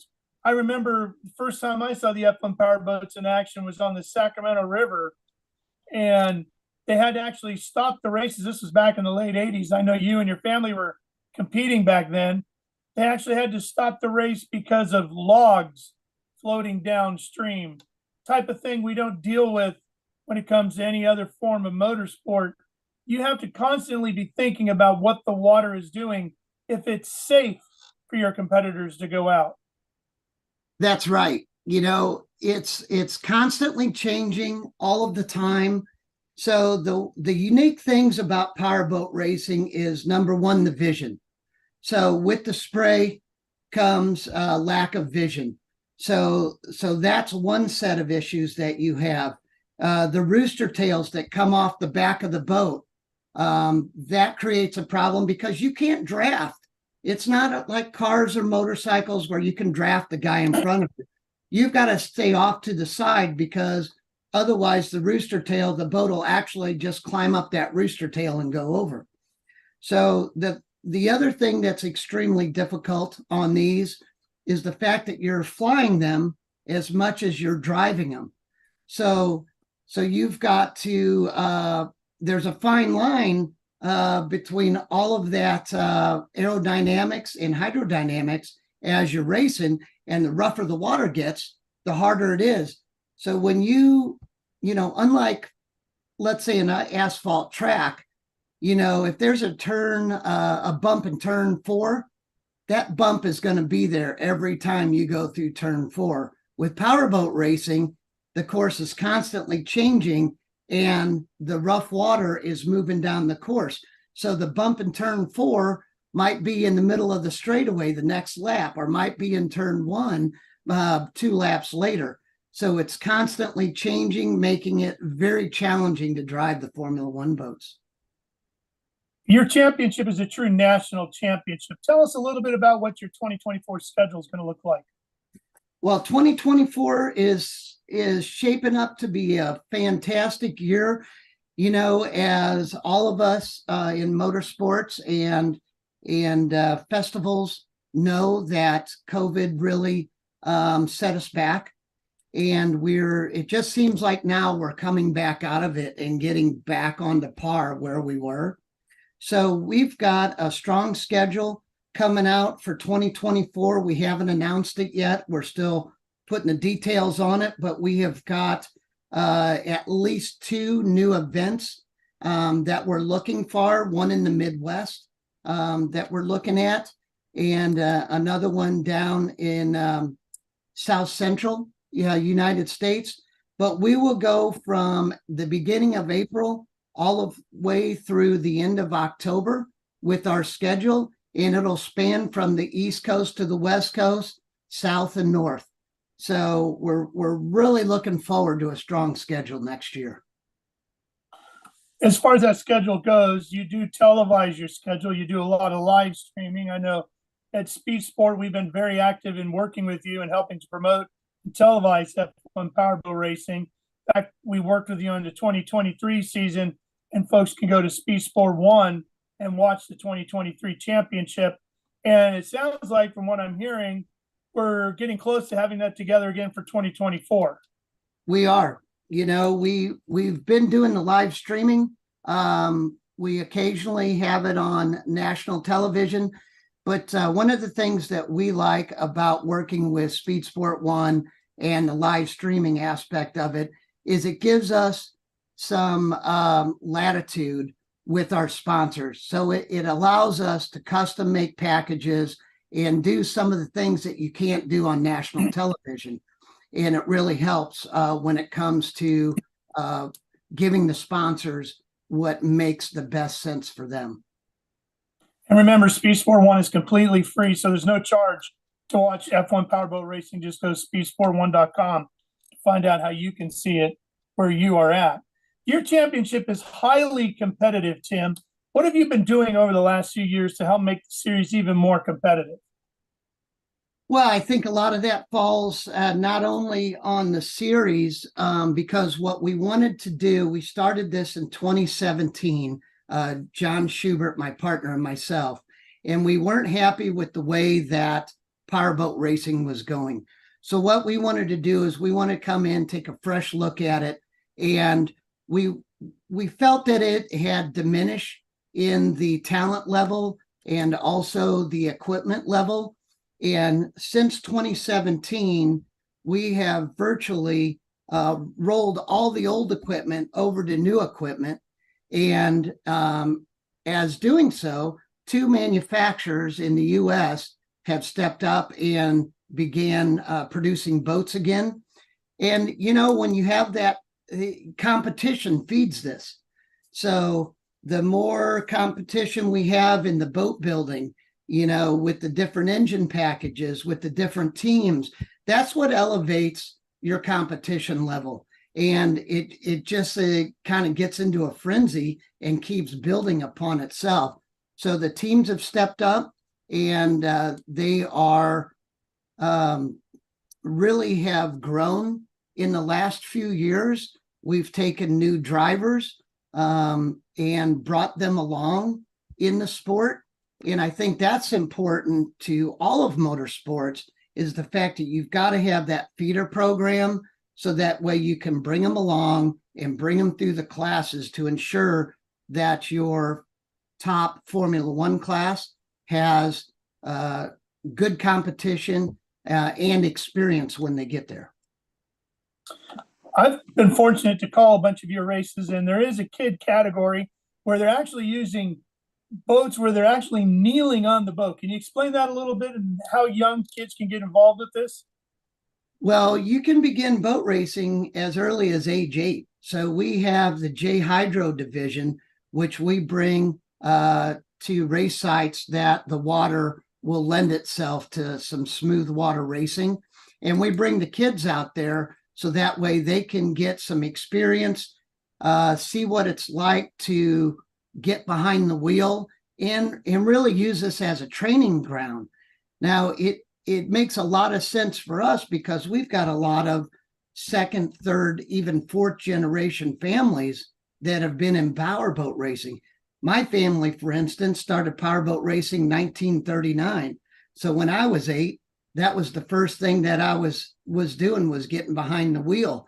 And it really helps us develop and keep the sport strong. Talk about a J Hydro, because it is a very unique boat. If it's something you've never seen before, these kids are not encapsulated in the boat the same way the F1 guys are. No, it's a hydroplane. So it's a little outboard hydroplane, 15 horsepower on the back of it. The motors, pretty stock with a racing lure unit, and it allows the young kids to learn structure of following the rules, understanding the rules, knowing what the flags mean from the official on the shoreline as they're racing. And it really just starts developing them to understand more about powerboat racing, not to mention that it's the most fun that they ever have. So, to build powerboat racing, it's got to be fun, not only for the kids, but all the way through. Yeah, you talk about the fun for everybody. That goes for the fans as well as mom and dad that are out there supporting their kids who are maybe chasing a career in this. Your events really bring a great family style atmosphere to them. And I know you work hard at providing a great atmosphere for your fans. Can you talk a little bit about how each one of your rounds is not just a race, but truly an event that incorporates the entire community?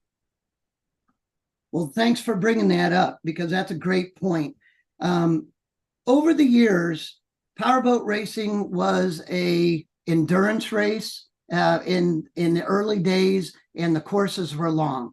So now what we have done is we have refined that, made shorter timed races with different shape race courses, and all the action is up close and personal right in front of you. So if you come to a race, you're going to be able to view the entire race course from your spot that you're sitting. That is a big deal to us. One of the things that we have done in the last few years is we have done more events with other disciplines of boat racing. So we have raced with P1 offshore, OPA offshore, and we've done races with H1 unlimited hydroplanes. And what we feel with this type of package is it creates nonstop water action, and it allows for different disciplines to kind of promote each other. And it really gives a variety for the fans and gives them just all different types of aspects. So it's more of a festival than just a race. When I talk to your sponsors, they talk about how great the return on investment is for their participation in F1. Can you talk a little bit about how your sport and what you're doing with F1 powerboat racing has become such a sponsor-friendly atmosphere? Well, I think that sponsor-friendly is the key. And in order to accomplish that, you have to have flexibility. The whole structure and the landscape of sponsorship and motorsports has changed tremendously in the last 3 years, 5 years, 10 years. So you have to be flexible with your packages and what you can offer the sponsors, It's got to be business to business related. A lot of times it has to be personal on some basis. So connecting the sponsors with a team, connecting sponsors with an event, that really makes sense, where the sponsor can come in, bring their customers in, and give them a unique experience that they're not going to get somewhere else. We've done that with the two-seater. So we've got a two-seat Formula One boat that we can give some VIP and corporate rides with, and that just really tops off the whole experience. I'm saving my ticket for that. I tried to do that at Havasu with you, and the Mother Nature didn't allow it to happen because wind is an issue for you, is it not? Oh, it sure is. You know, powerboat racing is an open air festival, really. So one of the challenges that we run into is the fact that it's ever changing, and every time you go to a new race site or a race site, you're building that whole race scene from scratch. The entire event, the entire layout, all of that has to be built from when you're there on Wednesday through Sunday. So it's a little more difficult than going to a racetrack that is there all the time and has grandstands in place where you can usher their fans in, and it's pretty simple. But you know, we've worked around that, and we've gained a lot of experience to make that a more enjoyable fan experience. I think the other thing that helps us too is the fact that we have open pits. So our fans can go in and interact with the race teams, the race drivers, and really get an understanding of what it takes to put that boat on the water and to get on the podium. Yeah, it truly is a great racing environment for the fans. In fact, one of your fans from Colorado just chimed in on our chat. If you'd like to interact with the chat, please feel free to do so. Send us your questions. And he wrote in from Colorado saying how great the event is when you visited Colorado in the past. I remember calling races from Colorado with you, a tremendous venue. And I'm thinking about a lot of our folks that are watching here today who might live near a body of water that are thinking, gosh, I know of a lake or a river that would be great for this form of racing. How do they reach out to you and encourage you to maybe bring your tour to them? Well, some of it is from history. Some of it is we go, generally, I usually attend the teams. It's a meeting where cities come in and they look for events to put on. We are going back to Windsor, Colorado in 2024, incidentally, and that's where we always had the races there. Fantastic venue. It has some challenges because it's nice and tight, but you know, you get up to 5,000 feet altitude, all of a sudden the horsepower is not what it normally is. So then you have a complete different selection of props that you have to use.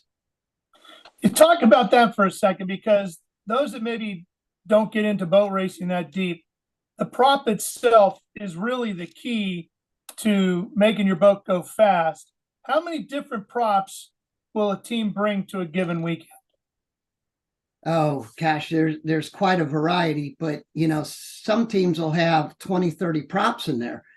And the propeller on a Formula One boat is your tire compound and your suspension all built into one. So you have different pitches, you have different diameters, you have different blade shapes, and these, they'll CNC them, but they finish them off by hand at the end. So you'll get props duplicated, and they just have their own individual characteristics, and it's very hard to duplicate.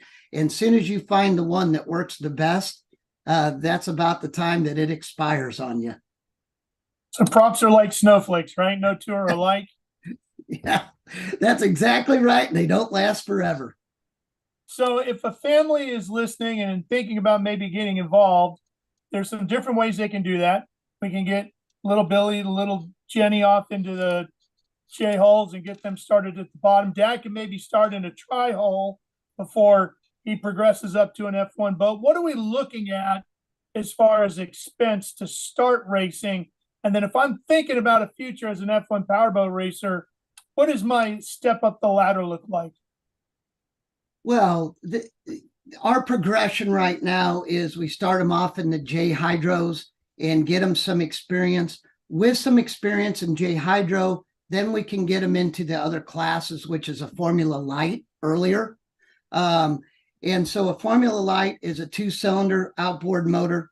It's on a shorter, scaled down Formula One tunnel, really. That's why they're called Formula Lights. It is a fantastic class because they drive similar, and you're gonna learn things in the Formula Lights class that you will use as you progress into the Formula One class. Tri-Hull is another one of our support classes, and it's called the Texas Tri-Hull, and it's kind of an animal all its own. It's your, let's say your bomber class for lack of better words, but those guys like to bump and grind, and they like it wild, they like it rough, and they put on a heck of a show for the fans. Yeah, it's definitely a more physical form of boat racing, isn't it? Oh, it is for sure. And we've got Scary Jerry Rinker, who's 78 years old, still out there doing it. So, you know, it's whatever you're, you know, if you're into it and that's your life, because, you know, racing is a passion, and that passion crosses over into a lifestyle. Have a gentleman who's reached out from Minnesota. Any chance? They got 10,000 lakes up there. Can you pick one to go racing on? Well, that's a great question. And we are actually talking to 2 different venues up in the Minnesota area for next year. Tim, as you sit back, you mentioned the fact that your legendary family has been involved in powerboat racing since, I think you said, 1930s. And here you are now, literally closing in on what, almost 100 years later. What's your vision for F1 powerboat racing going forward? Where do you hope to take the sport and the legacy of your family name down the road? You know, our biggest challenge is to get more eyes on what we're doing. I think the program we have sells itself. What we need is more eyes on it, more publicity, more people like Speed Sport One, more platforms like we're doing today, as part of the education program of introducing this to more fans. And if we can progress the sport, that's how we're going to progress the sport. If somebody is looking to find out more about the sport, where do they go and how do they get involved? You can go to the F1 Powerboat Championship website, and it's got my number, my emails on it. We can also get you hooked up depending on what kind of racing you want to do.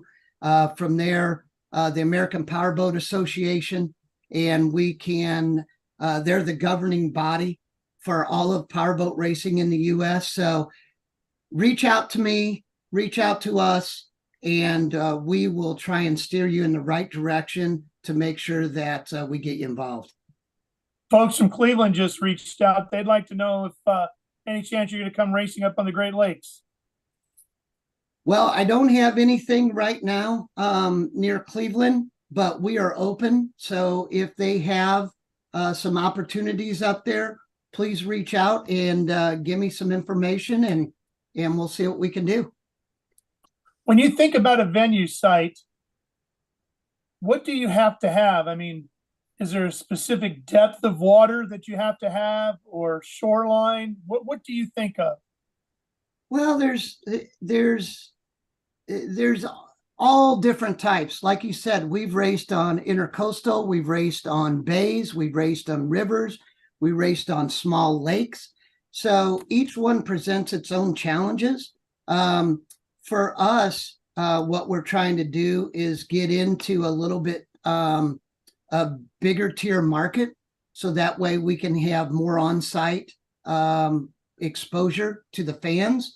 But we've got to get the boats in and out. Sometimes we do it with a ramp. Sometimes we do it with cranes. We've got to have a fan area. We've got to have a pit area, and that's all something that we can work through those challenges. So we haven't really been to a place that we couldn't race.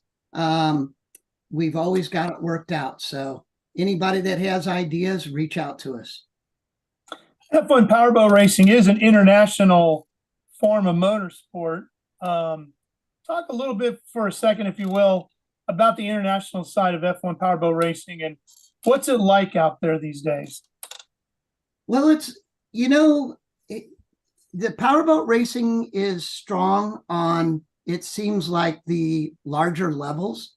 And I think unlike some of the other forms of motorsports, it hurts powerboat racing a little bit because we don't have the local clubs like we used to in years past that ran races more centrally located where you live. So that's kind of been a challenge for what we're doing. But we are just, constantly trying to get more youth involved. Now, the Formula One on the World Series, they race all over the world except the US, is F1 H2O.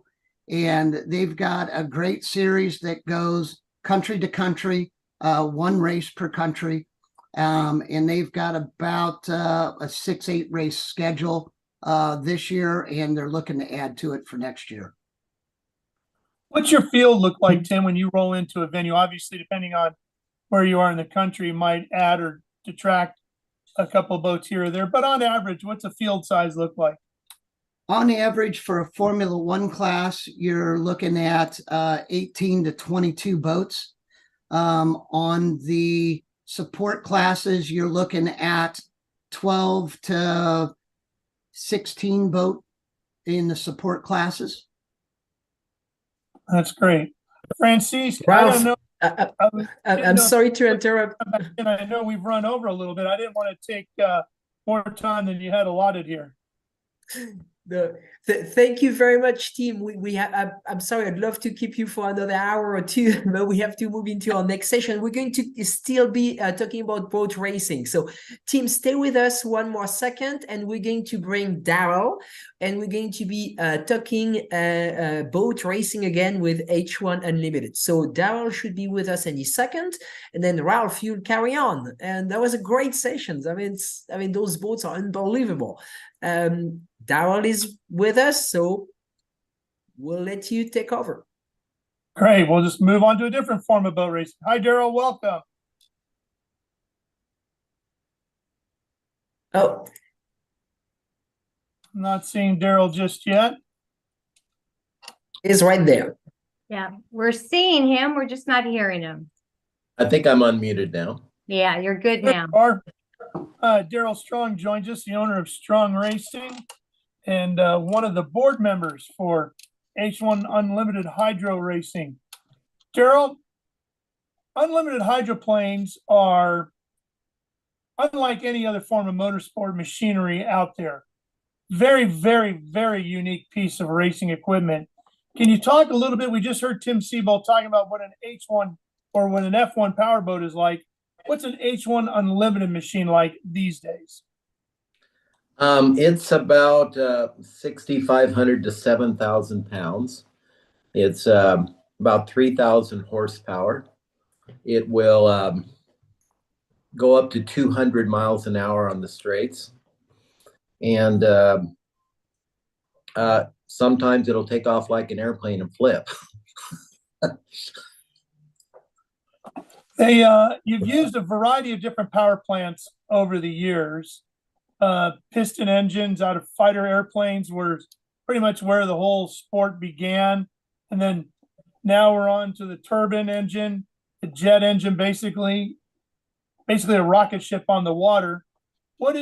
How has that evolved over time, and where is it at currently? Yeah, and in the mid 80s, they went to a turbine engine, and then they settled somewhere in that period of time into a uniform one. It's a Lycoming T-55 a turbine jet engine out of a helicopter. So they're from the Vietnam era, and there is one piston boat still running, which is a V-12 from a World War II airplane, and then there's vintage boats that run, but almost all the current boats would use this turbine jet engine. When you look at an H1 unlimited hydro and you think about what it's going to do, on paper, it makes absolutely no sense. It's pretty ridiculous what you guys are racing, isn't it? Yeah, I mean, when we're going down the straights, our propeller, our rudder, and then what we call a skid fin, which is like a side rudder, are the only things in the water. And we're actually running on a cushion of air. But they're pretty spectacular. They're throwing about maybe 150 feet of water behind them in a big rooster tail.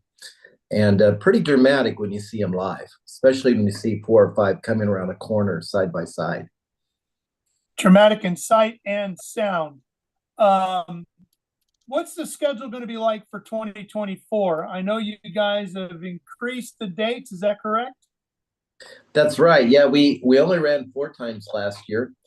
This year we have 6 races confirmed, and I believe we'll probably be confirming a 7th one shortly. But we go to Guntersville, Alabama on June 28th through 30th. Madison, Indiana, which is a historic race we've done over 70 years, July 5th through the 7th. Tri-Cities, Washington, Pasco, Kennewick, Richland is July 26th through 28th. Seattle, Washington is August 2nd through 4th. Detroit is August 23rd through 25th. And San Diego would be September 13th through the 15th. And they're weekend events. And like some of these, we take over the town for the weekend. There'll be a parade, there'll be a concert.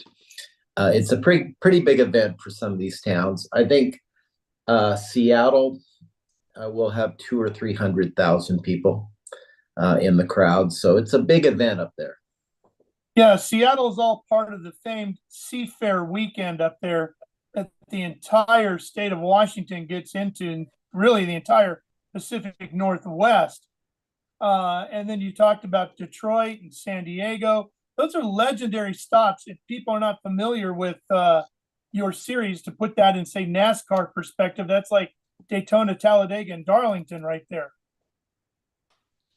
Yeah, I mean, the Mission Bay one in San Diego was actually designed with Bill Muncie, a legendary driver behind it from San Diego. It actually was created with a unlimited hydro race in mind. So it was built for that venue, for that race.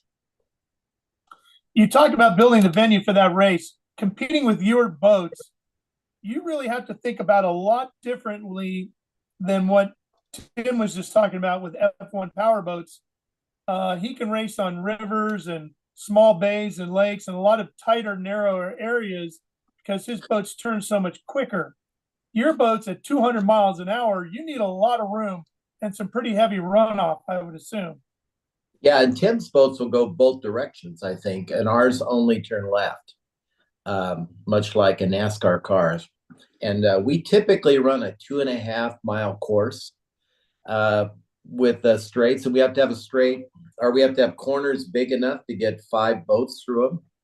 And but typically we want 2.5 miles. Seattle goes 2 miles, but we need a pretty big area, and then we need a pit area, and our boats have to go into the water via a crane. They can't be launched off the trailer. We travel with 2 boats and 3 semi trucks. So there's a lot. I mean, when we show up at a town, you know we're there. So yeah, seeing your boats going down the highway is a spectacle all to itself. Where do they go about getting those trailers designed and built just for your machines? Yeah, I don't know. Every time the two boats I bought had the trailers with them already. So that's a good question, Ralph. I'm not sure where you get them. Usually they come with the boat. I was going to say, I mean, I know as a former boat owner, if I go to my local boat dealer, I get some sort of trailer with my boat just to take it to the ramp, right? But yours are a little bit different. Yeah, I truck to pull that one. They ride up on a tilt, and they ride at a certain angle so they're not too wide for a lane of a highway, but they're still low enough they can get under underpasses. So, but you're right. I mean, you look at other race cars, they're inside an enclosed trailer. We'll have a semi pulling a boat on the tilt, and yeah, you'll get 2 or 3 going down the highway together. It'll stop traffic, and people will actually start texting and emailing and Facebook of where they're at when we go cross country. It creates a scene with the fans. Yeah, for those of us of a certain age, we grew up watching race cars being towed behind in an open trailer, and that was always something that got you really excited. So it's thrilling to see your boats going down the highway, because you're right, it really does stop traffic, and everybody's looking out the window and pointing and trying to get to their phone to take a picture. Yeah, we tell sponsors, I said, you've got 15,000 miles of a pretty spectacular billboard running down the highway that you probably get more exposure than even the races. Oh, certainly, certainly. When you look at the venues where you go racing, what do you need to put your event on? We travel with a safety crew, with a safety sled. We travel with the pylons. We travel with media people and our officials. We have a start-finish gear. We have drones in the air. At one time, used to use helicopters, but drones are cheaper and actually better. They can go lower. We have a truck that just comes with the safety and officials equipment. While we're there, the race site will set up internet for us and a pit area. We need at least 2 cranes, possibly 3. So it's a pretty big event for a lot of these towns. We are the biggest event they do all summer when we come to race. If I wanted to get involved as an H1 Unlimited pilot, because that's really what you're doing, you're flying one of these things, how do I go about doing that? Most of the time we're pulling drivers from the lower classes. There'd be at least 5 classes of race boats besides what Tim talked about, racing inboards, and usually we'll pull somebody this race there. But keep in mind, we might only have 10 to 12 seats available, and some of these guys are great drivers, win multiple national championships at a lower level and never get a chance to ever be in one of these boats. So like the drivers I have are in their early 40s. They'll probably be on these seats for the next 15, 20 years. So it's really hard. They don't come open very often. Is there a specific training ground that's better to get into a unlimited hydro than something else? I think if you're running the Grand Prix, which are the level right below us that are blown alcohol V8s, that's probably as close to the experience. But we have 5-liter, which is I own a 5-liter. It's a smaller boat with a V8 in it. We pull from that class. You'll see that a lot of, like, my drivers, one of them drives a 5-liter. Another one also drives a 1-liter and a 2.5-liter. So they drive multiple boats all year, besides the Unlimiteds. As I mentioned in your introduction, you are a member of the board of directors for the series. What's the governing body like for H1 Unlimited? Who runs it? H1 Unlimited is a nonprofit LLC formed in Washington State, and you know, a lot of the owners are involved. Other people are involved. It's a sport actually that was very prominent in the 80s and 90s, and then most people are familiar with the Budweiser boat, and we were on Wide World Sports, we're on a lot of things, and then it started to go down a little bit, and I think COVID, we're building back up out of the COVID where we had our season canceled for a year, but the sport's definitely on a comeback right now. But we do monthly meetings on our board, and we kind of self-govern. We are also sanctioned by the American Powerboat Association, and usually get a 3-year sanctioning agreement with them. I know at Speed Sport 1, we televised your 2023 championship this year, and fans can go and watch all the races for free on Speed Sport 1. So we're excited about that and looking forward to hopefully doing business with you again in 2024. Just go to speedsport1.com and you can sign up for free to watch all the races in your area. In fact, I believe we have a video to show now what H1 Powerboat Racing or H1 Unlimited hydroplane racing looks like.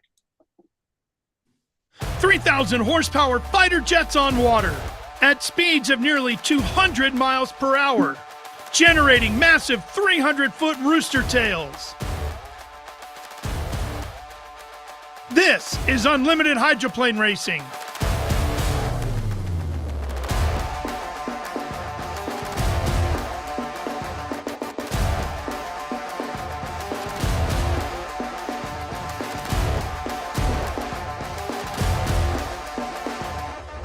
Featuring all-out side-by-side racing flying inches above the water.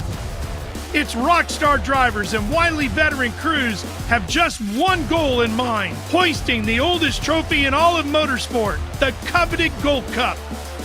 Hydroplane racing attracts massive crowds in a festival-like atmosphere. Hydroplane racing creates massive engagement through its extensive digital media, streaming broadcasts, and national television partnerships. Hydroplane racing's fans support the brands that support the sport. No other motorsport combines the history, technology, spectacle, and festival-like atmosphere of unlimited hydroplane racing.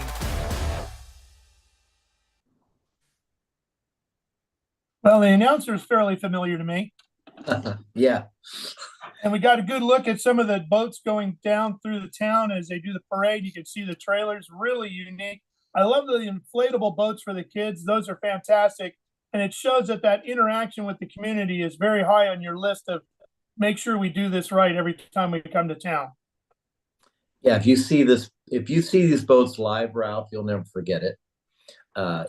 It's unique, I think, in the presentation and all the water flying everywhere. And what's great is I think the last year we probably had the closest racing we had in a long time. Where boats are deck to deck. What do you attribute that to? Something with the rules or development of the boats? I just think we've got a good group of owners, and they put a lot of money into their boats. And we're hoping to pick up, we're working with 2 to 4 more boats, see if we can get our numbers up even higher. But I think it's more just a good group of owners that have developed good programs.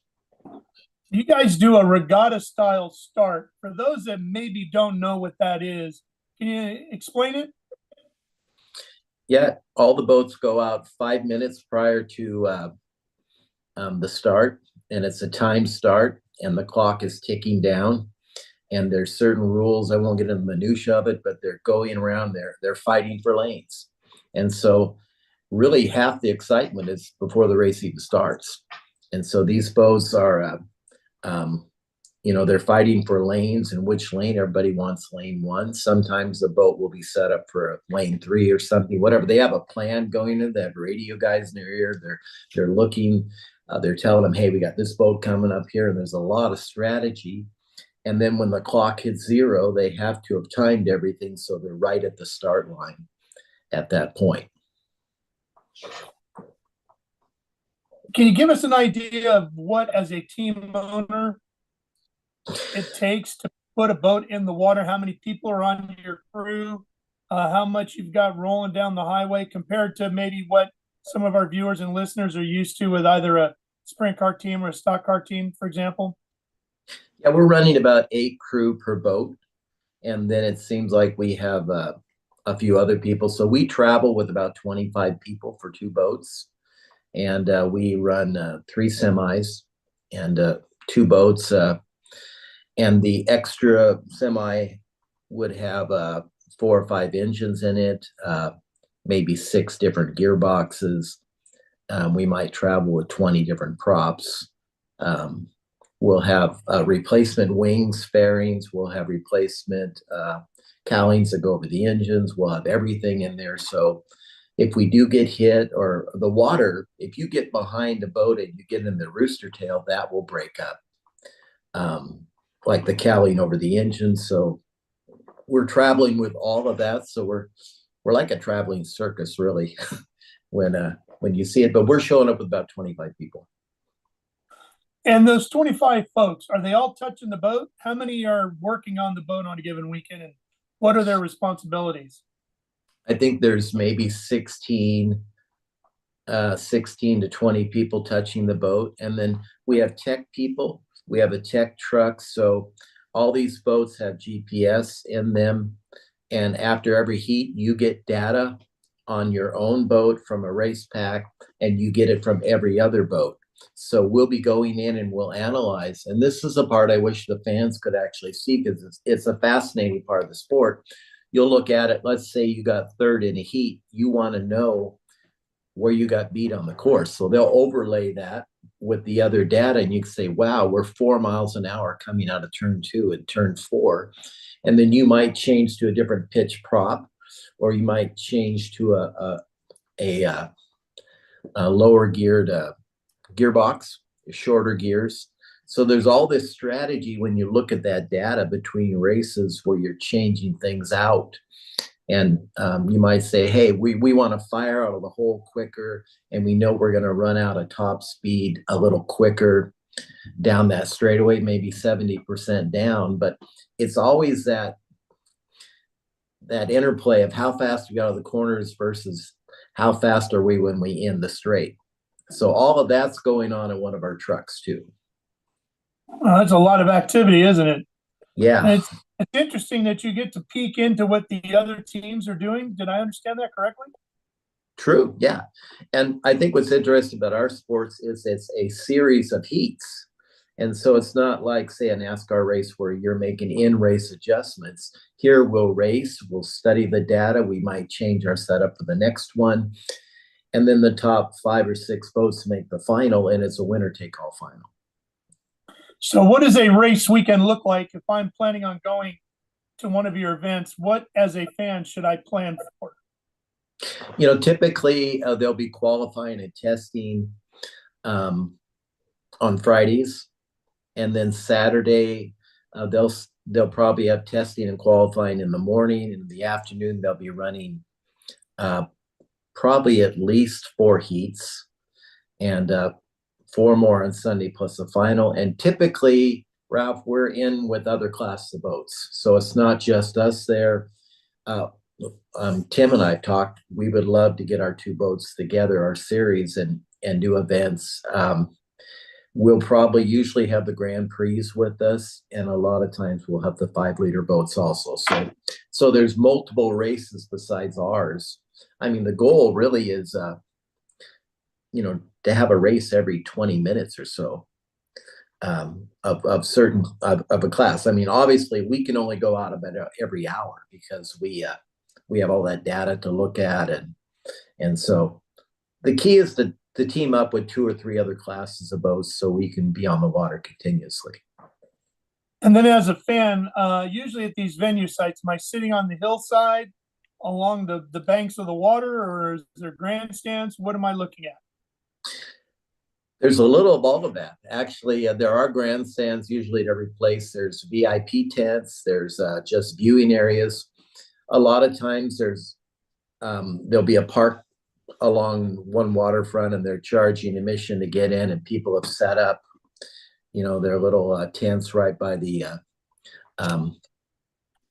right by the water, but the viewing's great. Some of the races, the pit's on one side and the crowd is all on the other side. There's several race courses like the Tri-Cities where actually it's the perfect width of the Columbia River, and we have corporate tents and crowds on both sides. And so you'll see a pretty big crowd. The pits are open, so people can come and tour through the pits and meet the drivers and everything during the weekend also. Tell me about the famous log boom at Seafair. Yeah, that's so in Seafair, it's on Lake Washington. So the crowd is on one side with the pits, and they run probably a mile up the up the shoreline, and then on the other side they run a log boom, and then boats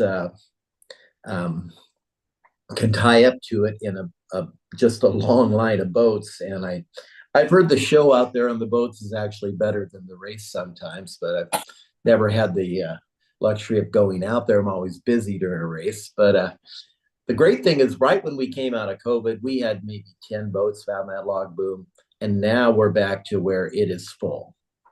And there could be 40 boats out there. Got a good question in from Ed, who's tuned in and watching.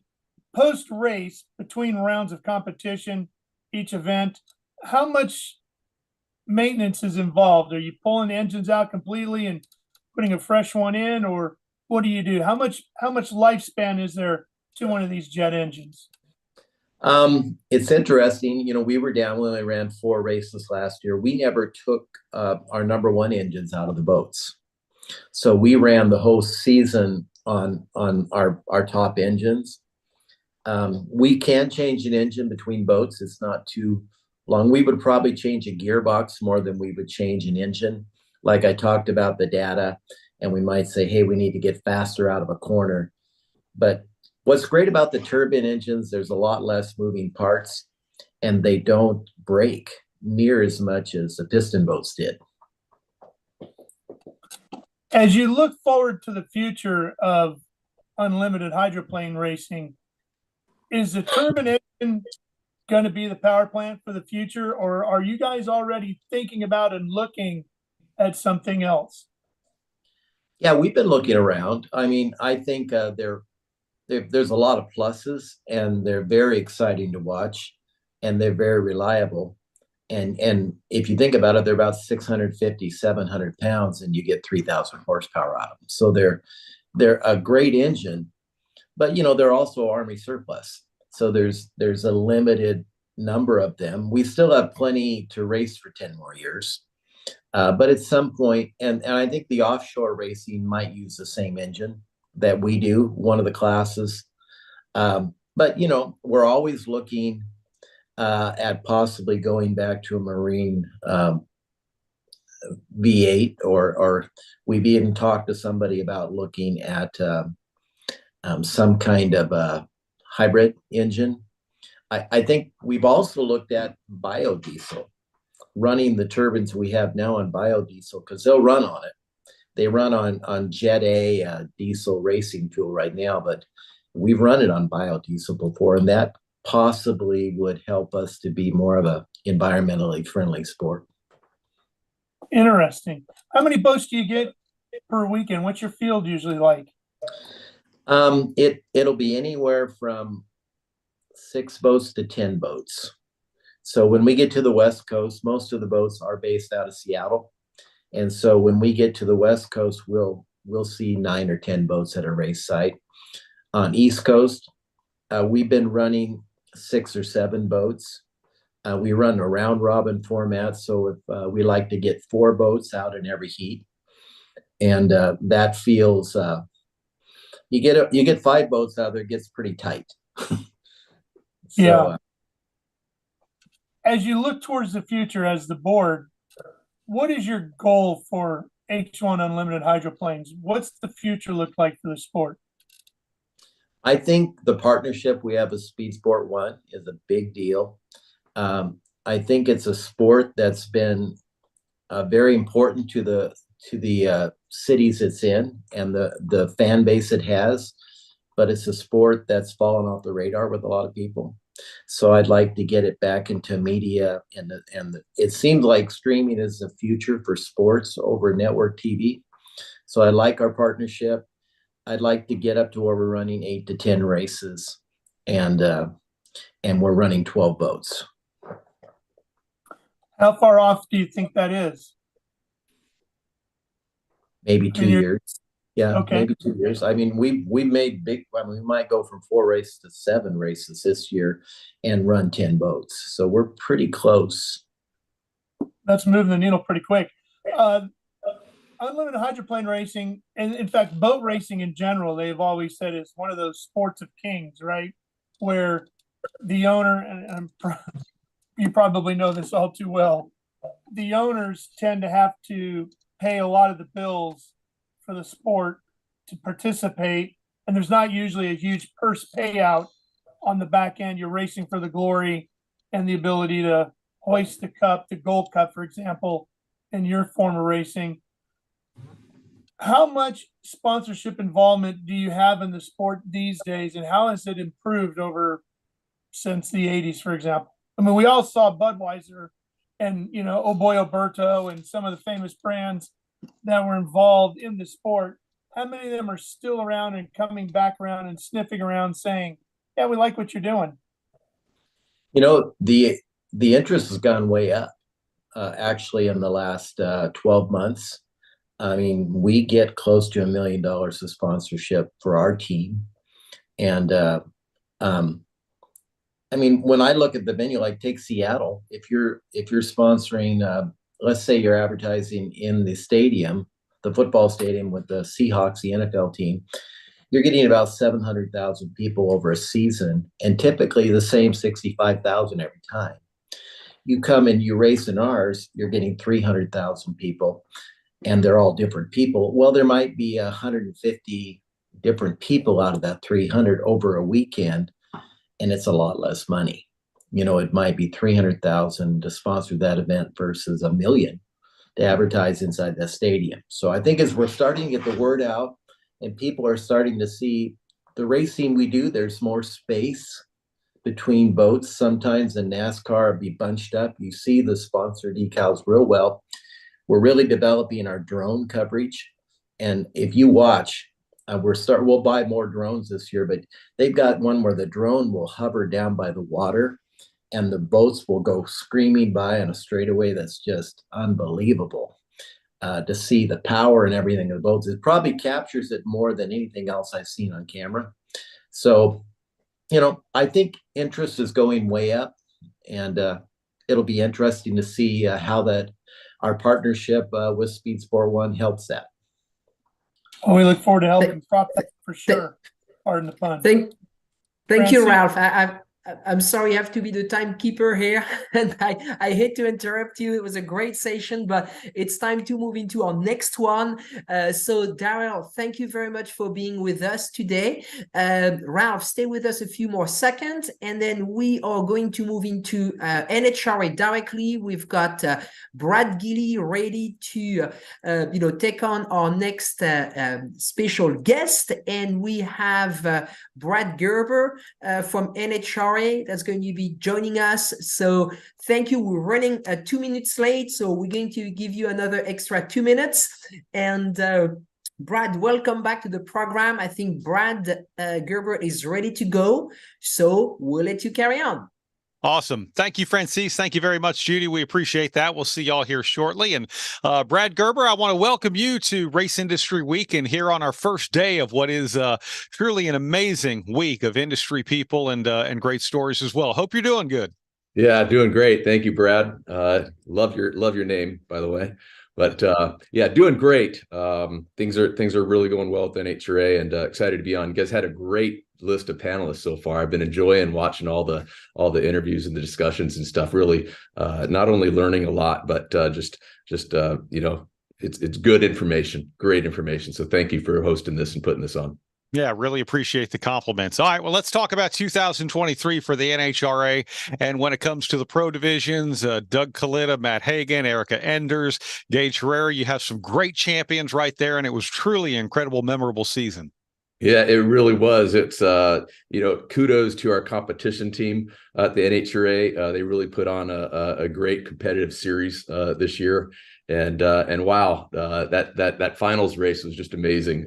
If you're there in person, there's almost nothing better. You just got goosebumps and shivers, and seeing Doug Kalitta and Leah Pruitt go up against each other, and it was a winner take all for the final race, which is only happened 4 or 5 times in the history there. So that was very exciting, and Doug ended up winning in Perseverance after 26 years. The guy, he's going to be on the show here as well, which is great. But it would have been great if Leah won too, because that's a great story there with Tony Stewart Racing and Tony Stewart coming into the sport. So we were happy, very happy with the way that ended up. And then also, with Matt Hagan winning the Funny Car Championship, and there's 3 drivers there, 3 teams, Tasco with Ford, Hagan with Dodge, and then Robert Height with Chevrolet coming down to it. And that came down to the last race as well. So, and then Erica coming in, 6-time champion. It's a very interesting fact. I was doing a little bit of research back in pro stock days and stuff, and looking back, and Erica, I think she started in 2008, and she finished last in the actual in 2008, which is crazy. And she went on to be the 6-time champion, now the winningest female in the history of the NHRA, if not motorsports. So that's pretty amazing. Then Gage Herrera, that guy, what a phenomenal rider. Terry Vance and Vance and Hines found him and put him on a pro stock motorcycle bike. He was already racing grudge and things like that, but his style of racing is just very unique. His 60-foot times is very, very, very, very quick, and just what a great season. It's been really a good season, so we're very happy with the way it ended up. Yeah, for sure. And I mean, and again, that's just talking about the pro divisions. Obviously, there's a whole lot more to the National Hot Rod Association that we're going to be covering as well. But let's talk about successes. And you guys are actually going to kick off 2024 with a new title sponsor. What can you tell us? Yeah, great. Well, for number one, I guess you thank Camping World. They came in during COVID. And came in. So thank you, Marcus Lemonis and Camping World, for coming in. They're great partners, and they're going to stay on board as well. So they'll be a partner of ours for the coming years. But Mission Foods came in. They're involved in a lot of different motorsports, and they'll be obviously sponsors for multiple people that are talking throughout the week here. But we created what we called the Mission Foods Too Fast, Too Tasty program, which created racing on Saturday, which was really cool. That program, I could go into that a little bit later, but that program actually went so well that they kept on engaging with us about what they can do differently, what they could do better, what they could do more, which is great. And we came to an agreement that they'll be our sponsor for the next 5 years. And as important as being our series sponsor there, our series entitlement sponsor there, is just the fact that they are going to be activating in every single market that we go into as well. So 2 weeks prior to the race, they'll be activating in the local C stores and things like that, with standees of our drivers and things like that in there. And then they do a great job in venue as well, entertaining and having fun and really high energy. So that creates a lot of a good environment there for us. And so very excited about Mission Foods and Mr. Gonzalez and what they're doing there with Mission Foods, and what they'll be doing with us for the next 5 years, so at least. Oh, that's amazing. And there are so many things to really talk about when it comes to transitioning a title sponsor. Obviously, the recognition, making sure you get the word out there, but growing Mission Foods into a title sponsor for the series as well. Let's go a little bit deeper in the history, because I know for a lot of people who are watching today, anyone involved in racing, especially when it comes to sponsorships and partnerships, there's no one magic way to do things, but there are a lot of great stories that really help out with some best practices for people. So whether it's a series like NHRA and the sponsor like Mission, that everyone can really work together and improve each other's brand. Yes. Yeah. It's a good point, Brad, because everybody obviously would like to come in and get that big client to come in and sponsor one major sponsor on a team or a sport or a league. And we would love that as well. But many times the way that this all happens is you get them involved in the sport, you show them what you're all about. Once you get them out into the sport and show you what you're all about, then you work hard to grow that. We work really hard for our fans. We want to make sure we have an entertaining sport, number one, so we get the fans that come out. And then we have our own production. A lot of people think it's Fox, but it's actually NHRA Productions that actually creates it. And so we want to have a captivating production, so we retain those viewers and grow our viewership. And then also our sponsor partners, we need to have an engaging ROI. And I say engaging ROI because it's not easy to get a lot of these numbers, but it is, if you work hard to make sure that you're engaged with your sponsors, they're engaged in venue, things of that nature. We turn out race reports. We call race reports that we turn out after every race for our sponsors, give the very highlights on that particular race. We track everything, give them their results and things of that nature, how they're tracking along, and then quite frequently our sponsorship with our partnership, with Fox Sports allows us to do a lot of things with our partners. And we have contracted 550 hours on Fox Sports, but last year we had over 720 hours on Fox Sports. So that just creates a lot more added value for all of our sponsors as well there. Yeah. So there's a lot going on, a lot of different areas. Yeah, that's really impressive. And I love the fact that you've got someone like Mission Foods that is going to actually get out in the market and put the NHRA, put the drivers, put the personalities, all of that in front of people who aren't necessarily going to the racetrack, who ideally are going to see things like that and say, hey, that looks interesting. Let me go down to my local racetrack and check it out. I mean, that's a win-win for everybody. Yeah, absolutely. And it's always, we have such great teams and drivers. They all want to know what they can do to help the sport and how they can help our partners and things. But when you walk into a Kroger or a Vons or a Safeway or wherever you may be, a Walmart, and you see a person standing there, a life-size standee, standing there in their fire suit, and you see them there, and it's like you said, you either know who they are and you say, hey, that's great. Maybe, the standee all of a sudden goes missing, which we know has happened. But then in addition to that, if you don't know who that person is, it drives curiosity, right? So there'll be QR codes and things like that people will be able to buy tickets for a sponsor with Mission Foods. We work in the program where they'll get discounted tickets if they scan that QR code and things like that. But that we are very fortunate that Mission Foods is out there. We have a lot of cool ideas that we want to do. Obviously, people know the tortilla slap, challenge and things like that we'll be having fun with. And we talk about taco eating contests and, maybe potentially a top fuel or a funny car in a store that may be a taco truck, and end cap and things like that. So a lot of things, and they're a great partner, not only for the series, but, as we are going through it, they're great partners for these stores as well. And why is that? They have research that shows that if you are to buy a Mission Foods product, wraps or tortillas and things like that once you buy that product and that ends up in your cart, the average cart goes from approximately, don't quote me on these numbers, but it goes somewhere from a $40 cart to an $80 cart. So these stores like that, because if they buy a wrap, what are they going to make? They're going to make tacos. So what are they going to buy? They're going to buy meat. They're going to buy tomatoes. They're going to buy salsa. They're going to buy lettuce, maybe some beans, things like that. So there's a lot of things that go along with it, which I never really, thought about, when we were talking to them, but they did this presentation to us, and it's very enlightening. There's no doubt about that.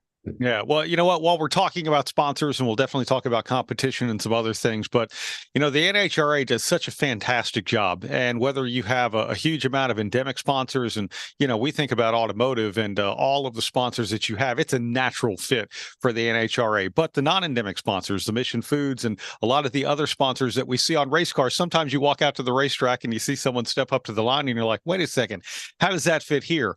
But it does fit here. What do you think is working right now for the NHRA and why you see so many people coming on board? It's a good point there, Brad. When you have someone like a Camping World that comes in, and we know, and you have all this research, that you could point out and say, hey, that we are number one in all major sports with hunting, camping, and fishing, but it takes one person to come in And it takes one person to come in, and when that person comes in, I like to say it's kind of other people start looking at you and saying, hey, what's going on over there and why? And so our philosophy has been over the past 6 years. Like I had 8 years since I've been here, but we had a little hiccup during COVID, like a lot of people did. Okay, but we kept persevering through COVID. Kudos to our team. Because we lost a lot of money during COVID, but we knew we had to be relevant during that time and stay out there, fulfill our TV contract as much as we could, stay out there and stay relevant. From that, we were the first major sport that actually came back and was actually competing. Okay, and again, I think that drove a lot of eyes, but from Camping World, from the demos, hunting, fishing, camping, okay, if they're not at track camping, okay, which we have over 400 teams with toter homes and things like that, trailers and things like that. So those are all the people that are actually buying Camping World product. But then outside of that, they're actually camping and hunting and fishing as well. But then you have things like the Air Force, okay, and the Air Force wants to recruit. Well, we have this thing called the Youth and Education Services Program, where they're one of 4 partners, and it's just basically a career platform. Basically, we have Ford as a sponsor of that, as well as the U.S. Air Force. Ford's looking for technicians. U.S. Air Force is looking for recruits. Mac Tools is looking for franchisees. Okay, that'll actually use these tools at Ford, or Gerber Collision, which is another 4th partner there. They're looking for technicians. They all have these great career opportunities where there's a training development program at Gerber Collision, 18-month program that basically you can come in and they'll put you through the program, and you could be a collision expert now. Okay, and so there's a lot of these types of things, but really they're all lined up somehow. SCAG, okay, SCAG power equipment, lawn mowers, blowers, things of that nature. A lot of exposure for them, but their primary focus is entertaining and meeting their distributors at track. They have about 1,800 distributors, I want to say. I was talking to the CEO, Randy. He said that he was able to see in person over 700 distributors at our track. He could never do that if he was flying around the U.S. and seeing them all. Okay, so they all have different little things they're doing. In-N-Out Burger, okay, great partner. Came on board, rebranded our raceway to Drag Strip. Why is that? People go to the drag strip. They don't say we're going to the raceway. Okay, so little things like that we have great partners we're working with. So it's the In-N-Out Burger Pomona Drag Strip. It's also the In-N-Out Burger Finals. But then they're also phenomenal partners as well, where they're putting up little stickums and stuff and table tents at the In-N-Out Burgers around Pomona Drag Strip to just drive people to our drag strip. And then in addition to that, we just had Veterans Day, okay, on Saturday of the finals race. They decided, and it's amazing, they decided, hey, we're going to give every veteran and active military personnel a free double combo. They gave away over 7,700 combos at track. Wow. Okay, which is absolutely phenomenal. So very excited about some of the partners that we have there. I'm missing some of them. Things like Flavor Pack. Okay, Flavor Pack, way into racing, very large frozen food company, but based out of the Northwest. But it just goes on and on from there. So a lot of great partners that we have in there. Yeah, that's wonderful. I want to shift gears here with you a little bit, Brad. We have a question from the chat. This came up earlier where we were talking with Steve Phelps from NASCAR and having a lot of diversity. And really an example that was given was the NHRA and how the NHRA has been so good in not only bringing females into the sport, female drivers. I mean, look, we have a champion. We have successful female drivers in all of the pro divisions of the sport as well. But just why the NHRA has been so successful in doing that and bringing in a lot of diversity. Yeah, well, it starts with our junior program, and it's generational. You've heard other people say, the last person that was on was talking about generational drag boat racing and things like that. But a lot of it's generational, but also it's very, we have a junior program that we have about 35 to 40% of our juniors are female racers right now. Okay, which is great. Starting at 5 years old. Okay, I've been out to multiple junior races, and I'll see a father or a mother out there racing with their 2 children, and so that's great. But it really, our hashtag says it all. NHRA hashtag Speed for All. Okay, and it really is Speed for All. We want everybody to come out and race, whether you both gender or ethnicity. Okay, it doesn't matter. We want them all.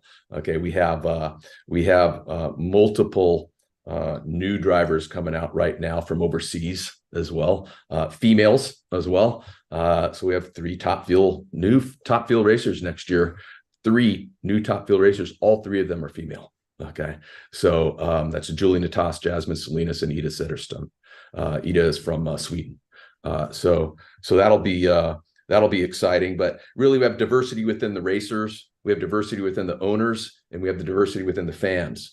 And it really, we're proud of the diversity that we have in terms of the ownership structure as well, because, we have Antoine Brown there being an owner. We have Ron Capps took off and they split up, and now he's an owner as well. Won his first championship his first year out as being an owner as well, which is a great thing. Antoine, I think, came in second last year. In 22. So that's good. And then, like I said, the youth in terms of racing and in both the Junior Dragster Series, we call it the Junior Racing Series, the Summit Junior Racing Series. Or we also have that youth program that we have for careers. Okay, so 15 different events. We have high school students come out, juniors and seniors in high school, and first and second year out of high school. So that gets the youth coming into our sport in terms of careers. And then also they get introduced to drag racing. We entertained over 30,000 students this year, complimentary. Okay, it's basically a field trip on a Friday. We race on Friday afternoons. Okay, so they can come out to the drag race. They go through a little program on, great little program where it talks about careers and staying out of trouble and what opportunities there are. And if they want to take the next step, these teams actually let them come into their pits, so they could meet drivers and meet distributors or meet Ford dealers per se, or go engage with the U.S. Air Force, whoever it may be. So it's a great program that we have, both in terms of, like I said, diversity in terms of gender and ethnicity. So proud of that, and that's why we're Speed for All. Yeah, that's really cool. Brad, it's really, the NHRA has always fascinated me, and just how big it is. Again, a lot of times we talk about the pro level events and what we see on Fox and what we watch on TV, but the amount of different series that you have, from Lucas Oil to the JEGS All-Stars and so on down the line, all of the big, massive regional events, all of the weekly racing that goes on and everything. How hard is it? How about that? How do you, as an organization, manage everything that the NHRA does? That's a good question. I sometimes wonder myself. We work hard. There's no doubt about that. But we're also set up in 7 different divisions within NHRA. So we call them D1 is up in the Northeast. D2 is down in the Southeast. D7 is in the Southwest, and D6 is in the Division 6 is in the Northwest, and 3, 4, and 5 are in the middle. Okay, so each division has its own division director, and each division has on average about 15 different member tracks. So just over 120 member tracks that we have. Each one of those member tracks they host things like the Summit ET Series. They host regional races, divisional races.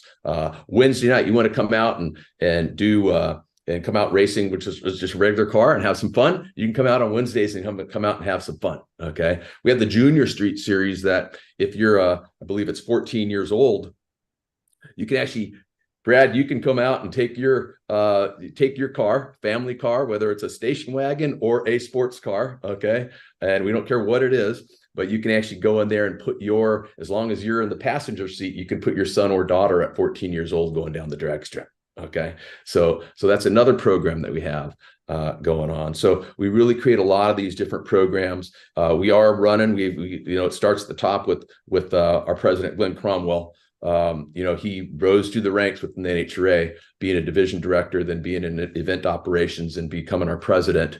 And his work ethic and showing people that he's willing to get down in the trenches with everybody. It kind of goes all the way down the line with everybody that works in that NHRA. So we're always willing to step in and help out. And it really, it takes a group. Takes a as they say, it takes a village. Okay, but and we're our own little village here, but it's not only the village of the NHRA, it's the village of the race teams and the racers and the fans. You see our fans, they are, every ticket is a pit pass. Okay, and we say that because you can buy a general admission ticket, and at the races, if you buy one general admission ticket, 4 kids under the age of 12 can come in free with you. Okay. You have to do that online, but 4 tickets, kids can come in free. But it's an open pit pass, but then also our fans are very respectful. For the most part, just saying they know where to go and where they can't go. Okay. There's ropes up, and so they don't go by those ropes. Okay. But they can go in and they can actually touch a car, or the car's back right out into the pits, as you know. Okay. Or right out into the walkways there, and right into all the fans. I always call it part the Red Sea. Okay. And fans are there and they're touching the wing and they're touching the Goodyear slicks and things like that. You know, I'm like, wow, the car's going to go down the track at 330 miles an hour in about 15 minutes. And you're able to touch it. And it just all respectful. So, just a good group of people out there, and a family atmosphere. And I think that's another reason why a lot of people like to come out to the NHRA and, be not only a sponsor, but stay with us for a long time. Yeah, I can speak to that myself. As a kid growing up in the 80s in North Texas, my dad and I used to go down to the Texas Motorplex every fall. As I graduated high school, went to college in Huntsville, south of Ennis. We would come meet in the middle and do all of that. And those are some great memories. I had a NHRA hat that I just wore plumb out. And, it was a lot of fun. So that was great. Looking ahead, 2024 and beyond, what do you see new or expanding? Well, you brought up Ennis, Texas, and Texas Motorplex. They're doing a phenomenal job out there with the Stampede of Speed that they've been doing for the last few years there, and it's a 10-day event that culminates with the Ennis race there. But into 2024, I guess number one, Mission Foods. Okay, so that'll be our partner there. We will be not only Mission Foods will be our series partner, but also they'll be doing the Mission Foods Too Fast, Too Tasty challenge. Next year, they'll be expanding that to both 4 wides as well. So we're going from 12 to 14 races. We'll be doing that on to both 4 wides. And for anybody that doesn't know what that is, it's basically we take the semifinalists from the previous race and we line them up in the next race during qualifying days. So we have racing on Saturday, which creates a lot of excitement. Okay. So instead of just qualifying, we're actually racing for some big money. So that's a lot of fun. So we'll be expanding that. The Pep Boys call outs are back again. Okay. Top Fuel and Funny Car. So Top Fuel will be in Gator Nationals in Gainesville, and the Funny Car will be in Indy there. But we'll be expanding the Pro Stock and Pro Stock motorcycle. We have a new partner called GetTrex, and they're a credit card processor, the fastest name in credit card processing, as they say. And that'll be expanding in the Pro Stock and Pro Stock motorcycle categories. So that, and then, teams and team hospitality. We know we'll have some expanding teams and team hospitality. Team hospitality is where all the team sponsors can come into their team and actually be a part of the team for the day. It's like you're inside the locker room, which is very unique in motorsports as well. So doing a lot of that. We'll be expanding our streaming services and our AVOD platforms. Okay, we have over 6 million hours viewed on AVOD in 2023. So that's pretty crazy. So there's a lot. I could talk for hours. I know I'm running out of time here, but there's just so much more going on. We'll be expanding the Pro Stock schedule as well. Okay, so Pro Stock will be going to every race in 2024. So that's great. We will be expanding our gaming business, okay, as well. So we'll be expanding that. We hope to have some really good news here in the next 3 to 4 weeks. So that'll be exciting for 2024. With Tony Stewart on board, Rick Ware on board, Joe Maynard came on board buying different teams. I understand there's another one of our sponsors that's looking at buying a team or 2 nitro teams, which would be pretty exciting when that happens. So there's a lot going on, just exciting sport. We're made, we always say we're not only we're fast, but we're made for millennials and Gen Zs. I mean, we race in 4 seconds. If you can't, we can capture their attention span. Okay, which is great. That's awesome. A lot of good things going on.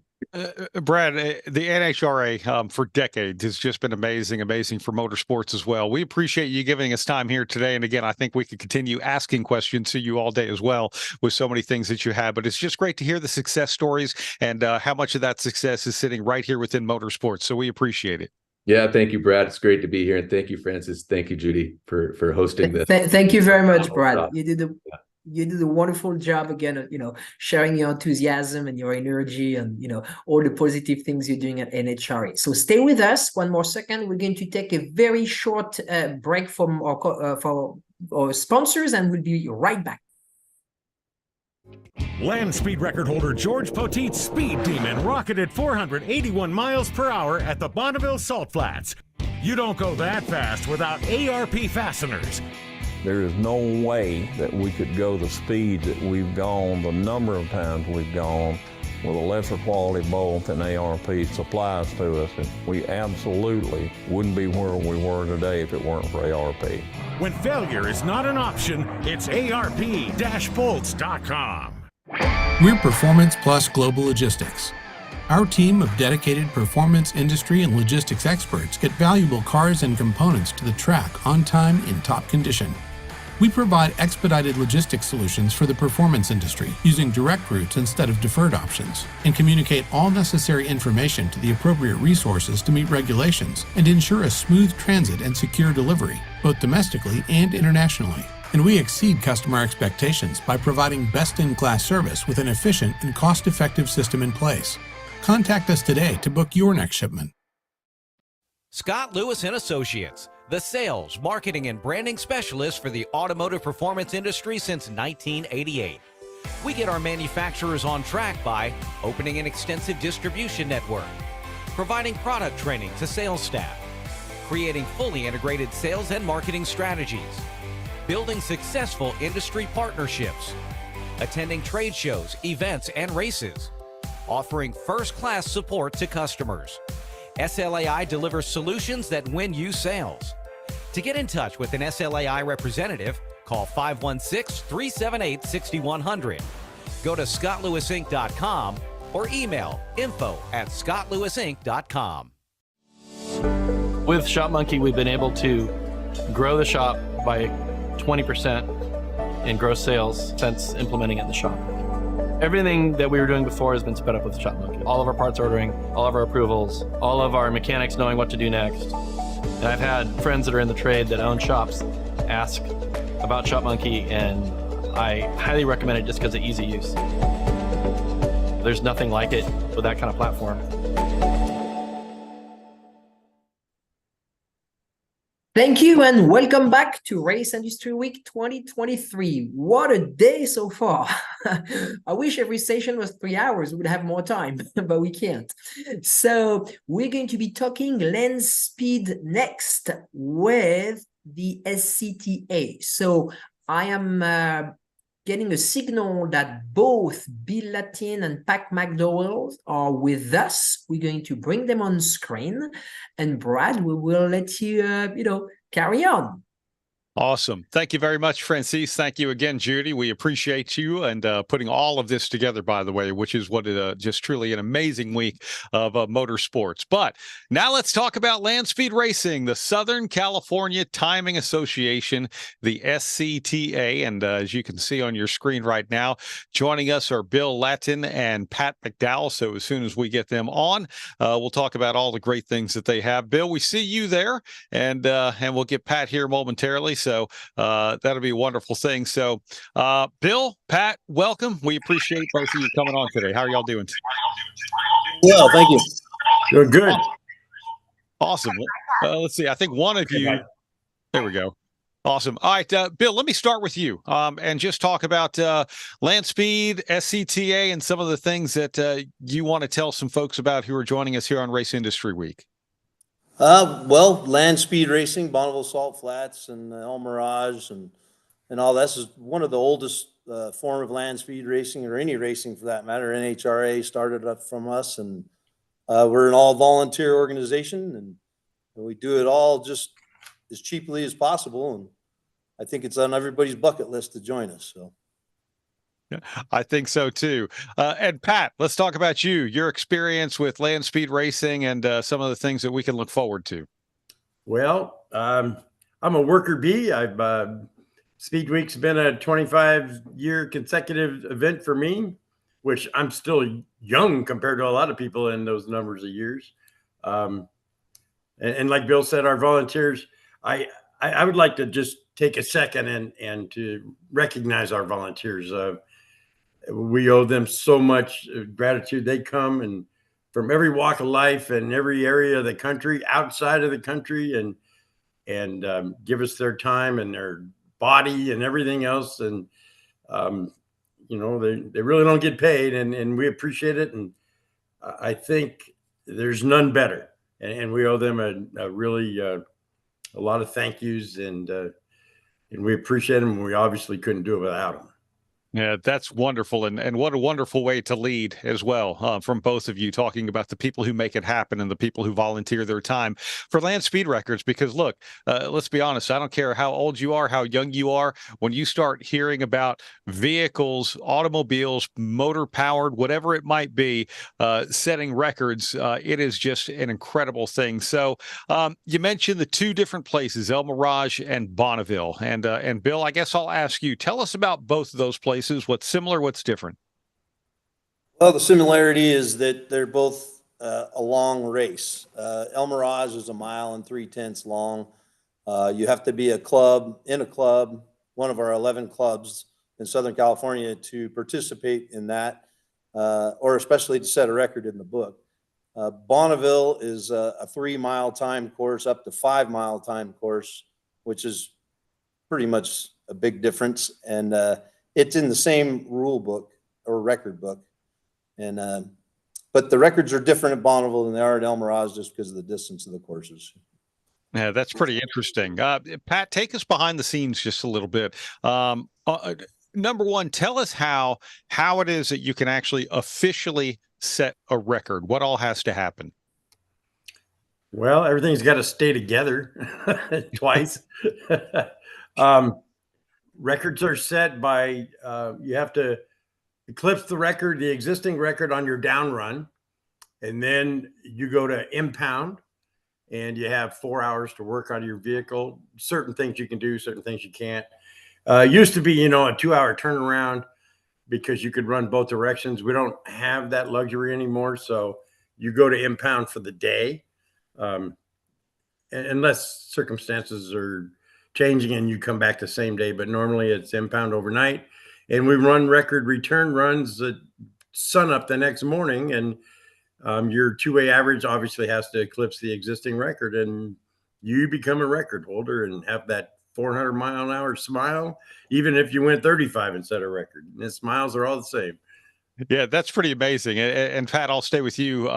When it comes to different divisions and, you know, like you said, hundreds of miles per hour to, you know, what we might not necessarily think of as fast, but what the record is set on is fast for that. So does everything fit within a certain class and category? Can you create your own? How does this happen? Well, we have classes for, I would say, everything that got an engine in it, really.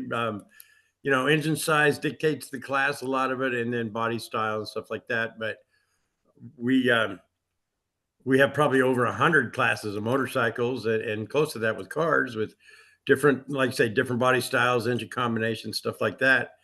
And I mean, the French came this year with a little tiny motorcycle that was run by friction drive, like the old Whizzer kind of things were made, and set 3 records under 35 miles an hour. So, but like I say, the smile's as big as 400 miles an hour. So yeah, there's something for everybody out there. Yeah, that is incredible. All right, Bill, I'm curious in your experience and things that you've witnessed before, things that you've been a part of. Give us an example or two of what's been the most impressive.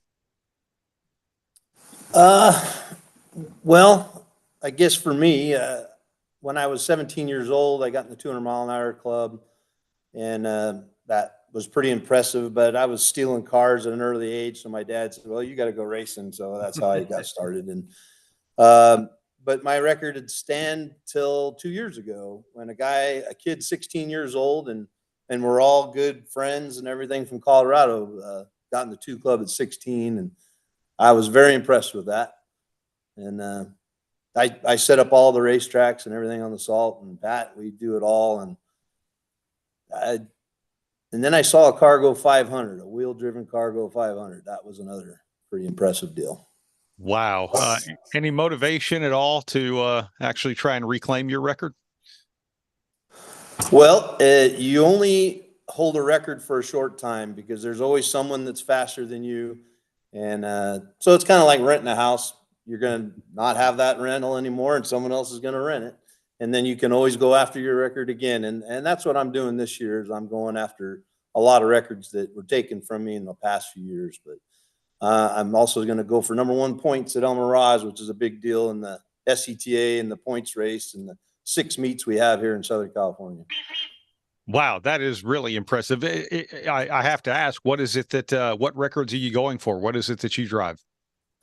I have several cars. I'm actually getting I have a vintage comp coupe that I built several years ago, and I've run vintage engines in it, 4-cylinder Model Bs, Model As, V8 flatheads, overheads, and we're building a blown flathead and a blown overhead. So I think between those 3 or 4 engines that we have, if they last, I could get #1 points, which is pretty difficult to do because you have to break the record, and then for every mile you go over the record, you get extra points, and there's other people doing the same thing. So it's a good, fun game to play.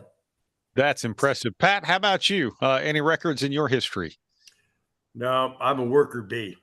I used to road race a long time ago in SCCA, our redheaded cousin or whatever you want to call him, and that was an amazing experience. And I'm one that believes personally that once you get out of a race car, you stay out of a race car, and I'm past all that, but I just enjoy being part of it and doing what I can to help, and I'm fine with that. Yeah, that's wonderful. You know, you mentioned volunteers and talked about how proud you were, both of you did, about all of the volunteers that have come out and helped with the Southern California Timing Association. Tell us about that. And Pat, if I wanted to become a volunteer and come out and help with all of that, what would I need to do? Ask. Just ask and we'll hand you something to do. We have a pretty good group of people that do it every year, and you can pretty much count on them. And there's always those last minute can't make it deals or whatever, and some of those, depending on what they're doing, is really tough to replace at the last minute. And I personally have been in charge of the course stewards, which are like our on-course patrols, for a number of years, and I don't breathe the week before the race because every time my phone rings, I'm afraid somebody's not coming. And you can't just pick people out of the air. But I mean, if if somebody's serious about doing it, you maybe just have to hound us a little bit, and eventually your number is going to be called, and we'll put you to work. And then the thing is, once you start working, we're going to call you every year. I mean, we have some of us are there 8 to 10 days before the race starts. When Bill and I get there, it's just salt. And that to me is one of the things that's always amazed me and really does it for me is we get there and it's the salt's in its natural beauty. And then we see the whole thing take shape, and we pretty much, between the two of us, know everything there is to do, and Bill especially does. And then you see the whole thing take shape and all the cars run. Then the final day, it all comes back. And at least one of us, or usually both of us, are the last to leave the salt. And I always like to stop and turn around and look back at the salt. And there it is at its natural beauty again. And that's one thing we really strive for is to keep the salt what it is and still enjoy it. Yeah, that's really nice. Well, Bill, tell us what it takes to prepare this course and to be able to go out there and do it as much as you guys do. We usually start months before our event. We go out as soon as it dries. Mother Nature quits raining on it. It's all dry. We go out, spend a few days. It takes us just a day just to figure out where we're at. It's just such a vast area. We're making a city out of the middle of nowhere. And once we figure out the best salt to run on, we'll figure out if we can get 1 or 2 courses or 3 or 4 at the most, as we've ever had is 4. It depends on how many entries we get on pre-entries. That's why that's very important. and then once we find the courses, we have to set up a center line, and then we use drag trucks and drags that we make homemade drags out of H-beam and I-beam, and we make cutters and smoothers. We call them different things, but it's pretty much to get on the salt at the right time. Kind of like concrete. You want to not get on it too early because it'll be too wet, or too late, it'll be too hard, and we'll be able to cut it. And then we drag very slow, 10 miles an hour, 15 at the most.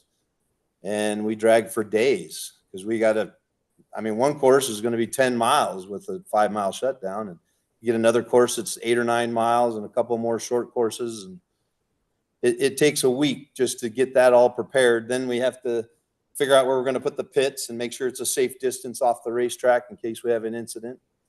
And create a village. We create a pit area, an impound area, vendor area, everybody's pit spots. The pits are average about 1.5 miles, 2 miles long. And what maintenance goes into it? Do you have to do things in between runs every hour? Are different types of vehicles doing different things that might dictate what you might have to do from a maintenance perspective? Well, lately the salt hasn't been in real good condition, so we set it up so we're 4 racetracks wide. So like maybe we'll run and we'll decide, hey, this racetrack's getting tore up too much, and so we'll shut the whole thing down. It takes us a couple hours to move it over, and then we'll start racing again. But we try and move them at night so we're not interrupting people's time to race. People are coming from all over the world. We're trying to accommodate them the best we can, and pretty much the salt condition and Mother Nature is depending on how things go. Yeah, that's interesting. Pat, we were talking earlier about different types of classes, race cars, and all of that. A question from the chat: as far as electric vehicle classes, what are you planning for additional EV classes? Well, that's a fluid situation, if you will. We're just now scratching the surface of it, and honestly, we're not experts at it yet. And the electric vehicles battery technology is changing every day, and that has obviously a lot to do with them. And there's a lot more, you can get a lot more, I don't know, amps or whatever out of a smaller source now. So our classes have to change. We're trying to keep up with it. They do present a new set of issues, for us rule wise, and how we allow it, and God forbid if something happens, how we deal with it, and so we're trying to stay on the cutting edge of that, but it is a changing thing. And we've come up with a set of EV rules this year, which people spend a lot of time on, and I think we're pretty up to date with all that, and we're looking forward to having a lot more electric vehicles out there. I don't claim to know anything about them. I don't know how you get an extension cord to go 10 miles, but the amount of torque they have is unbelievable. So it's a different thing, and it's really something to see something take off and go that fast and not hear it. You can hear the salt crunching. It's a world we're entering, and we're trying to enter with both eyes open. So. Yeah, I love that. You can hear the salt crunching. Look, we can go back a century, and there was a time where, we were going to decide where we're going to go steam or petroleum powered, and obviously gasoline won, and that's where we are. And who knows if we're at that same or a similar crossroads in something as well. If I want to get involved in this, Bill, let's just say maybe I'm already a racer. Maybe I'm just a gearhead. Maybe I think to myself, this looks like something I want to try, and I set my goal for whatever record I want to set. How do I become involved from the competitor side? Well, the first thing I would advise you to do is set up a pre-entry, and because it saves you some money, and then watch all of our announcements, make sure the weather's going to be good, and then show up to the salt. You'll go through a short rookie orientation, which gets you orientated to where we're at, and you make sure you go through a inspection on your car so that it's inspected up to our standards, and then you have to license up. So you're going to take a pass at the 3 mile mark, which is we call the short course. and you license from 125 to 150 to 175. And once you show us, you know what you're doing and you're turning out to the right way. And see, if you turn into the inside, then we think it's an emergency and all of the people go and we make sure everybody's okay. But if you're turning out the right way and everything's done properly, then you can go for a record. It might take a day or 2 or 3 or whatever it takes. And this is racing, so stuff breaks all the time. And pretty soon you get in the record book. That's really cool. All right, I'm curious. Two-part question. Either one of you, either Bill or Pat, what is the fastest land speed record that's ever been set? And then the other part of that too, are there any major records that might be on the cusp of being broken as we look ahead to some of the events that are going to be happening this upcoming year? Well, we're on the cusp of a 500-mile-an-hour record. What we deal with are all wheel-driven cars, no rocket cars, no jet cars. That's a different deal. So we had a run of over 500 miles an hour. That was an exit speed, so it wasn't used as part of the record. And because of weather, he didn't get to back it up. But the fastest time speed was that run was 493, I think, is on his time slip. So that's the official speed, although it's not a record because it wasn't backed up. But we have a handful of vehicles that are probably very close to breaking the 500-mile-an-hour barrier, which is pretty incredible because most of these, they run on nitromethane, and trying to keep something together that's running on nitromethane for 5 miles is, to me, is amazing. I mean, when you see dragsters go 5 seconds and blow everything into the grandstand. So it's quite a feat. It's not just get the biggest motor you can, throw it in something and put your foot down. It's a complete science out there. That's incredible. 500 miles per that is just amazing. Question from the chat. What steps are being taken to manage the salt conditions at Bonneville to allow the racing continue long term? Go, Bill.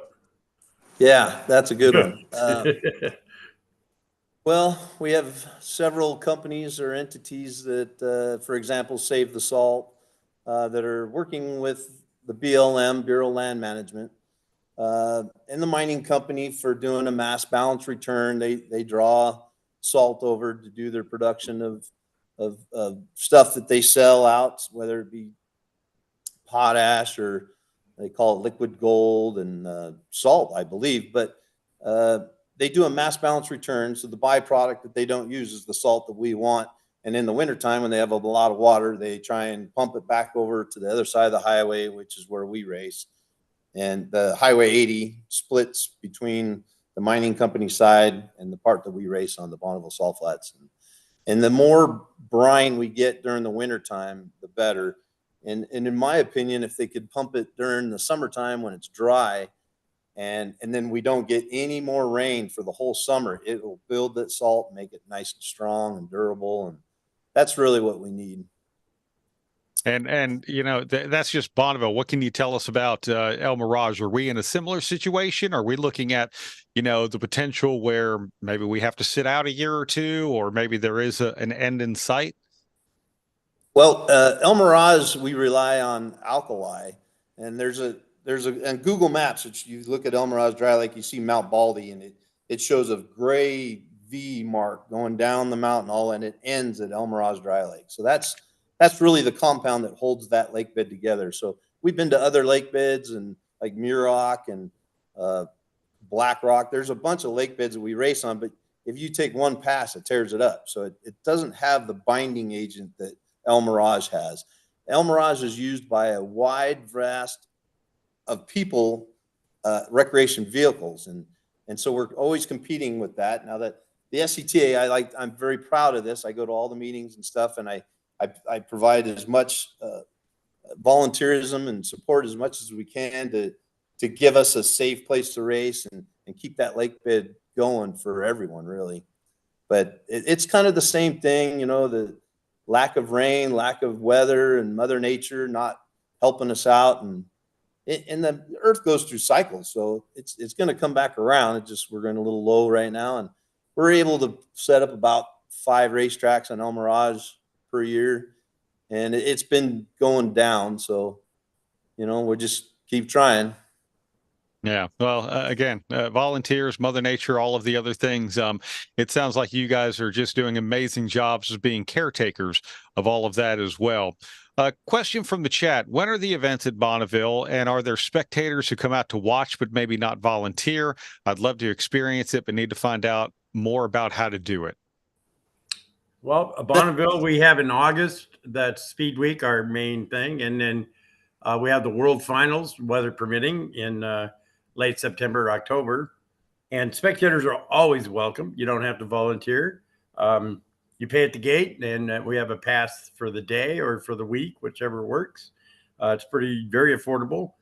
And there's, you can go to the starting line. You can cruise the pits. And that's one thing we pride ourselves on is everybody will talk to everybody. And there's no secrets and all that kind of, some racing, everybody wants to hide their stuff, but everybody's very open. And it's really, I started out obviously as a spectator a long, long time ago. And I figured out the first thing I didn't do was bring enough film, but it's amazing to come to. It's like Disneyland without the rides. It really is. And we have 6 El Mirage events starting in May. We have a 2-day meet in May.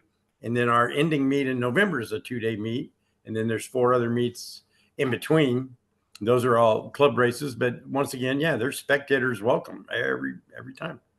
That's really neat. Bill, on the spectator end of things as well, Pat was just telling us about a lot of the different things that you can do and expect. What do you know when you're there? PA systems, people saying, drawing your attention here, there, things like that. What do you expect from the fan experience? At Bonneville? At Bonneville, El Mirage, if I want to go to any one of them. The question was specifically about Bonneville from the chat, though. Yeah. Bonneville, well, you take this long asphalt road out to the salt flats, probably 3 miles or so, and it just dead ends onto the salt. And then we make a little ramp, so it makes it nice and easy. And once you drive out there, the starting line is like maybe half a mile away. You can see it bigger in life. And there's a bunch of people there, tens of thousands of people. And then there's actually 3 miles all the way to the pits, which is all spectators.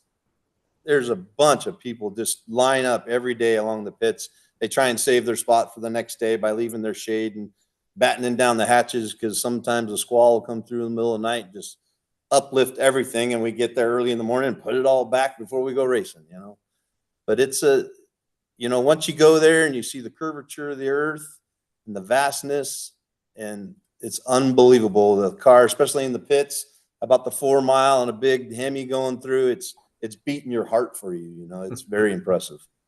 That is really, really awesome. Well, I would encourage people to check you guys out as well at scta-bni.org, the Southern California Timing Association. And gentlemen, we can't thank you enough for being a part of Race Industry Week here with EPARTRADE. Well, thanks for having us. We enjoy our sport, and we enjoy talking about our sport. And, I've said many times, Bonneville will change you forever if you come out there. So. Awesome. Thank you very much, and please stay with us. We're going to run a very short video from our sponsors, and we'll be right back with you. EPARTRADE is a digital platform that we've created basically to make life easier in the business community of auto racing. EPARTRADE, there is no e-commerce. It's literally a connection just like at a trade show. So now, any time of the year, a buyer could reach out to a supplier. When you see a product that you're interested in, all you need to do is click on request more information, and then from there it is forwarded directly to the buyer or to the supplier. EPARTRADE really eliminates having to travel, closing down your shop. Now you have a place to showcase globally your racing product and technology. Pull your visor down, strap in. Racer is about to take you deep inside an exotic and high-speed world. From the start, Racer in all its forms has shared the passion, beauty, ingenuity, and commitment that make racing a way of life.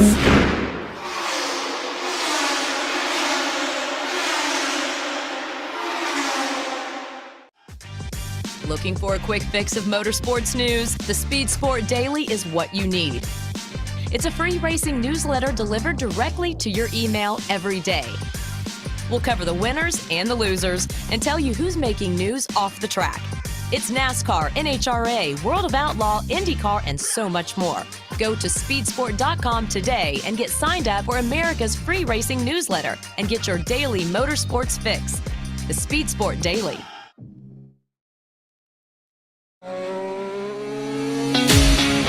With roots in the Midwest that date back well before the Model T, Fifth Third Bank has a long history of serving the needs of automotive companies. While much has changed over the years, our passion for helping businesses put cars on the road and on the track has not. Today, we are more committed than ever as a member of SEMA, a founding member of PRI, and a sponsor of multiple race teams across several racing series. For over a decade, Fifth Third Bank has been a staunch supporter of our industry and a great partner for many companies in the motorsports field. Our business has been growing extremely fast, and really we could not be where we are today without Fifth Third. They provided amazing strategic advice, the capital we need to support our phases of growth. They are true partners for me now, and what they do with their involvement in motorsports is untouched in this community. Where can we take your business? Fifth Third Bank. You work as hard as your truck, and you have no time for downtime. That's why more truck owners trust Blue Def, America's #1 diesel exhaust fluid brand. Each batch is guaranteed pure, so you can avoid costly repairs caused by inferior DEF. Demand America's best for your truck. Blue Def and Blue Def Platinum. Put trust in your truck.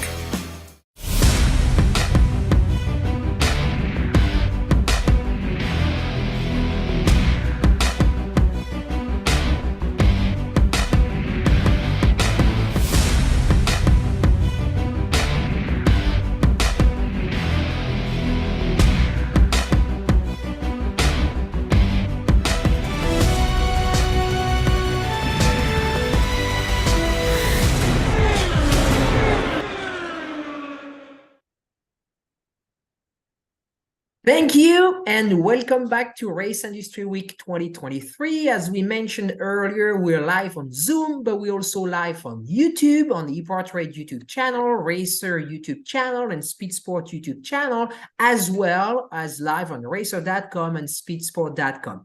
Mike Bursch is our next guest and he's already on. So good afternoon, sir. Great to see you. Awesome. Well, thank you, Francis. Thank you very much, Judy. We'll talk to y'all here in a little bit. And Mike, it's wonderful to see your face here today. I'm sure I'm going to see you many times this upcoming week, especially considering that one of the sports that Speedway Motorsports is a part of, NASCAR, is celebrating champions this week in Nashville. Yeah, looking forward to getting to Nashville and kind of now one of our home venues with Nashville Super Speedway there. And it'd be great to see the team there. But just great to see everybody in the industry coming together, celebrating for Speedway Motorsports was a great 2024. But I think for NASCAR as a whole, had a great year and a great champion in Ryan Blaney, and always fun to get to Nashville. So looking forward to that. Yeah, it's definitely a lot of fun as well. Mike, by the way, is the Chief Operating Officer for Speedway Motorsports. And, you know, when we think of Speedway Motorsports and the racetracks, obviously we think of things that happen with NASCAR, be it Charlotte Motor Speedway to the Roval at the same venue, to Bristol in Texas, North Wilkesboro Speedway, Sonoma Raceway, Atlanta Motor Speedway, all of the great tracks as part of the Speedway Motorsports portfolio. But it's not just NASCAR. There are a lot of other major pro motorsports that happen at Speedway Motorsports tracks. If you just had to do just a quick Rolodex of your brain, what are some of the different series that people can see? Yeah, just about every series out there that races, and I've enjoyed listening to some of the other series and recognizing a lot of faces earlier today. And obviously, we've got some of the best drag strip facilities in the country with the four wides at Charlotte Motor Speedway and out of Las Vegas Motor Speedway. So really excited to be hosting the NHRA again in 2024 as that sport continues to grow and evolve, and with a new title sponsor there. And Glenn Cromwell and the team there have been great to work with. So excited about that. The last event we had here at Charlotte, the World of Outlaws, their World Finals event, and with dirt tracks at Texas and Charlotte and out in Las Vegas as well. Always look forward to hosting those events. And then we've got asphalt tracks, the bull ring out at Vegas. Always great racing there, and just a lot going on. And what I'm maybe most excited about is U.S. Legend cars that we produce, and as one of the largest manufacturers of race cars in the world, just the growth that series has. And when you look back on the history of that, and we have a picture here at Charlotte Motor Speedway down the Speedway Club of Jim France driving one of the early Legends cars. So when you have such racing greats as the Bush brothers and Bubba Wallace and Dale Jr., so many people who got their start, we're really excited about what that series could hold for us going forward. And we just had some recent news with Graham Smith, who was overseeing that division for us, has now moved into a really important role here with us at Speedway Motorsports as being the vice president of our OEM partnerships. So Graham will be working very closely with so many of the manufacturers that we do business with at our facilities. But consequently, that leaves a hole in the organization, and we are just starting the search to look for somebody to kind of lead U.S. Legends and NX, the sanctioning body, and there's just so much opportunity there as far as the membership base, the potential for improving the broadcasts, a lot of people tuning in. How do we distribute those races? How do we sanction more races? So that's definitely on the agenda for 2024, is continuing to grow U.S. Legends. Yeah, it's incredible. And for me and my history, actually, the first time I ever worked at a racetrack at Texas Motor Speedway was a Legends car race on what was the 5th Mile asphalt track. Now it's a great dirt track that will host micro sprints again in 2024. But even moving beyond that, running a series in Texas and doing everything. Mike, when we look at NASCAR today, for example, it truly is amazing to me. I know you mentioned a couple of names, Kyle Busch, Kurt Busch, Dale Earnhardt Jr., so many of the drivers that are in NASCAR today that came from Legends cars. Again, a personal one for me, Chris Buescher, seeing him get 3 wins this year coming out of not only the Texas Legends car program, but also spending summers in Charlotte, racing in the Tuesday night shootout and doing everything that he did there. It is literally, I don't know that you're going to find a resume in NASCAR, or it'll be rare to, at least right now, to find one that didn't somewhere start in Legends cars. Yeah, I was watching the Chase Elliott documentary on Peacock, and he had a shot of him with his Legends car, and Joey Logano, another big Legends driver. So it's just a great way, kind of the Pop Warner, the grassroots form of racing, and that's really where it all starts. And a healthy grassroots system, getting more kids involved in our bandoleros, moving into Legends. The great story about William Byron, who literally started on iRacing and went from iRacing to Legends, and now competing for a NASCAR Cup Championship in the Final Four. So it's a great way to get involved. Again, NX is the sanctioning body. That's short for inexpensive. So it's all relative, I guess, at the end of the day. But as far as motorsports goes, getting people involved, with bandoleros, with Legends cars, really a spec series. You don't have to spend a lot of money or effort or know a lot about the engineering of the car. The engines are sealed. Basically, you're buying your tires, and unfortunately, if you wreck, you got to buy parts. But it's a lot of fun to watch, and I always enjoy it in the summer, as you alluded to here at Charlotte on Tuesday nights, looking out of my office window, and so many names now that are starting to percolate up were names that I was listening to, 7, 8, 10 years ago, the Kaz Garalas and folks like that, who now are starting, hearing that name as a young line in Legends cars, to now see him moving up the ranks is a lot of fun. So again, a great way to get started in the sport. We're looking to continue to grow it. And again, with streaming, so many great stories to tell. Again, you talk about, we're all looking for how do we get more diversity and inclusiveness in the sport. You've got Black drivers, you got female drivers. That's the future of racing, and getting kids started young is a great way to continue to make sure the sport has a bright future.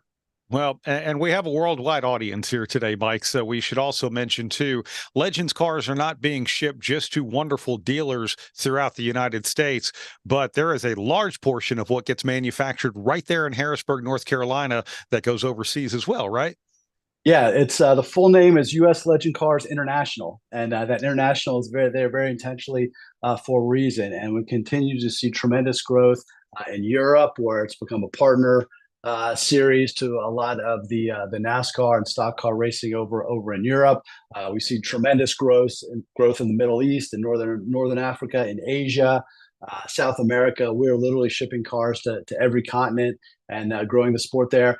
Personally, I have a dream. I'd love to one day see the Legends cars be in the Olympics, and we need to start working with ACUS here in the U.S. and with the FIA globally to get that sanctioned. And again, it's a form of racing that's occurring across the world, and I'd love to see U.S. Legend cars rolling into the Olympic Coliseum as part of the opening ceremonies of Olympic Games one day.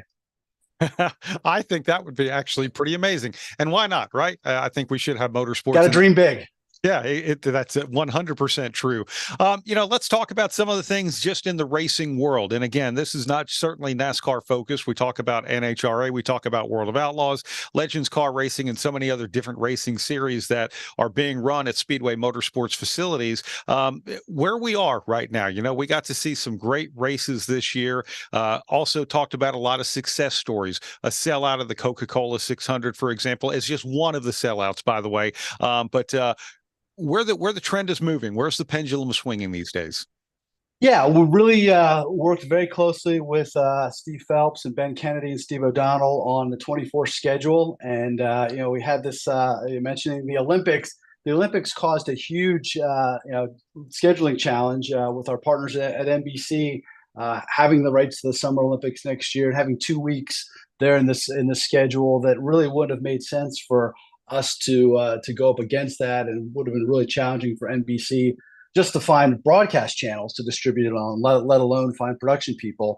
But given that, I think we were able to come up with a really great schedule. We actually moved everything back a week to accommodate that extra week off. So the season next year, and Steve Phelps probably went over this a little bit, going to end a year later next year. But we're really excited about Atlanta Motor Speedway and the reconfiguration there. The reprofile has created some of the best racing in the series, and there's really 2 showcase events next year. We're coming off the Daytona 500. We're going to go right to Atlanta Motor Speedway. That traditionally has been one of the biggest television audiences of the year, so I think it's a great opportunity to expose fans to a really exciting form of racing at Atlanta Motor Speedway.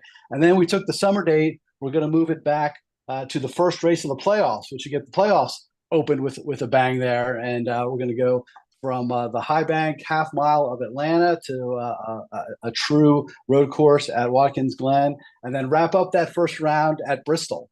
And going to be super exciting there, going from 16 to 12. Always a lot of energy, attention there. And speaking of Bristol, we're going to go back to 2 races on the concrete there. And, we really enjoyed the dirt experiment, and it was a lot of fun and produced a lot of great racing and a lot of memories and great moments. But felt like it kind of run its course. What we heard from the fans, they loved the racing on the traditional Bristol profile. And moving that off of Easter, that was another challenging weekend for some of our fans at Bristol. So moving that date into March, and getting it back on the traditional asphalt or concrete there, it should be a big win for us, and we're looking forward to that as well. Opening new venues also, really opening a new old venue in Hillsborough Speedway. And it wasn't just 2023. It actually did open in 2022 with just a great month of asphalt racing, from modifieds to late models and everything. And Mike, I don't remember if you were standing there one winter with a weed eater in your hand or not with everyone else, but to be able to do that, and not just the challenges that go into reopening something that's sat dormant for more than a quarter of a century, but also the decision to pull the trigger and say, yeah, let's not just open it, let's rebuild the infrastructure just like it was. And just here a couple of weeks ago, let's go ahead and add some new asphalt to the surface without taking away the character. What all goes into that?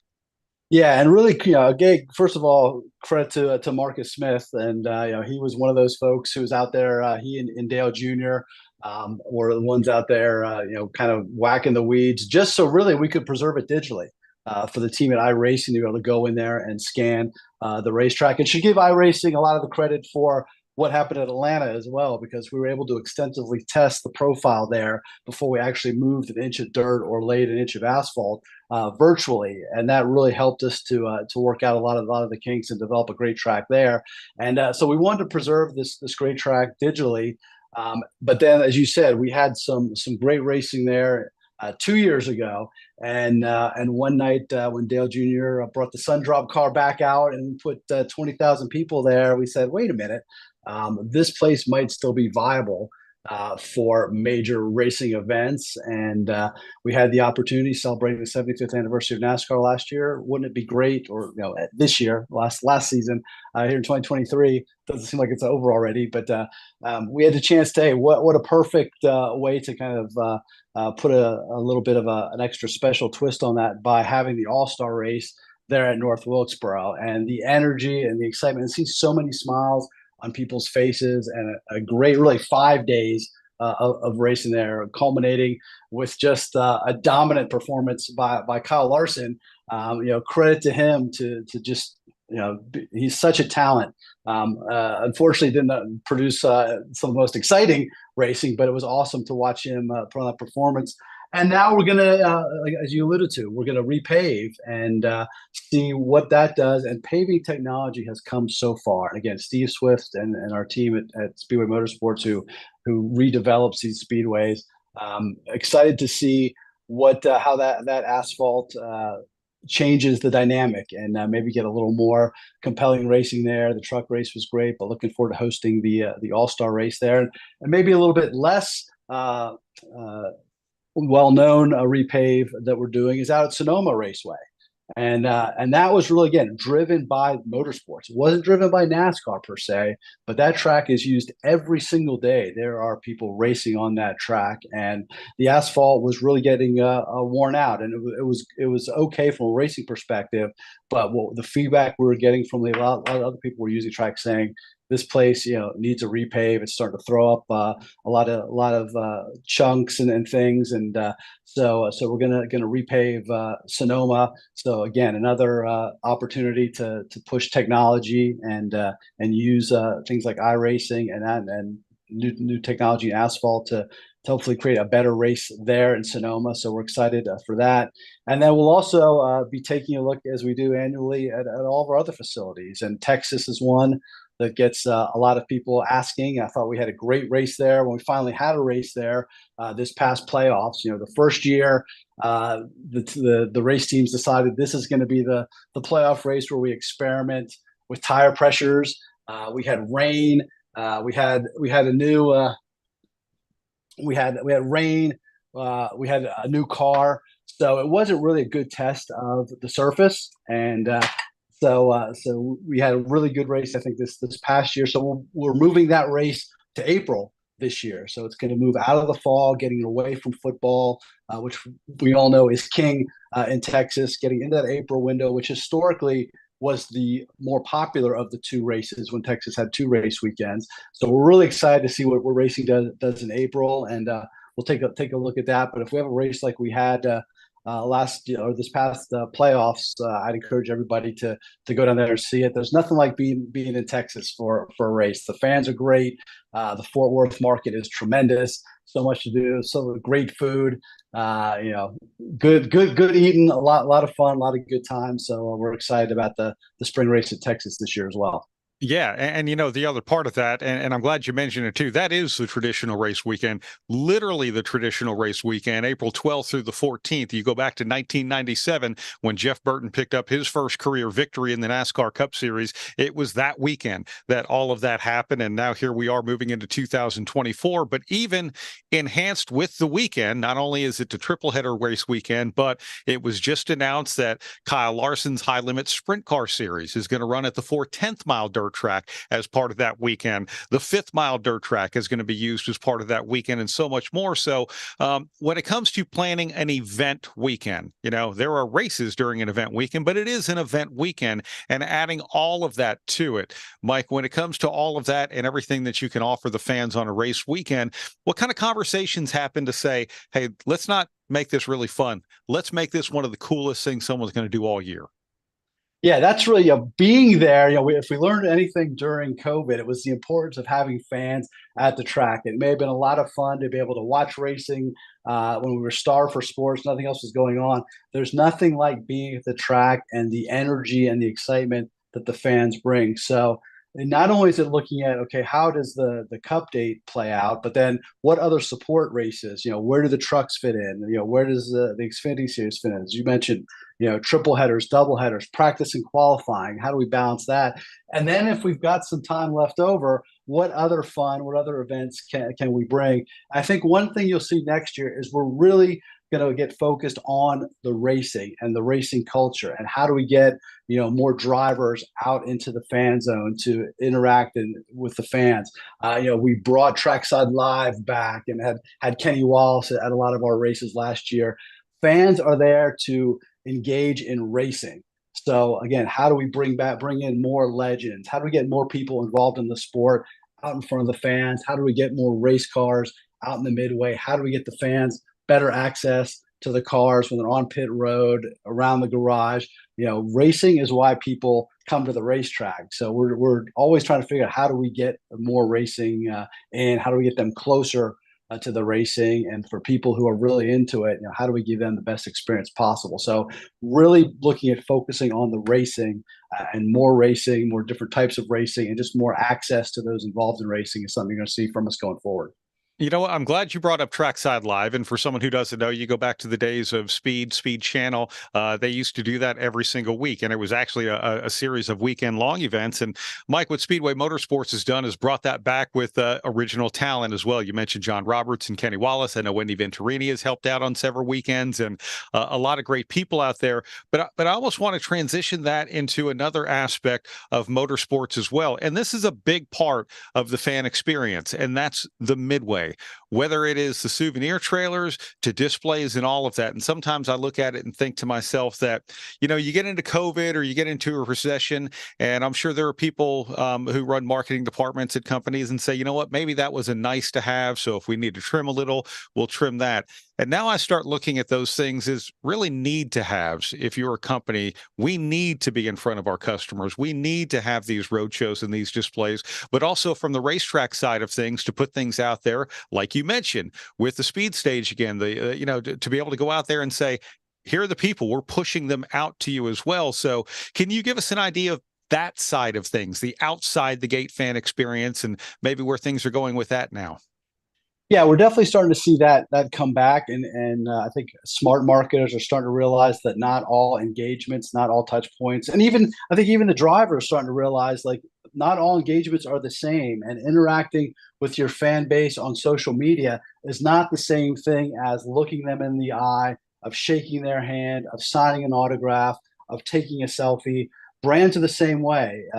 Going down to Texas Motor Speedway and going and getting a sample of Andy's frozen custard is a whole lot different experience than seeing a picture of Andy's frozen custard. So being able to actually interact, touch, feel, try, really experience what the brand has to offer, I think marketers are starting to realize there's real value in that. And not all these touches are equal in terms of the impact it can have on a fan base. So, we're seeing, again, the merchandise trailers, seeing more companies coming in and starting to sell merchandise, but really the brands are starting to realize, and even we as a sport are thinking about how do we get more of the sport into the midway. So NASCAR, creating the NASCAR experience and bringing that to every event, that probably something we couldn't do individually as speedways, but when we come together as an industry, it starts to make sense to have a high quality way to introduce a fan to NASCAR and show them what's going on, and be a place where we can showcase a lot of these things and host a lot of these events in a footprint that is there week to week. And that consistency is really important. But I also think it's really important to maintain the personality of each event, not even each track, but as you know, the Roval event at Charlotte has a much different feel than the Coca-Cola 600 does. And the power of Memorial Day and the pre-race there at one of the I think only 2 or 3 events the Department of Defense actually supports from a sports perspective. But having that kind of flavor and uniqueness, that pre-race at Sonoma should be much different than pre-race at Texas. The wine infused, maybe versus the steer infused, and the iconic events up in New Hampshire Motor Speedway, and the AC/DC tribute band that they have there, Dirty Deeds, on Saturday night, where fans bring out their red wagons and just hang out and sing along to songs that they love. something that fans look forward to every single year. So you want to build those kind of tentpole events, and the fan base in Dover, and we've just been so impressed with their commitment to the Monster Mile, and how that midway continues to grow, how the fans continue to come out and support the event. They put up with a lot of challenging weather, and that's one thing we really looked hard at is can we find a date to move it around. And the hard part about a race is it's a data point of one. It's one weekend a year. So again, if we were one day off at Dover for the last 2 years, we would have had racing on time. So we still encourage people to get there, especially if you're in the Northeast. The racing is great at Dover. The experience is fantastic. The fans are great. I'm a little biased. I grew up in the southeastern Pennsylvania area, so Dover's kind of the closest track to me as far as growing up. But the fans up there love racing, so it's really fun to see that. And I encourage folks, who have a home track, to maybe think about, can I get to one of these other facilities? Can I go see racing in another part of the country? Because it has a whole different feel. The fan base is different. The racing may be very different. Road course versus short track versus flat intermediate versus super speedway. All those variables of the racing, but getting to see the people and feel the vibe of an event is so much fun to go to these different venues, and even different forms of racing. Going to an NHRA event has a much different feel than a NASCAR event, or a dirt track event has a different feel, from another form of racing. So trying out different things. You may not love all of them, but you'll make some new friends, and you'll get to see drivers who are really talented, and pit crews and teams are working really hard to put on a great show. And I think the message I would also reinforce is, if you love racing, you have to go out and support it.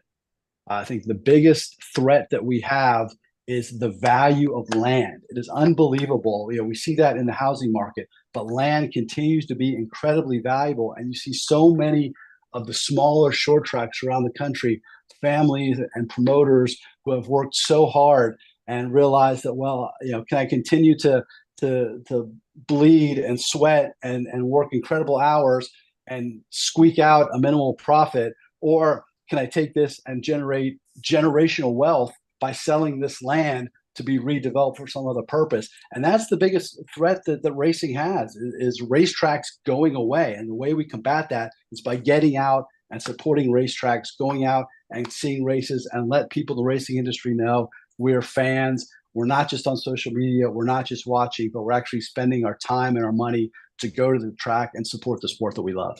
And I think that's very well said. And with EPARTRADE really supporting the entire industry, from racetracks to sanctioning bodies to suppliers and vendors and all of that, Mike, with what Speedway Motorsports has year-round, not just during the major event weekends, but year-round, the things that people don't necessarily see on the public-facing side, it supports all of that. And we really appreciate you coming on here today, and looking forward to a big 2024 season upcoming. Thanks, Brad. I appreciate all your work you do in promoting the sport, and appreciate that everybody's put this together, and really enjoyed it. See you all soon. Thank you very much, Mike. Thank you very much. Brad, stay with us, and we're going to be back in a few seconds with USAC. So we're going to run a short video from our sponsors, and we will be right back. Thank you.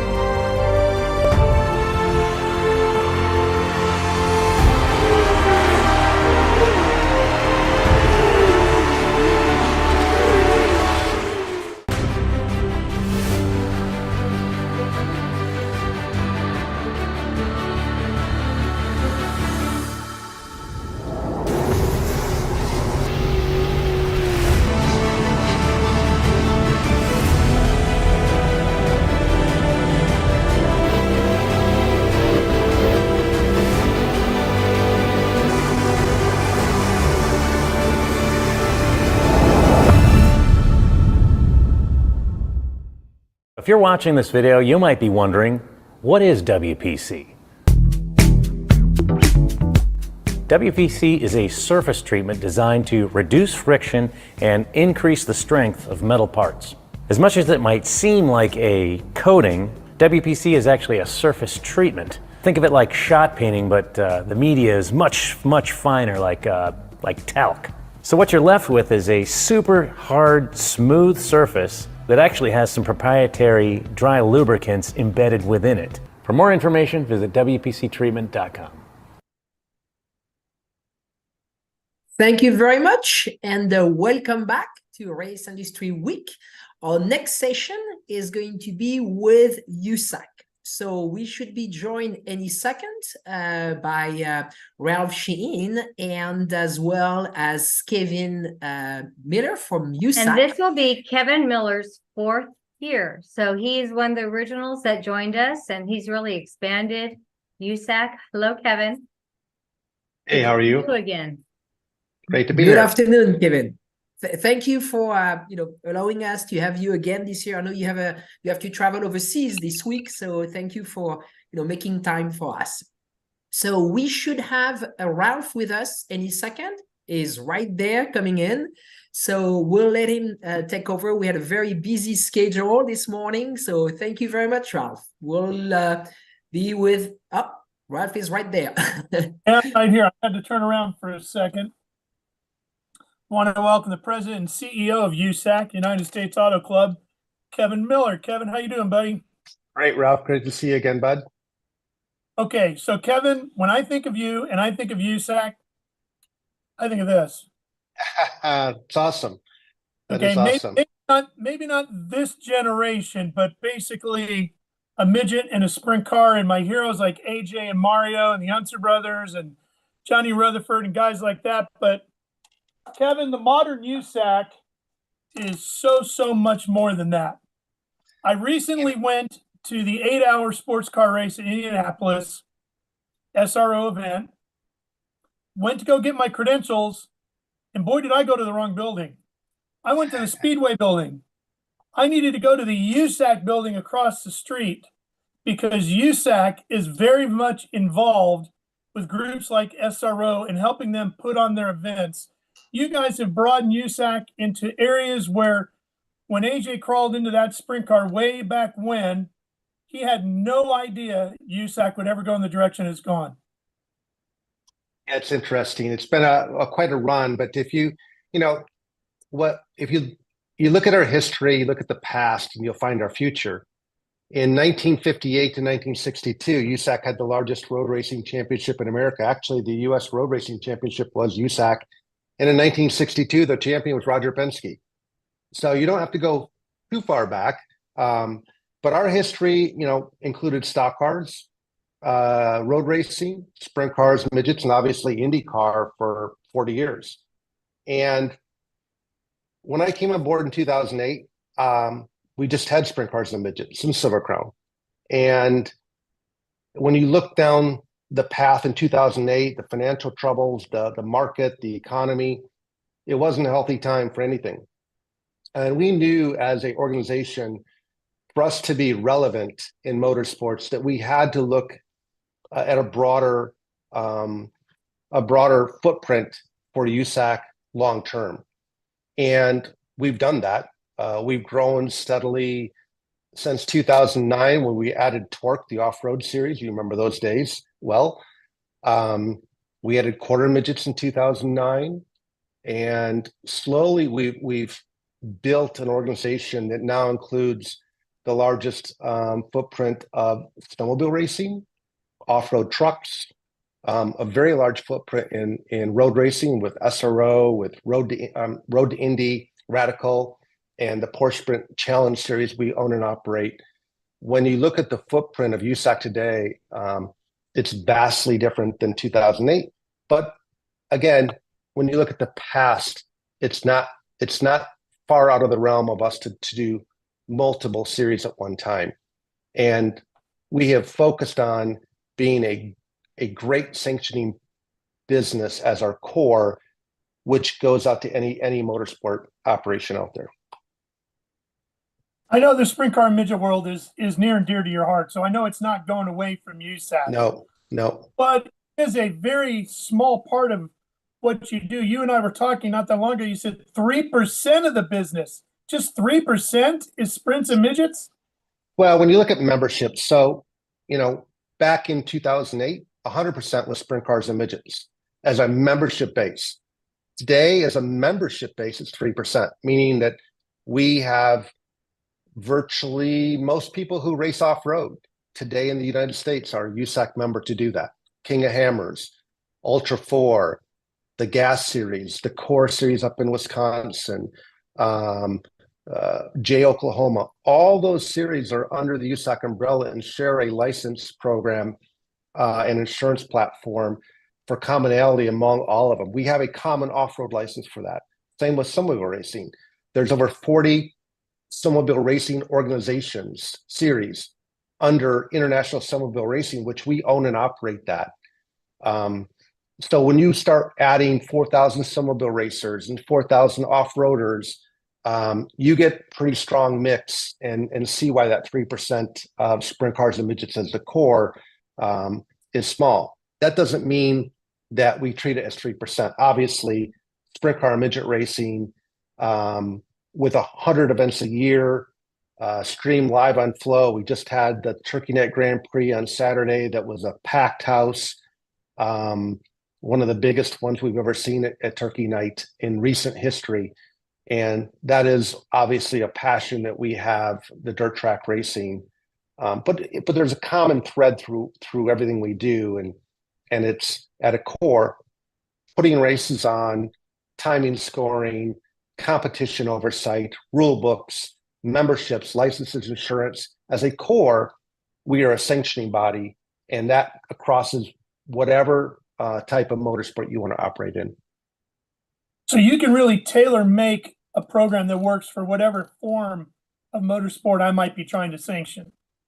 Absolutely. Again, those commonalities between anything you do. When you put a motorsport event on, you've got to, look at a rule book. You got to have safety. You have to have insurance. You have to have an entry system.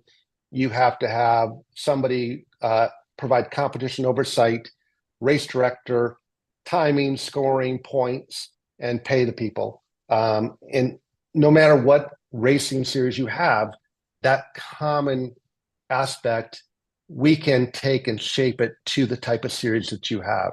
We are truly focused today.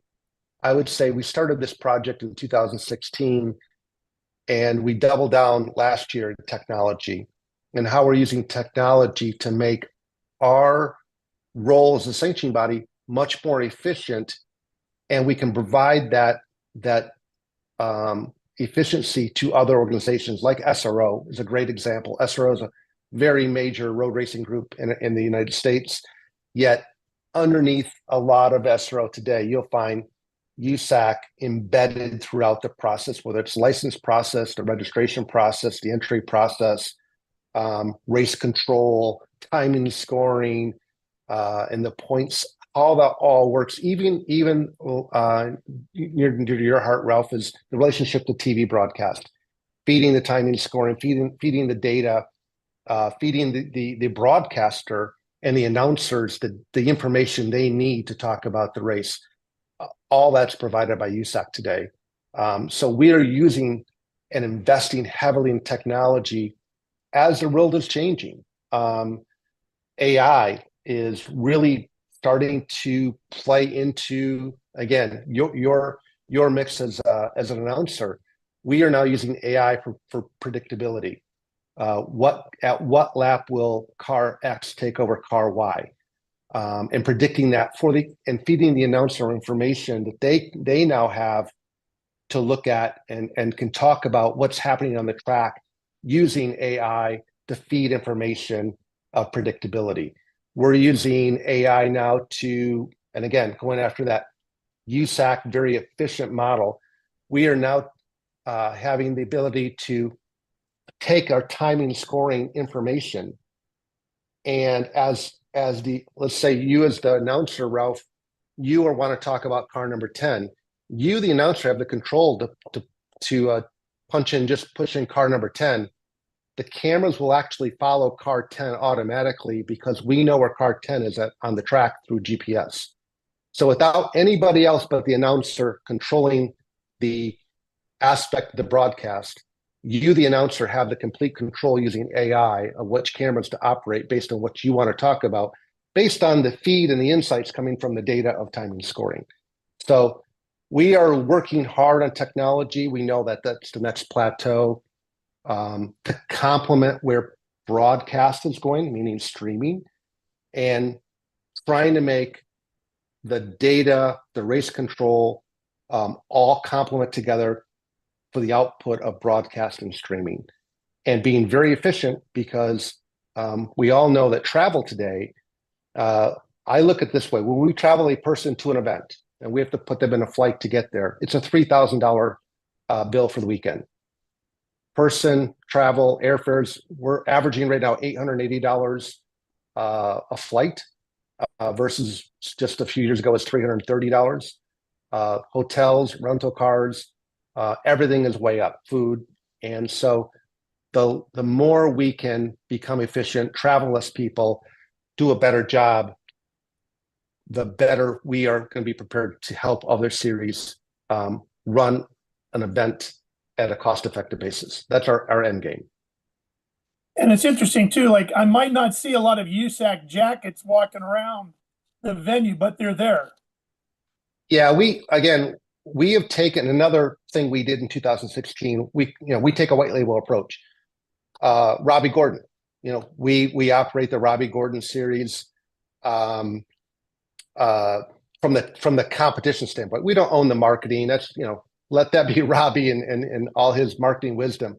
But when it comes to competition on the track, that's USAC's role. And so you won't see USAC at Robbie Gordon when he's in Toronto, but behind the scenes, we're operating the competition side of that. SRO, our people walk around in SRO gear. We are taking a white label approach to the point where when we design, and we're managing many partners, entry systems, registration systems, license systems, all white labeled to their look and feel. And so you'll go get a media license, Ralph, at many of these events, and you're actually going through the USAC process to get that. That's why when you went to Indy, you came to the USAC building to pick it up. And again, that's part of what we has been a success factor for us, is that white label approach. We're not trying to go blast USAC everywhere. We're trying to be the glue underneath that holds it all together and let the series and our partners shine in their marketing approach. And it's been very good. Even the Porsche Sprint Challenge, we actually own the Porsche Sprint Challenge series, or we license it from Porsche. But you don't see a lot of USAC around there. It's all Porsche. Porsche ID, Porsche websites. We put all that in place so Porsche is the lead, and it feels and looks like you're really embedded with Porsche, but USAC is actually running everything in that system. And again, part of our magic, part of our business plan, part of our success is taking that approach, which makes our partners feel very comfortable that we're not trying to come in and overrun them. Yeah, I will say that when I went to Indy for that event, there wasn't a lot of USAC at the track, but over at your building, of course, all the ladies that were working registration and check-in were outfitted in USAC gear and everything. And the system ran very smooth and was very high tech, very similar to how buying a car these days has become the way you sign in and go through the whole process. Very, very smooth. Okay, but listen, Kevin, I still need dirt in my beer. So yeah, I for sure. go to a sprint car midget race every now and then. And you guys did have a very successful swing through California here just over the last couple of weeks. You had the Hangtown 100 at Placerville. You had Turkey Night. Car counts are up. I know Chili Bowl is not one of yours, but my God, 330 cars shows a midget is very strong in this country these days. It's interesting because internally we feel midgets are strong, but they're pressured. We look at car counts all the time, and car counts are up, down. I can say that they're vastly improved from 2013, 14. Historically, you go back to Turkey Nights, there's 60, 70 cars. So they're not up to the history of Turkey Night, but it's healthy. At the same time, there's a lot of money in midget racing. The costs are high. We're concerned long term. Like we keep looking at those things. We did introduce many years ago it was an unpopular move that we did in 2013, but we put RPM limits in midgets to try and keep affordability in play. I was at Mopar many, many years ago when at Mopar, you remember the days when Greg Anderson seemed to win every race, and there's a lot of investment made in chasing RPMs back then and I know at Mopar we spent a lot of money, and it was all just how much air and fuel and how fast you can make that go through an engine, and those are the three combinations. And by controlling RPM, you can control some of the cost. We did that in midget racing. Again, midget racing is unusual. You don't have a spec motor. You have different motor platforms, push rod, overhead cams, all over the map. And to try and equalize that, like road racing, when you have the balance of power, to try and put balance of power in a midget racing is almost impossible. And by putting RPM limits in place through a balance of power approach, it does allow us a throttle that we can bring in newer, lower cost engines. There's a lot of things out there that are being produced today, motorcycle engines, two-cycle engines, or two-cylinder motors, things that you don't, that there's no way, but they're producing the power output that are equal to what you see on the track. So there's an interesting future in midget racing, but we need to have that throttle to make sure that people feel that it's equal when it's on the track. But the racing and midget racing today, I'm not sure you can find much better racing. What's happening on the track and the competition, the level of it. And it's very healthy, because when you look at where the new generation of racers are coming from, quarter midgets and micros, and that pipeline is full of raw talent. We see kids when they're 8, 9 winning quarter midget races, and they step into micros.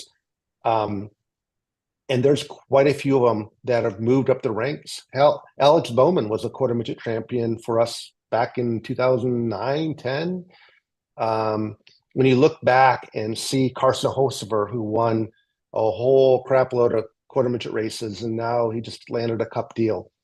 There's so many names out there that are in the pipeline today that started their careers in quarter midgets and micros and moving up, and there's so many more in that pipeline.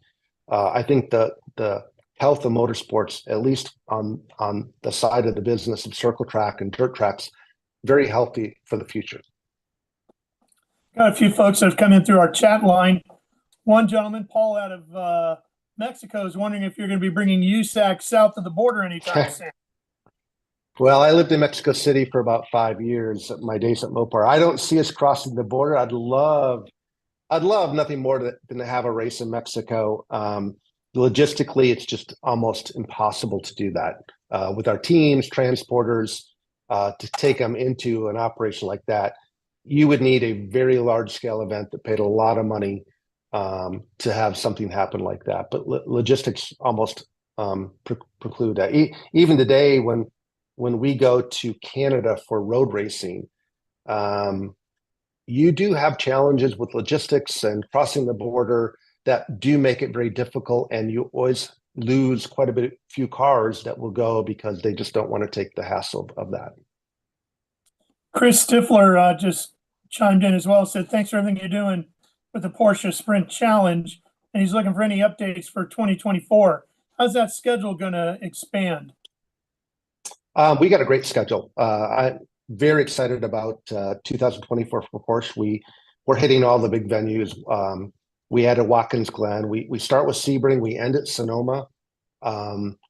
We hit Coto. We hit Road America, of course.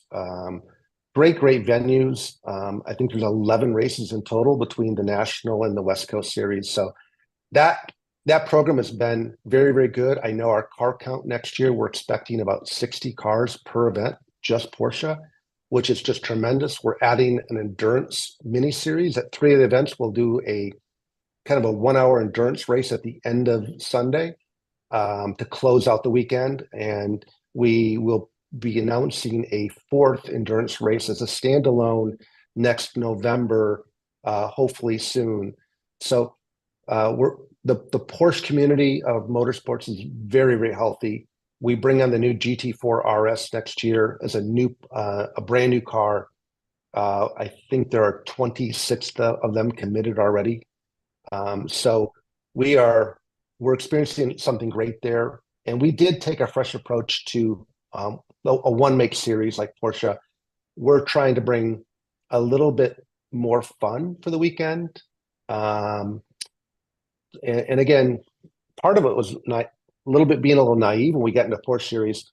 We came in with a whole bunch of banners. You know, we're thinking like dirt track racing. You know, we got to ring banners and flags, and people don't do that at road racing. So, and we brought in really nice hospitality, tried to make it more fun. We have every weekend we have a prost where we celebrate all the drivers with us.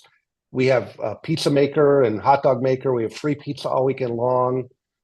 So we take a whole different approach that most of these are gentlemen racers that are spending a lot of money for the weekend to be there, and we want to make it fun for them.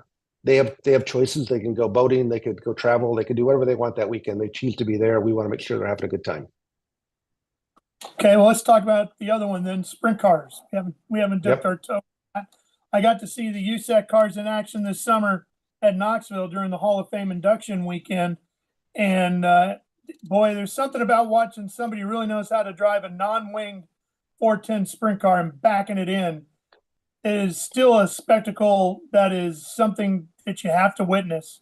Is sprint car racing, the non-wing version, going well? We see everything that's happening in the wing world these days. How about non-wing competition? Absolutely. You know, it's interesting. Again, we've been sprint car of our circle track series. Sprint cars is the fan favorite. It is definitely the one we have more resources behind. The points funds are larger. We've put more behind it every year. You see guys like Brady Bacon and the Robert Ballows who are making a livelihood out of that series. We don't have the level of financial impact that the wing guys do have today, but we're very healthy, healthier than we've ever been in the past. Levi Jones, who's a 7-time USAC champion, will give me grief. I bet you every week I get a text from Levi that shows his Oakley watch he won in 2008 and not the $100,000 prize. But it's a great reminder of how far we've come because, again, Levi, being a 7-time champion, can look at the days he raced and look at what we're offering today. And it's a reminder that we have put a lot on the table for our racers. This year we did a trifecta where we were going to pay, if you win, place, or show on 3 races, up to a $30,000 bonus. We have upped the ante on Indiana Sprint Week to $10,000 to win races. We have several $20,000 to win races, a $30,000 win race. So what we took approach for our sprint car group a year ago is let's build quality over quantity. Let's not add races. Let's take the ones we have and make them better. And that approach has really worked well. Again, the NOF trifecta idea, we took 3 races that already existed, raised the purses, put the bonus out there. In fact, one of our bonuses did hit Logan Seavey. We said if you win 2 of our Triple Crown, we double your prize money. And so Logan won the midget championship and the Silver Crown championship. So he doubles his points winnings that will be awarded next Friday night at our banquet.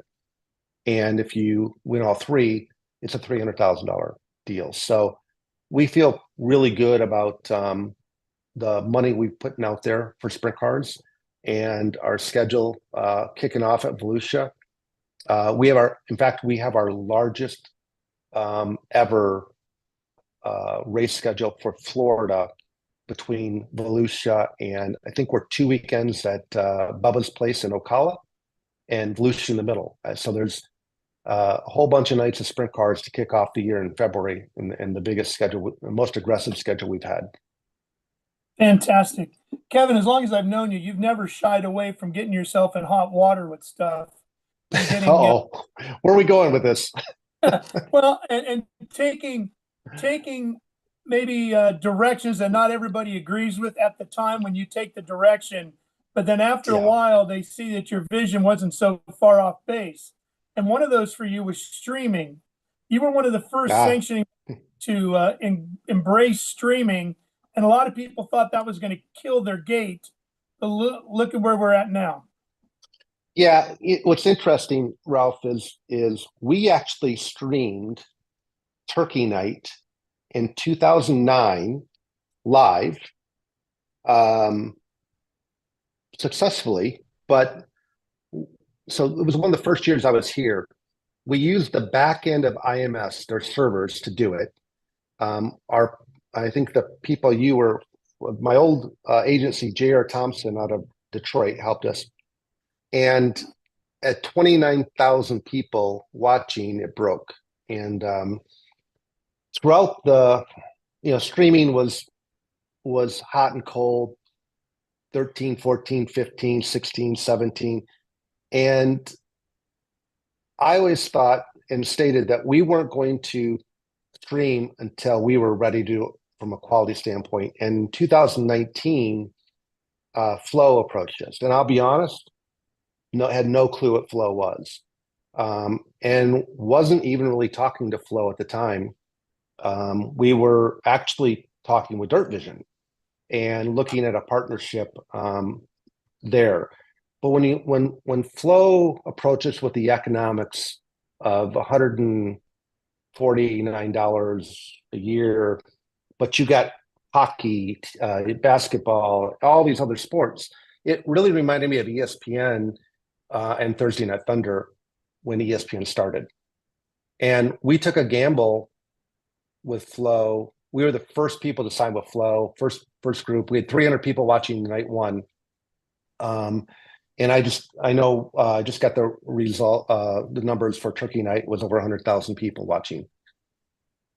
We did have problems the first couple of years. We had very vocal track promoters that came and said, "Hey, you're going to hurt our gate. I don't want you to do this." And we pushed forward. We have a couple of promoters that still don't want it, and we've honored that and respected that on some cases. But at this point, we have proven the success of streaming. Again, our biggest crowds. I'll shout out to Reese O'Connor and Tom Helfrich, two of the naysayers early on, who both called me this year and said, "Don't ever let us talk about streaming again," because they had huge crowds this year. So we're very thankful for that direction of the sport. We do believe it's building the future audience for us. And if you're not relevant on this iPhone, if you can't see things live, I don't think you'll be relevant in the future. Okay, so since you're the great visionary of things going forward, what's the next thing that you're going to tell everybody we should go do, and they're all going to think you're crazy until it works? Well, you can just follow our lead. We have invested.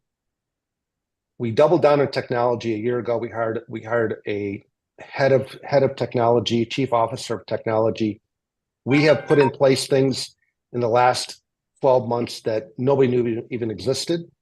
And like I think I teased before, we will be using AI in the near future on race operations to make it more efficient. And so technology is where we're going to not only double down, we're going to triple down with technology, and that will make USAC an efficient platform for any partner that we work with to operate races more effectively, more efficiently, and more exciting, because at the end of the day, you'll be giving more information to the fan base. And that's where we are taking our direction, technology. That's really exciting. Kevin, I know Francisca is going to be jumping in here any second now to move on to the next. I see him. You see him. All right. So just before I let you go, give me one or two things that you want folks to know to look for with USAC across all your different platforms, whatever you want to highlight going into 24. Yeah, I think the word for us is really being a great partner. Whether you see us at Porsche, whether you see us at an off-road event, I know like my guys are flying out Tuesday to meet with King of the Hammers to try and make King of Hammers enhance competition, enhance the event. What we're trying to do is bring together expertise and be better partners across the board with everybody we work with. So when you see us at the track in 2024, our message is we're hiring great talent. We're leveraging that talent. It could be the same race director that at an off-road event to a rallycross event to a Porsche event. And we're leveraging those people to make them experts in motorsports and share those instead of just bringing in one guy a weekend to do a specific event, and then we won't see him again for 6 weeks. So again, we're trying to build quality over quantity, and that is our key message right now. Great, Kevin. I look forward to seeing you at the races in 24. All right, thanks, Ralph. Thanks, Francisco. Thank you, Judy. Thank you, Kevin. Thank you very much. Thank you. So we're going to transition directly to our next session, Ralph, and we're going to bring Bob Sargent with us. And as we heard Kevin talking about the importance of streaming, I'd like to remind everyone that this year, not only we're live on Zoom, but we're live on YouTube, on EPARTRADE YouTube channel, Racer YouTube channel, Speed Sport YouTube channel, as well as on racer.com, on speedsport.com. And so, we are going to be, we're being joined right now with Bob Sargent. Okay. Good afternoon, sir. Good afternoon. Thank you, and welcome back to the program. Welcome back to the program. We had you last year, and we are waiting for Ralph. He's taking a little. Ralph will be right back. But it's been so fun to watch Kevin grow the USAC series, and I remember him coming into the PRI office years ago when he took over that position. And look how he's grown it. Proud of all he's all the different directions with TV streaming, just everything. It's amazing. Absolutely. Bob, while we wait for Ralph, one of the questions that the attendees often ask is, where did you start and how did you end up to where you are today? You have a very interesting career. Yeah, we fortunately started at a small dirt track in 1985, Macon Speedway, and just worked with Kevin a lot at USAC and many different series and sanctioning bodies, and did more and more racetracks as we went through the years. So kind of had that quantity that he was talking about for a long time, and he's right. Now I think it's time to start working on quality, and we're proud to be able to work with all the different partners that we have. Well, we're happy to have you back on with us. So thank you. Now you're in a professional's hands with Ralph. I agree. Hey, Bob, how are you, my friend? I'm good, Ralph. Good. Listen, there's so much to talk with you about. And I think the first thing, for those that maybe have never met you or don't know the list of the depth and the breadth of everything you've got going, can you tell us how many racetracks you're currently running and how many different races you put on this year? Oh, Ralph, that's a tough one. But, I think just Track Enterprise alone was doing around 26 racetracks at our specialty events. And then when we took on the different series, CRA, Midwest Tour, helped with Southern Super Series, started our Stars National Tour, those numbers of tracks just really multiplied quickly. So a lot of racetracks. It's incredible. And you're involved in 2 wheels and 4.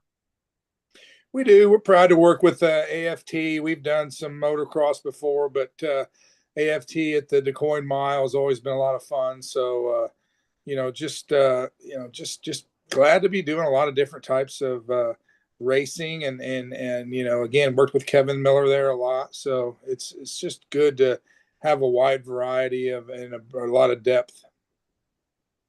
Let's start by talking about the ASA Stars National Tour, which you have the logo behind you there, which I got to be a part of this year in the inaugural rejuvenation of the series, which was fantastic to be a part of that.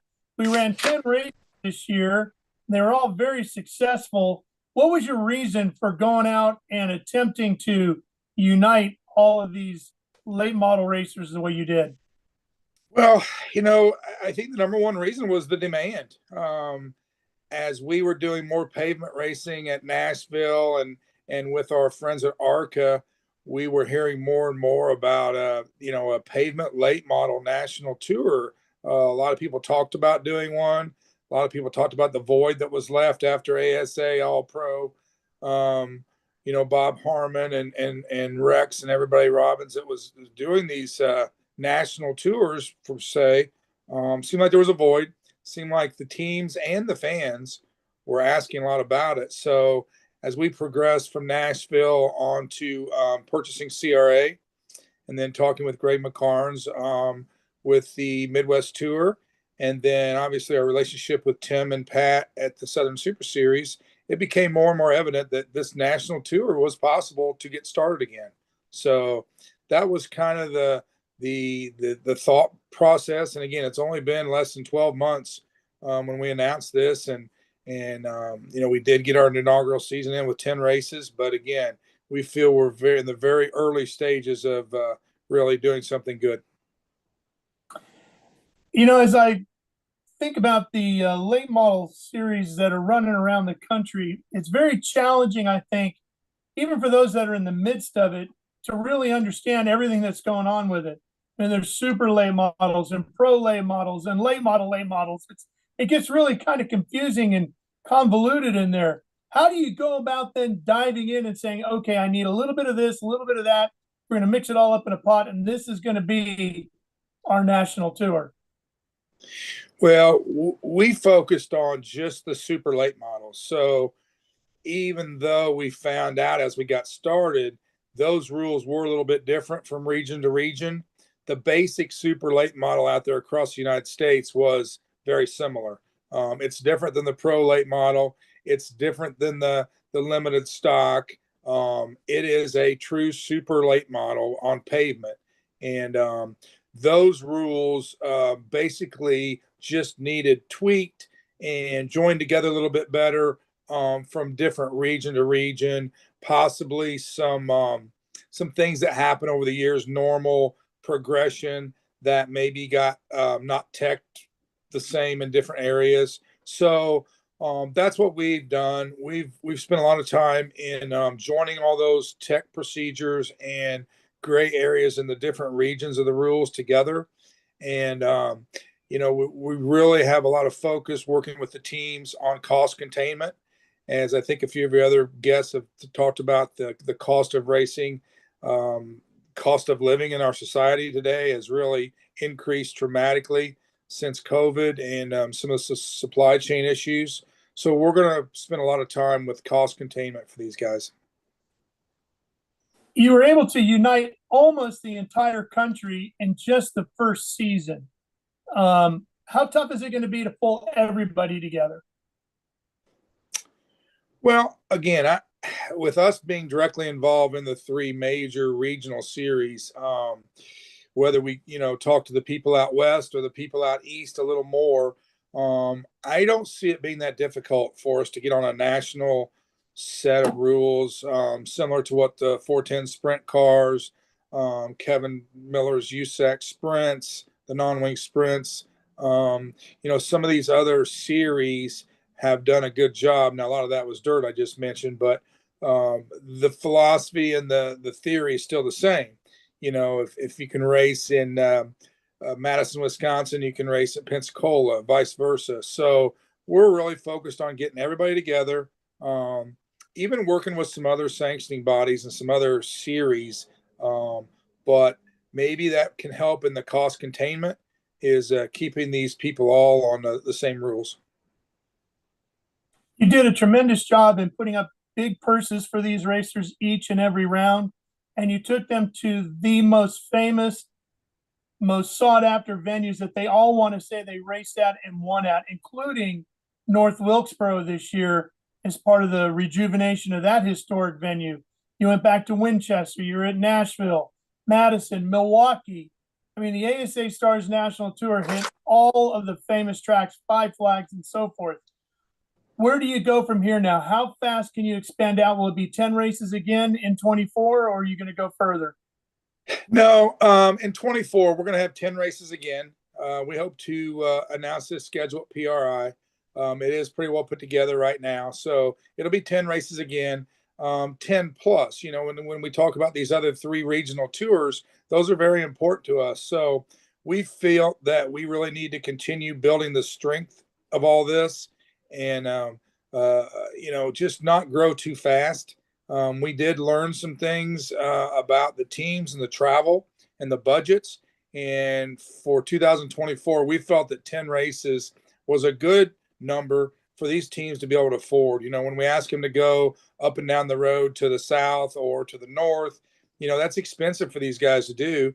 And when we first started, and maybe even today, 10 does not sound like very many, but we found quickly that that was a tall order for pavement racing to be able to go and spend the money with the crews, the motels, the tire bills, different cars.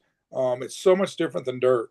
So we learned that very quickly. And we feel that to do this properly, looking ahead into 25, 26, that for 2024, we're going to stay with 10 races.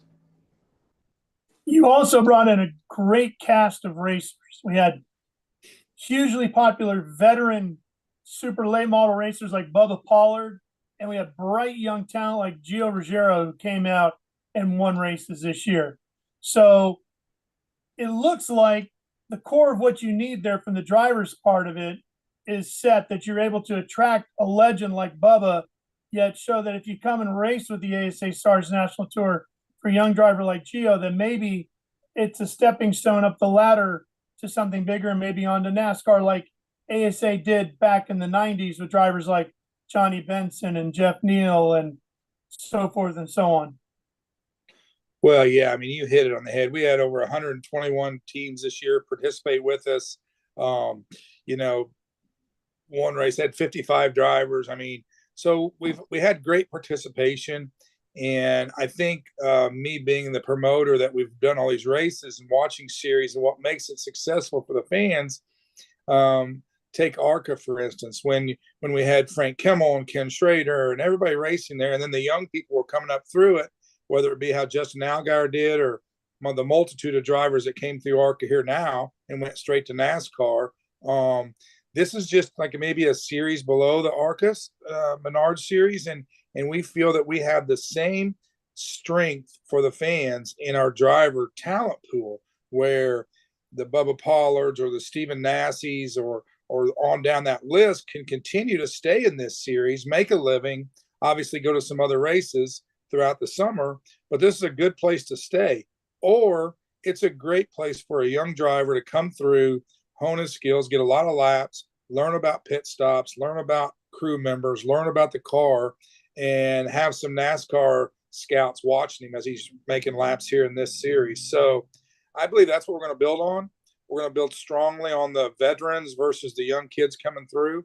And, you know, whether it's the young females, the diversity programs, whatever it be, we feel that's a big part of this. And another thing that we found, Ralph, is that team owners, you know, we have owners just like NASCAR, just like ARCA does, that can give up a good young person a great place to race and some good equipment with a good pit crew and a good spotter and a good chief. So we just think that this level was looking for something that like we're getting ready to offer them. I got a lot I want to get to with you. And one last thing here with the ASA Stars National Tour. One of the things I really liked this season was that you got on to some of the traditional events throughout the country that super late model racing, ASA racing has been a big part of, and you made those a part of the future for ASA. One of those, for example, big race up at Kaukauna, Wisconsin International Raceway. traditional race date, traditional event, ASA Stars headline of the show really helped take it to another level. It did. You know, we're fortunate to have some great venues, but also some great partners in these promoters that took a chance with us. They wanted to take it to the next level. So what we do now, again, we're only going to pick 10, and there's always that fine line of the local, the regional contingent versus these national guys that are going to travel from the south to the north or vice versa. So we really have to be conscious of all that. And again, by only keeping it to a 10 race schedule for now, we think that we'll be able to really pick again 10 premier facilities for these racers to go. We've already announced our opening date, so we can talk about that. Be a first time for us. We'll be going to New Smyrna down there in February for their World Series, for their Speed Weeks type event on Tuesday, February 13th will be our opening race for the Stars Series. So we think that's really going to kick it off great. That's fantastic. Last year was at Five Flags. I assume, I know you can't talk about it yet, but hopefully you'll be going back to Five Flags again. That's such a fantastic speedway for late model racing. But New Smyrna during Speed Weeks, kicking off Speed Weeks, that's just tremendous. Okay, let's shift it a little bit to something else I know is very important to you, and that's the Milwaukee Mile. You've had a long history of working and promoting at the Milwaukee Mile. What can you tell us about what's coming there in 2024? Well, there's a lot of racing, I can tell you that. You know, when we started there with the late models several years ago with Greg McCarnes and the Midwest Tour, the management, the staff, some of the fans had one of the media ask me, why are we even trying? You know, they thought it was dead.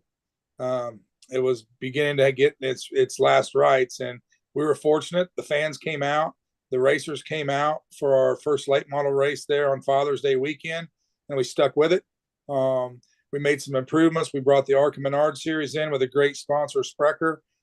Just everything was coming together really good. And then we got our NASCAR truck race. So last year was our first NASCAR truck race there with Clean Harbors. And I tell you, it was just a huge crowd, a great race, a great weekend to be involved. And so we feel proud about building all that.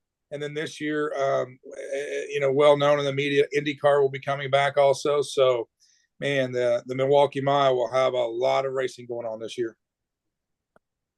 Is its future secure, or does it always depend on how it did this year? Is it whether or not we go again next year? The future, I believe, is very secure, at least as far as I'm concerned. And one telltale sign of that is the state of Wisconsin and the Milwaukee management there at the facility has done such a good job, and they've invested a lot of money. Last year, I think they spent over $3 million in safety enhancements for the NASCAR truck race. And this year they're even spending more. They do it a phase 1 and a phase 2. And I think they'll even be in a phase 3 not too long. So I think that's a pretty good telltale sign that the Milwaukee Mile will be open for a long time for auto racing. Well, that's fantastic to hear. I know one of the things that you and I talk about a lot that we both scratch our heads over, and we hate to see it winding down, is mile dirt track racing. You promote two of the best in the world at DuQuoin and Springfield, and unfortunately, just two of the few that are left racing. Why can't we keep mile dirt tracks open for business with auto racing? Well, again, I mean, I don't want to be selfish, but I'm very proud to say that that we're working with the two that are left, Springfield and DuQuoin, and again, the future looks very bright there. The state of Illinois, the governor's very bullish on what we're doing there. To speak of the other ones that didn't make it, just different, areas and markets. Where Syracuse, what happened to that? Indianapolis, we had a part of that for a while, and they moved forward with some economics, and they're a dirt mile, very big, very large. So we don't get to race there weekly. We don't get to race there bi-weekly. Sometimes we race there once or twice a year. And some of these state entities felt that the economics weren't making sense. Part of the reason for not being able to race there more often is these cars that we have today, the weekly cars, just really aren't built for these big tracks, whether it be the motors, the transmissions, the roll cages. A lot of things aren't built for these high-speed tracks. So to go to the dirt miles is is going to be a luxury that we're all going to get to enjoy, hopefully for a long time. Back to USAC again, the car counts have been through the roof lately. We approach 40 every year, where back in, 15 years ago, 10 years ago, we were lucky to have, 15 show up. So that's increased greatly. The ARCA counts are picking up more. Again, the flat track motorcycles are very exciting on the dirt miles. So again, we're just happy and proud to be involved with Springfield, McCoyne, and the other tracks. We're just going to have to settle for what we have. I know Cal Expo is going away this year from the flat track schedule out in Sacramento, my hometown. And the reason being, the horse community doesn't want the cars on the track that the horses are racing on.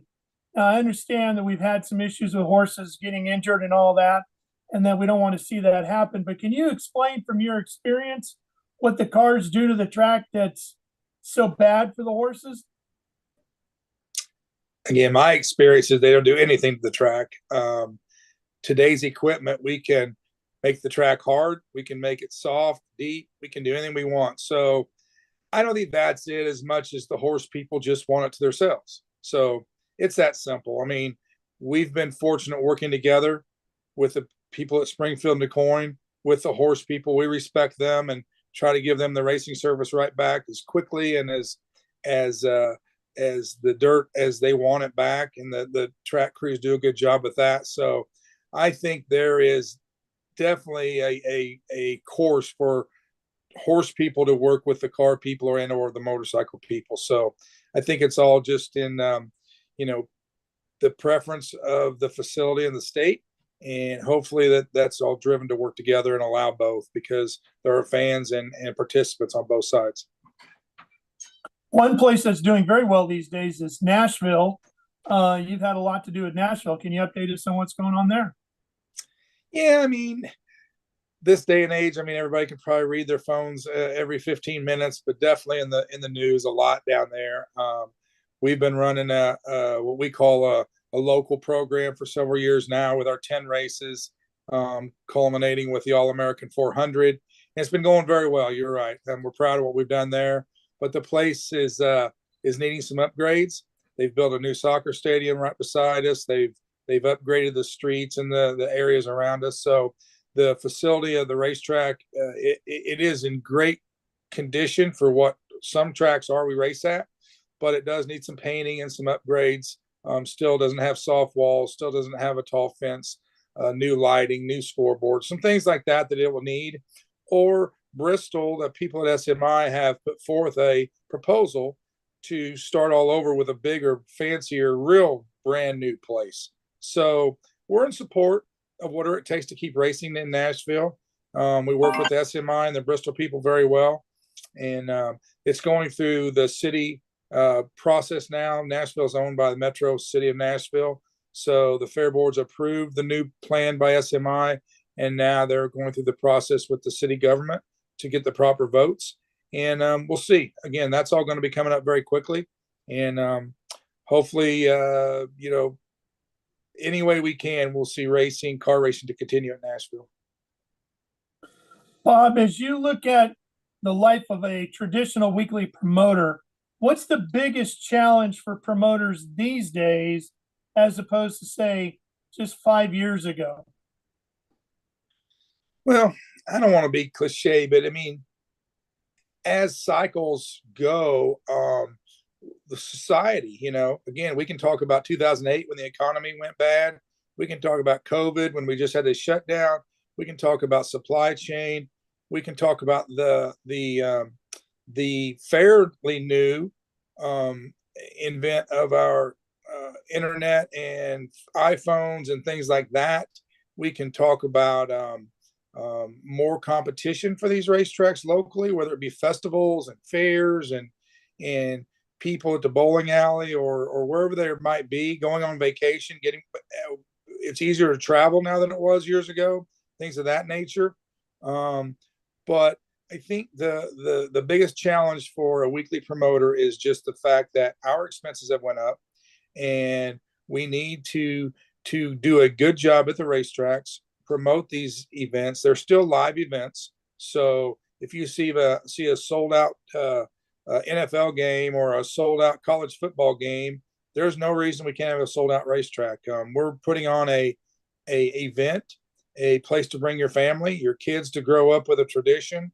And by the way, it just happens to be a sporting event that they can root on different drivers. So I think the biggest challenge for the weekly promoter is just keeping up with the times and doing a very good job at promoting his or her facility.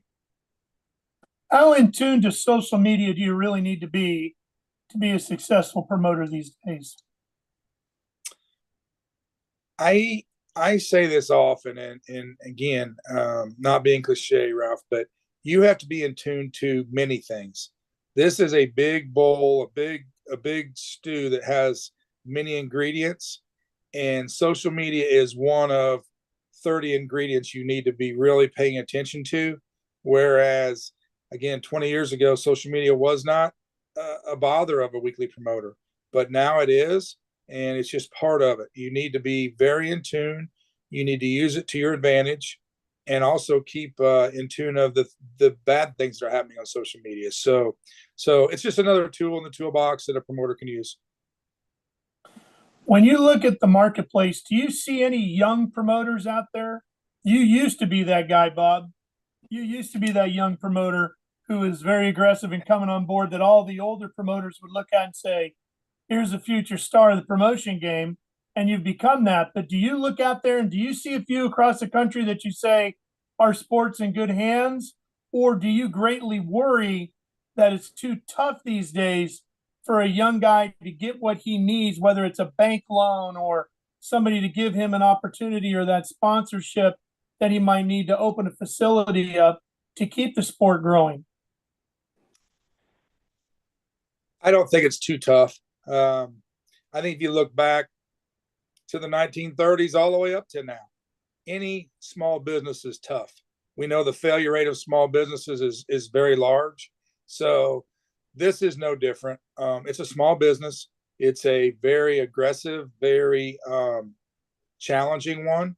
But again, I'm sure people that own restaurants would say the same thing about a restaurant or a gas station or a trucking company or a concrete company. They're all very hard work. And your point about new promoters coming up, I don't see as many as I'd like to see, but they're out there. They're just a little farther and fewer between. Again, you don't have to read the paper very long or the internet very long to find out that we're all in high demand looking for employees and the next person to take on a business. So I don't think we're any different than the other local business down the street.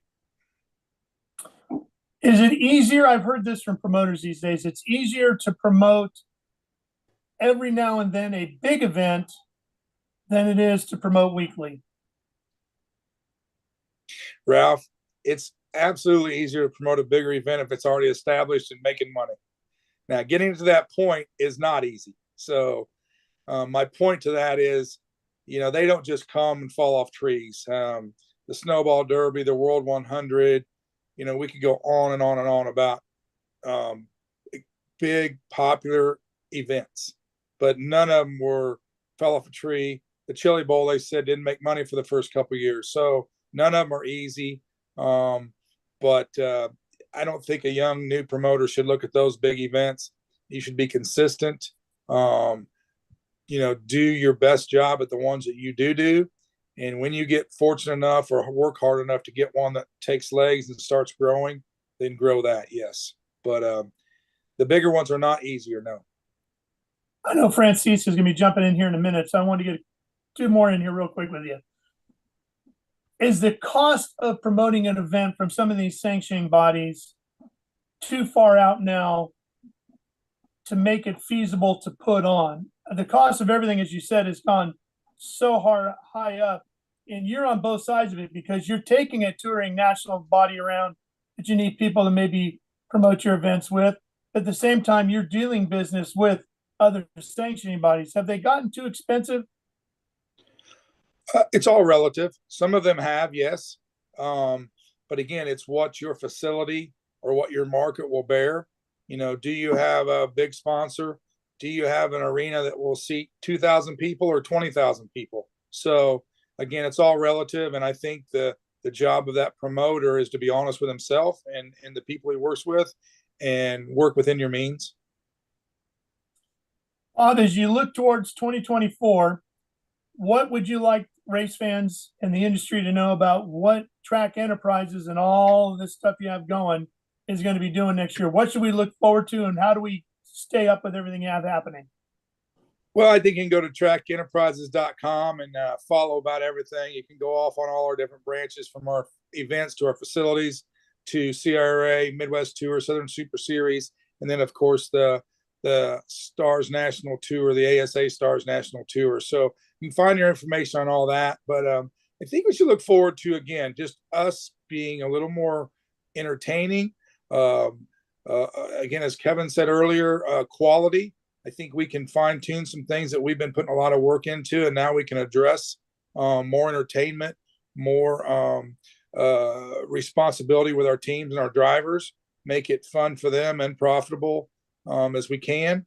And again, the bottom line is to make sure that the paying fan and his family see a great event in a timely fashion. Well, Bob, it's been great to have you on here. Thanks for letting Speed Sport be a part of the production team for the ASA Stars National Tour 2023. We look forward to continuing that relationship with you down the road. And I cannot wait to get back to DuQuoin and Springfield for some mild dirt track racing. Two of the best ever. That's fantastic. And any young promoters out there, you can't be afraid to get your hands dirty like Bob does. This year, I saw him on the tractor, dirt farming at DuQuoin. As soon as he got off the tractor, he got in his car and drove all the way to Milwaukee to do the race there. Always on the move. Thank you, Bob. Great having you on here again. Francisque, back to you. Thank you very much, Bob. You know, Ralph said it perfectly. You are what this industry is all about. Thank you very much, sir.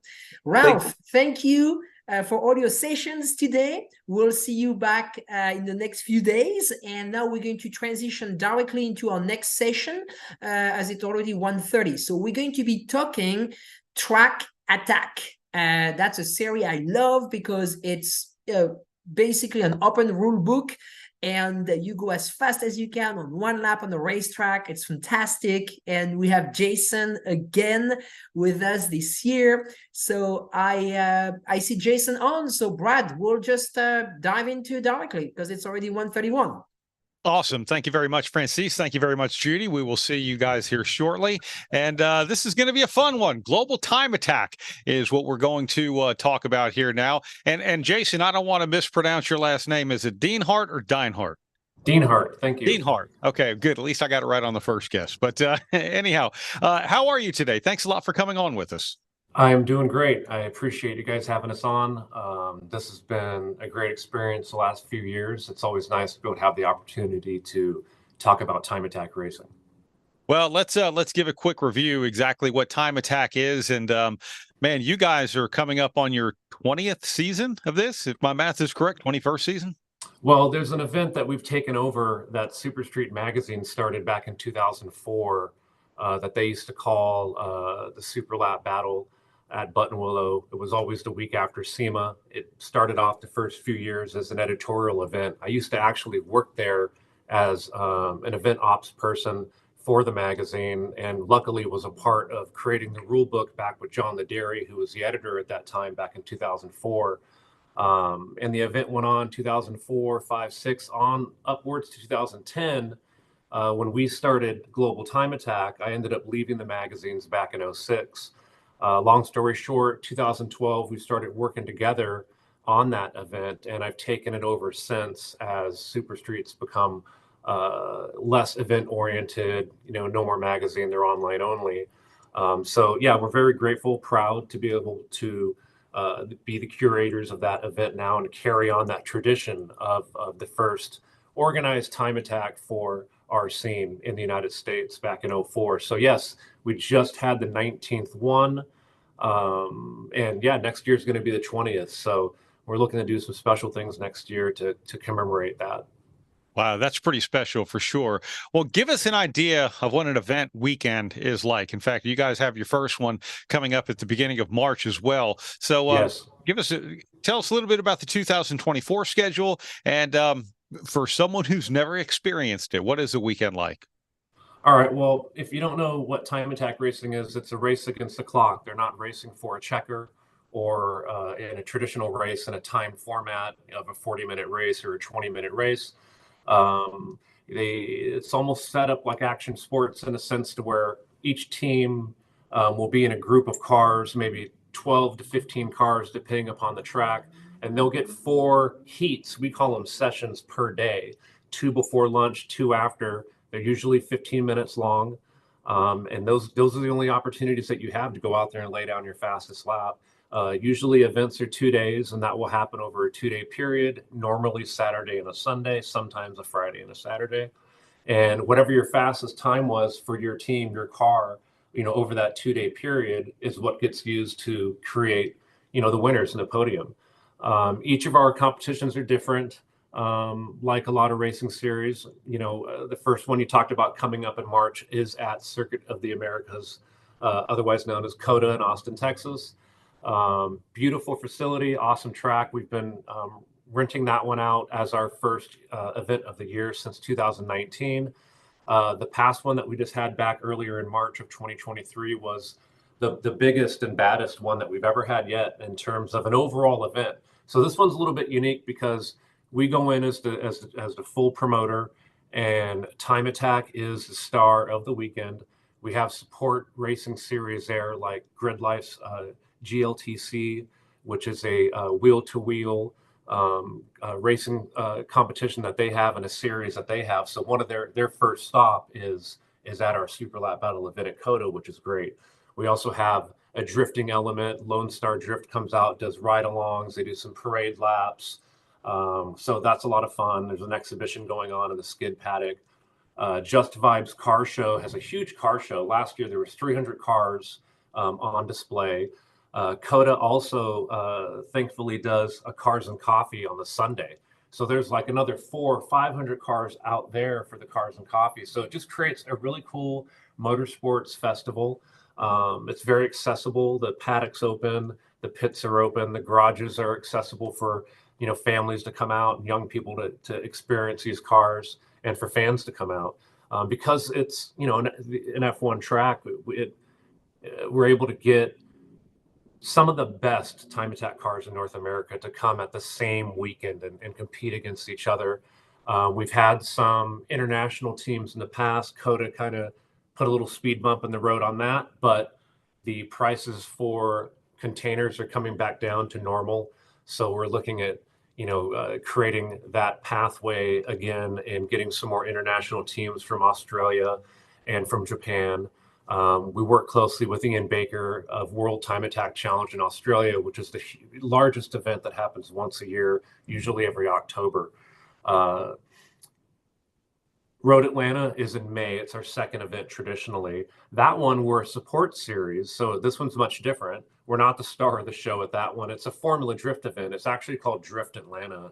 And I believe it's Formula Drift's first major event that they ever had was this particular event. I want to say that was in, gosh, I can't remember, maybe 02, 03 or something like that. So it's been going on for a very long time. We've been a part of it as a support series since 2012. So again, long time running. That's what we like to create with these Time Attack events. Are annual events, obviously once a year, at really cool tracks, cool circuits, same time of the year. So we could just build, a tradition. And Road Atlanta has been one of those. That's great. After that, we've got a new one that we're adding to the schedule at Pikes Peak International Raceway. It's called Ascend. It's their event, and we're coming on as a partner to be the Time Attack component and to take over that portion of the event and make sure that that's safe, fast, fun, and good for everyone. So we're really excited about that. They live streamed that one. They had their first one just back in July, a couple months back. So we're happy to be a part of it at the foundation, and hopefully for years to come, it could be something cool for people in the Colorado Springs area and even just that region to come out to. It's spectator heavy. They have a big fireworks show. It's right around 4th of July. So it's another, it's a little bit more like the Super Lap Battle COTA vibe, where it's a full event that we're a part of with spectators and whatnot. where Time Attack is the star of the show, which is great and always good to see. After that, in August, we're at the Ridge Motorsports Park up in Washington State. Not sure if you're very familiar with that track. It's really cool. They had to clear out a forest, basically. It's just pine trees everywhere. It's super beautiful. Portion of the paddock is where you see the main straight, and you take a hard sweeping left and you go up on the ridge. So from the spectator area on the paddock, it's kind of hard to see what's going up on the backside. But then they come back around and they have their own version of the corkscrew, like Laguna Seca does. Oh, wow. Which is really great. So for fans and for video and whatnot, it's a really great location to see the cars come back down and enter that corkscrew, and then the sweeping left before they go back down the main straightaway and just hit like huge mile-an-hour speeds right there. We're going to live stream that one for the first time in 2024. I think we started going there back in 2019, if I'm correct. That one, we're the star of the show in that one in terms of Time Attack. We're the main promoter on that particular event at the Ridge. We've partnered with the track. Lone Star Drift follows us up from Texas all the way up there to Washington, does a drift ride-along program and an exhibition in the paddock. And what's unique about this place is that they do allow us to do full course drift. So we have a drifting session for about 15 minutes to break up the Time Attack sessions mid-morning, and then again after lunch. And with that corkscrew, love it or leave it, it does look cool with someone drifting down, multiple cars drifting down the corkscrew. It's a pretty fun deal. And then like I said, it'll be the 20th gathering of crazy Time Attack drivers and crazy Time Attack cars at Buttonwillow, November next year. So like I said, we've got some tricks up our sleeve for that. We're hoping to bring out some legendary cars from yesteryear and some exhibition classes and just kind of see what they can do for fun.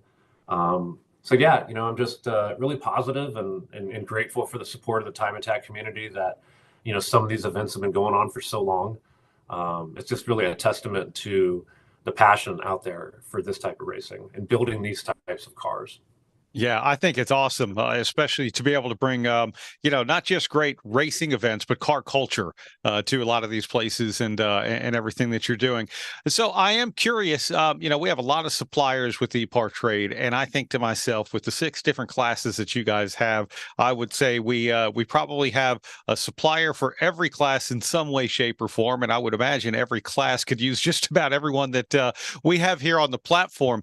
Tell us about the cars from an enthusiast class all the way up to a pro class.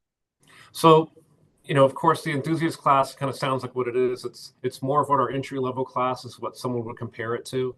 But just like any of the classes, if you look at the rules and you take it all the way up to where you're just almost creeping into the next class, those cars do look, not so mild to, what you would think is an entry level, but they've got to be on the least stickiest tire, like a 240 tread wear or higher.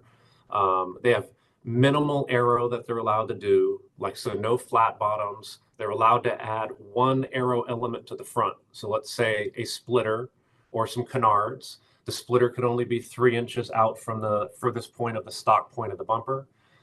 They could add one aero element in the back. So let's say it could be aftermarket wing, or it could be a diffuser, one or the other. There's limitations for them on the sizes of those as well. So that's one thing. Tires, aero, also interior. The interior needs to be stock, except for safety, of course.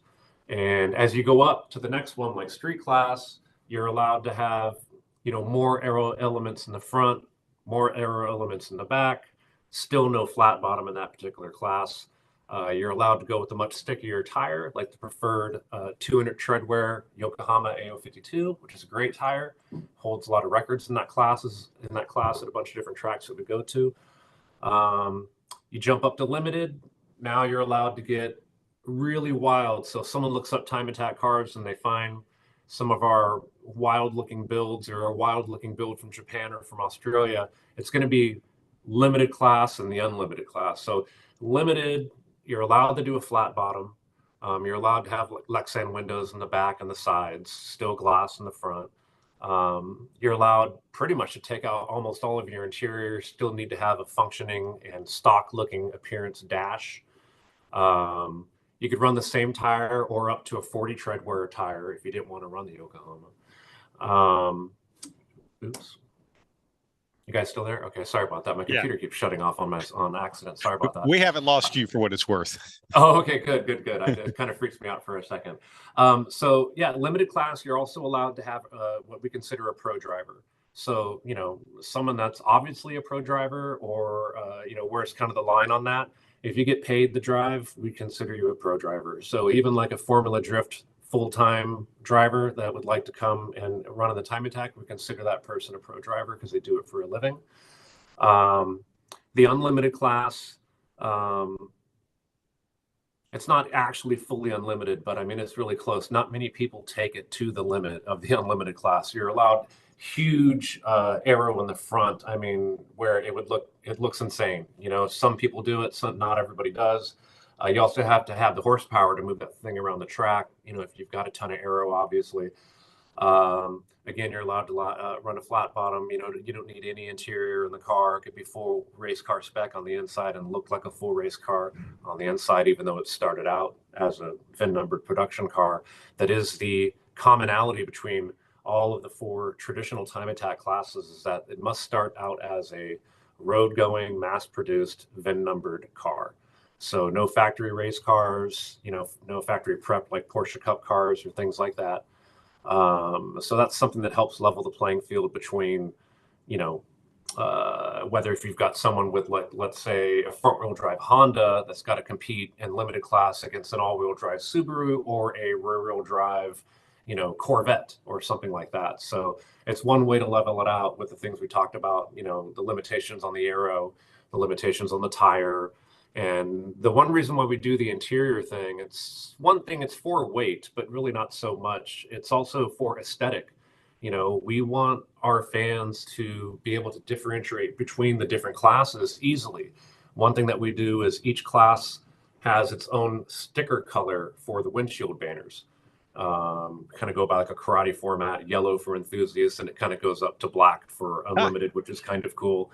Yeah. But again, that's just something that we're visually, when people are watching our live streams, we want for them to kind of quickly see like, oh, okay, well, you know, what car's Brad?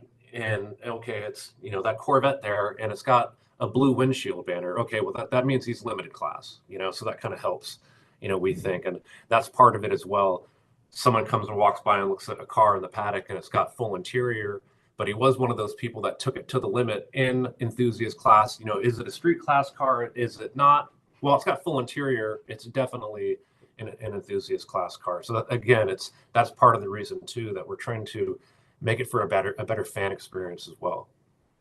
That's really cool. And it's, I mean, look, on the website, you guys have a very extensive set of rules, which covers every single class, covers the general rules and all of that, which is a really great thing. I mean, when you start talking about competition and getting racers out there, this has been a popular question here today on the chat, and we're going to ask you for Global Time Attack as well. Do you have any electric vehicles, unlimited or anything like that? Where do EVs fit in right now? Yeah, we allow them. So one thing for us so far that's actually been kind of easy for us to integrate them in is in all of the classes, enthusiast class, street, limited and unlimited, and even pro comp, there's no limit on horsepower. None. So if you did want to create an enthusiast class level car that's running on 240 treadwear, narrow tires, limited aero, right, and have 800 horsepower, good luck. I highly doubt that you're going to be the fastest car on the scene. It just doesn't really work that way, as you know. You know, you're going to need aero. You know, you're going to need, you know, the car to be much more stable and whatnot. And in the enthusiast class, it's tough to do that with that much power. Now, because of that, you know, we didn't look at the electric cars being like a power plant then that we shouldn't allow. So we've allowed it. And we just make them adhere to all the other things that I kind of barely touched upon, some, you know, bullet points of the rules, you know, in the classes and whatnot. As you've seen on the website, it's much more extensive than that. So yeah, we've had Teslas for probably at least 3 or 4 seasons now, sporadically, that would compete. There's an outfit called Unplugged Performance out of Southern California that's been pretty active with us. And just recently, to be honest with you, which was a big surprise, and it was great. But the Buttonwillow event that we just had a couple weeks ago, the quickest car and the winner of the event was Unplugged Performance, Unlimited Class Tesla Plaid. I have to double check. I think he ran a 143. Excuse me if I'm wrong, guys. I don't have it in front of me. But very fast time, fastest of the weekend. Would have loved to see him get into the high 130s, because then you're starting to kiss the record, which is really cool. But it is great to see these guys take that car to that level so quick. They've only been in this program for a couple years now. They've raced a car at Pikes Peak as well. You can look it up and see it there too. Craig Coker was driving it. He's driven a street class Tesla with this many times, and now he got his hands on the big one and was able to lay it down. So yes, they have been a part of it. Evasive Motorsports also does a Tesla 3 that Dai Yoshihara drives in Pikes Peak, and he's also competed with us as well at Buttonwillow and also at Coda, which is pretty cool with that car. So yeah, they're in the midst. They're there.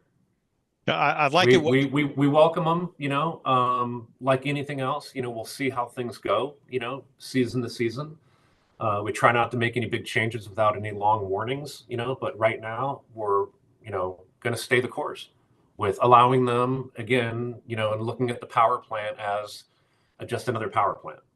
Yeah, I like what you said about being able to lay a lap down, because again, depending on which class you're running, you know, whether your Tesla has ludicrous speed or not, for example, or you bring something with big power, if you're in an enthusiast class on that 240 tire, that's what you're going to be limited to. So, I mean, to your point, high horsepower might not necessarily mean smooth laps around the racetrack, right? 100%. I come from drag racing, and that was my first love. And that's just something that we wanted to apply to this as well. And in true time attack, that, you know, really comes from Japan and a long time ago, that was another thing as well, that the power was never a limitation. It was always about tire, aero, and, you know, other things. So we just thought that was a cool way to carry on with it, and we haven't had to adjust it since.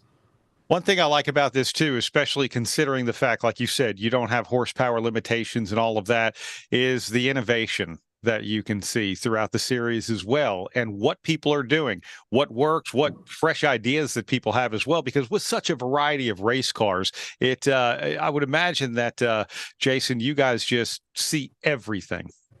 We do. I mean, that's really a unique thing about it. People will build a car that they want to build. You know, so it might not be traditionally the fastest car, maybe known for, you know, track racing or circuit racing, right? But it's what they want to create, and it's their expression of, you know, their racing dreams, you know, with a car or even a truck, you know what I mean, that they want to build. We have the Phelps brothers out of Washington State. One of them has a like mid-'80s S10 Chevy pickup that's just been fully built to the unlimited class global time attack rule set again, which is touching, you know. But I mean, full on time attack race car that he built, you know, out of this truck, which is just super rad. And his brother's got like a 56 Tri-5 like Bel Air Chevy that's all black, and this thing looks awesome, you know, that all time attacked out with, you know, full cage and, you know, tweaks to the suspension and big wide tires on it. We've got Mike Burrows with the 308 Ferrari with a K24 Honda engine in it. That's, you know, got the internet going nuts. And he brought the car out just to Buttonwillow, had a couple issues, but that's time attack. Everybody does. But it's great to see, you know, and again, the Tesla one from Unplugged Performance, you know, that's something new and different. So yeah, you see a huge variety of the types of cars. You know, 10 years ago, it was predominantly Asian imports and European imports. Now those cars are still very active, or those types of cars, but we're seeing much more Corvettes, much more BMWs, and much more, I don't want to say oddities, but just different cars, like we talked about the Phillips brothers and the two different Chevys. There's a gentleman, Navarez Racing, I think it was, at Buttonwillow that had like a late 60s Mustang, which was really awesome to see. So, you know, that's American Time Attack. You know, it's definitely different from our counterparts in Japan and Australia, but it is neat to see the uniqueness of what, you know, people in the States bring out.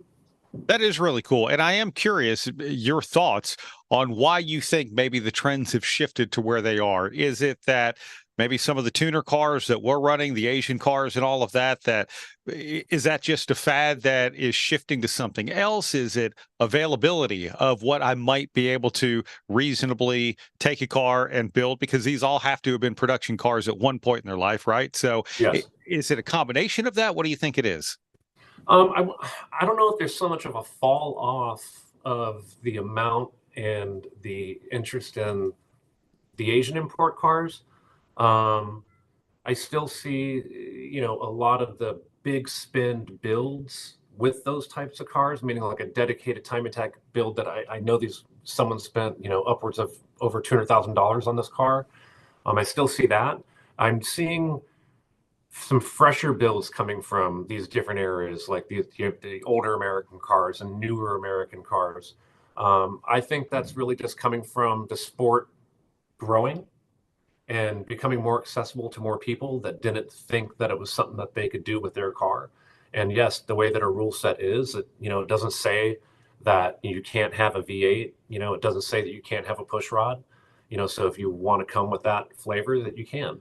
You know, and it's just, it's taken years for people to build these cars.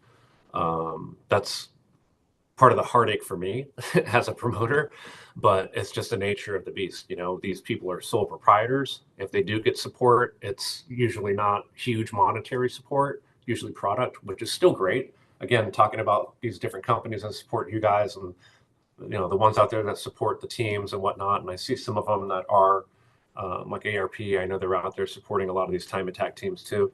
And that's a lot of it is just helping getting these teams to these events. It doesn't even always have to be actually helping GTA as a series sponsor. You know, it's about just helping the community get out and go fast. That's really cool. I know the first event for 2024, March 8th through 10th at Circuit of the Americas. We did have a question from the chat earlier when you were talking about the schedule, asking about a Vermont event planned for 24 or 25. Think you can make it up there to Upper New England? Not in 2024, but I don't rule anything out. We were at Palmer Motorsports Park up in New England a couple years back to try that out. But the paddock is really small, and for growth, it just wasn't something that was going to work for us. And where the place was at, they want to enforce a decibel limit that's really tough for unlimited horsepower vibes, you know? So probably wouldn't go back to Palmer unless those things change. But, you know, we're always on the lookout to go to somewhere new or to revisit somewhere. And the Mid-Atlantic area is a place that's been tough for us to have a consistent annual event at. We've been to New Jersey Motorsports Park probably 7 times at least over the past like 12 years, but the last few years it's been every other. It's been hard to get like nailed down one date with them that's been able to work each year. So sometimes it does, sometimes it doesn't. So again, that's why I've always got my ears and eyes open for opportunities. But to be honest with you, no way in 2024 we're set with what we've got right now. Yeah, well, that's awesome. Well, I'll tell you what, this has been a lot of fun, Jason, chatting with you about what you guys have going on with Global Time Attack. And we appreciate you coming on with us here on the opening day of Race Industry Week. I would encourage people to go to globaltimeattack.com and check it out. You guys are pretty thorough with anything that a racer might need. Yes. Thank you so much again. Thank you for the opportunity. It's always great to talk about Time Attack. And I really enjoy this, you know, this week. It's great. I'm looking forward to the rest of it. Thank you very much, Jason. Great to have you back on the program. And thank you, Brad. This concludes our first day of Race Industry Week. Again, we've been live on Zoom, but also on YouTube, on racer.com, on speedsport.com. We will be back tomorrow morning at 5:45 a.m. Pacific. We have a big lineup from Oreca to the WEC, IMSA, the FIA. We're going to talk with Formula E, Ware Racing, NASCAR Euro Series, SRO, SRX, INDYCAR, Grid Life, World of Outlaws, Smart Tour, Outlaw Pooling, North Wilkesboro, and the Supercross WSX. So again, thank you very much for being with us. Wonderful job, Brad. You were very busy today, and we'll see you again tomorrow. So thank you very much, and see you tomorrow at 5 a.m., 5:45 a.m. Pacific. Thank you.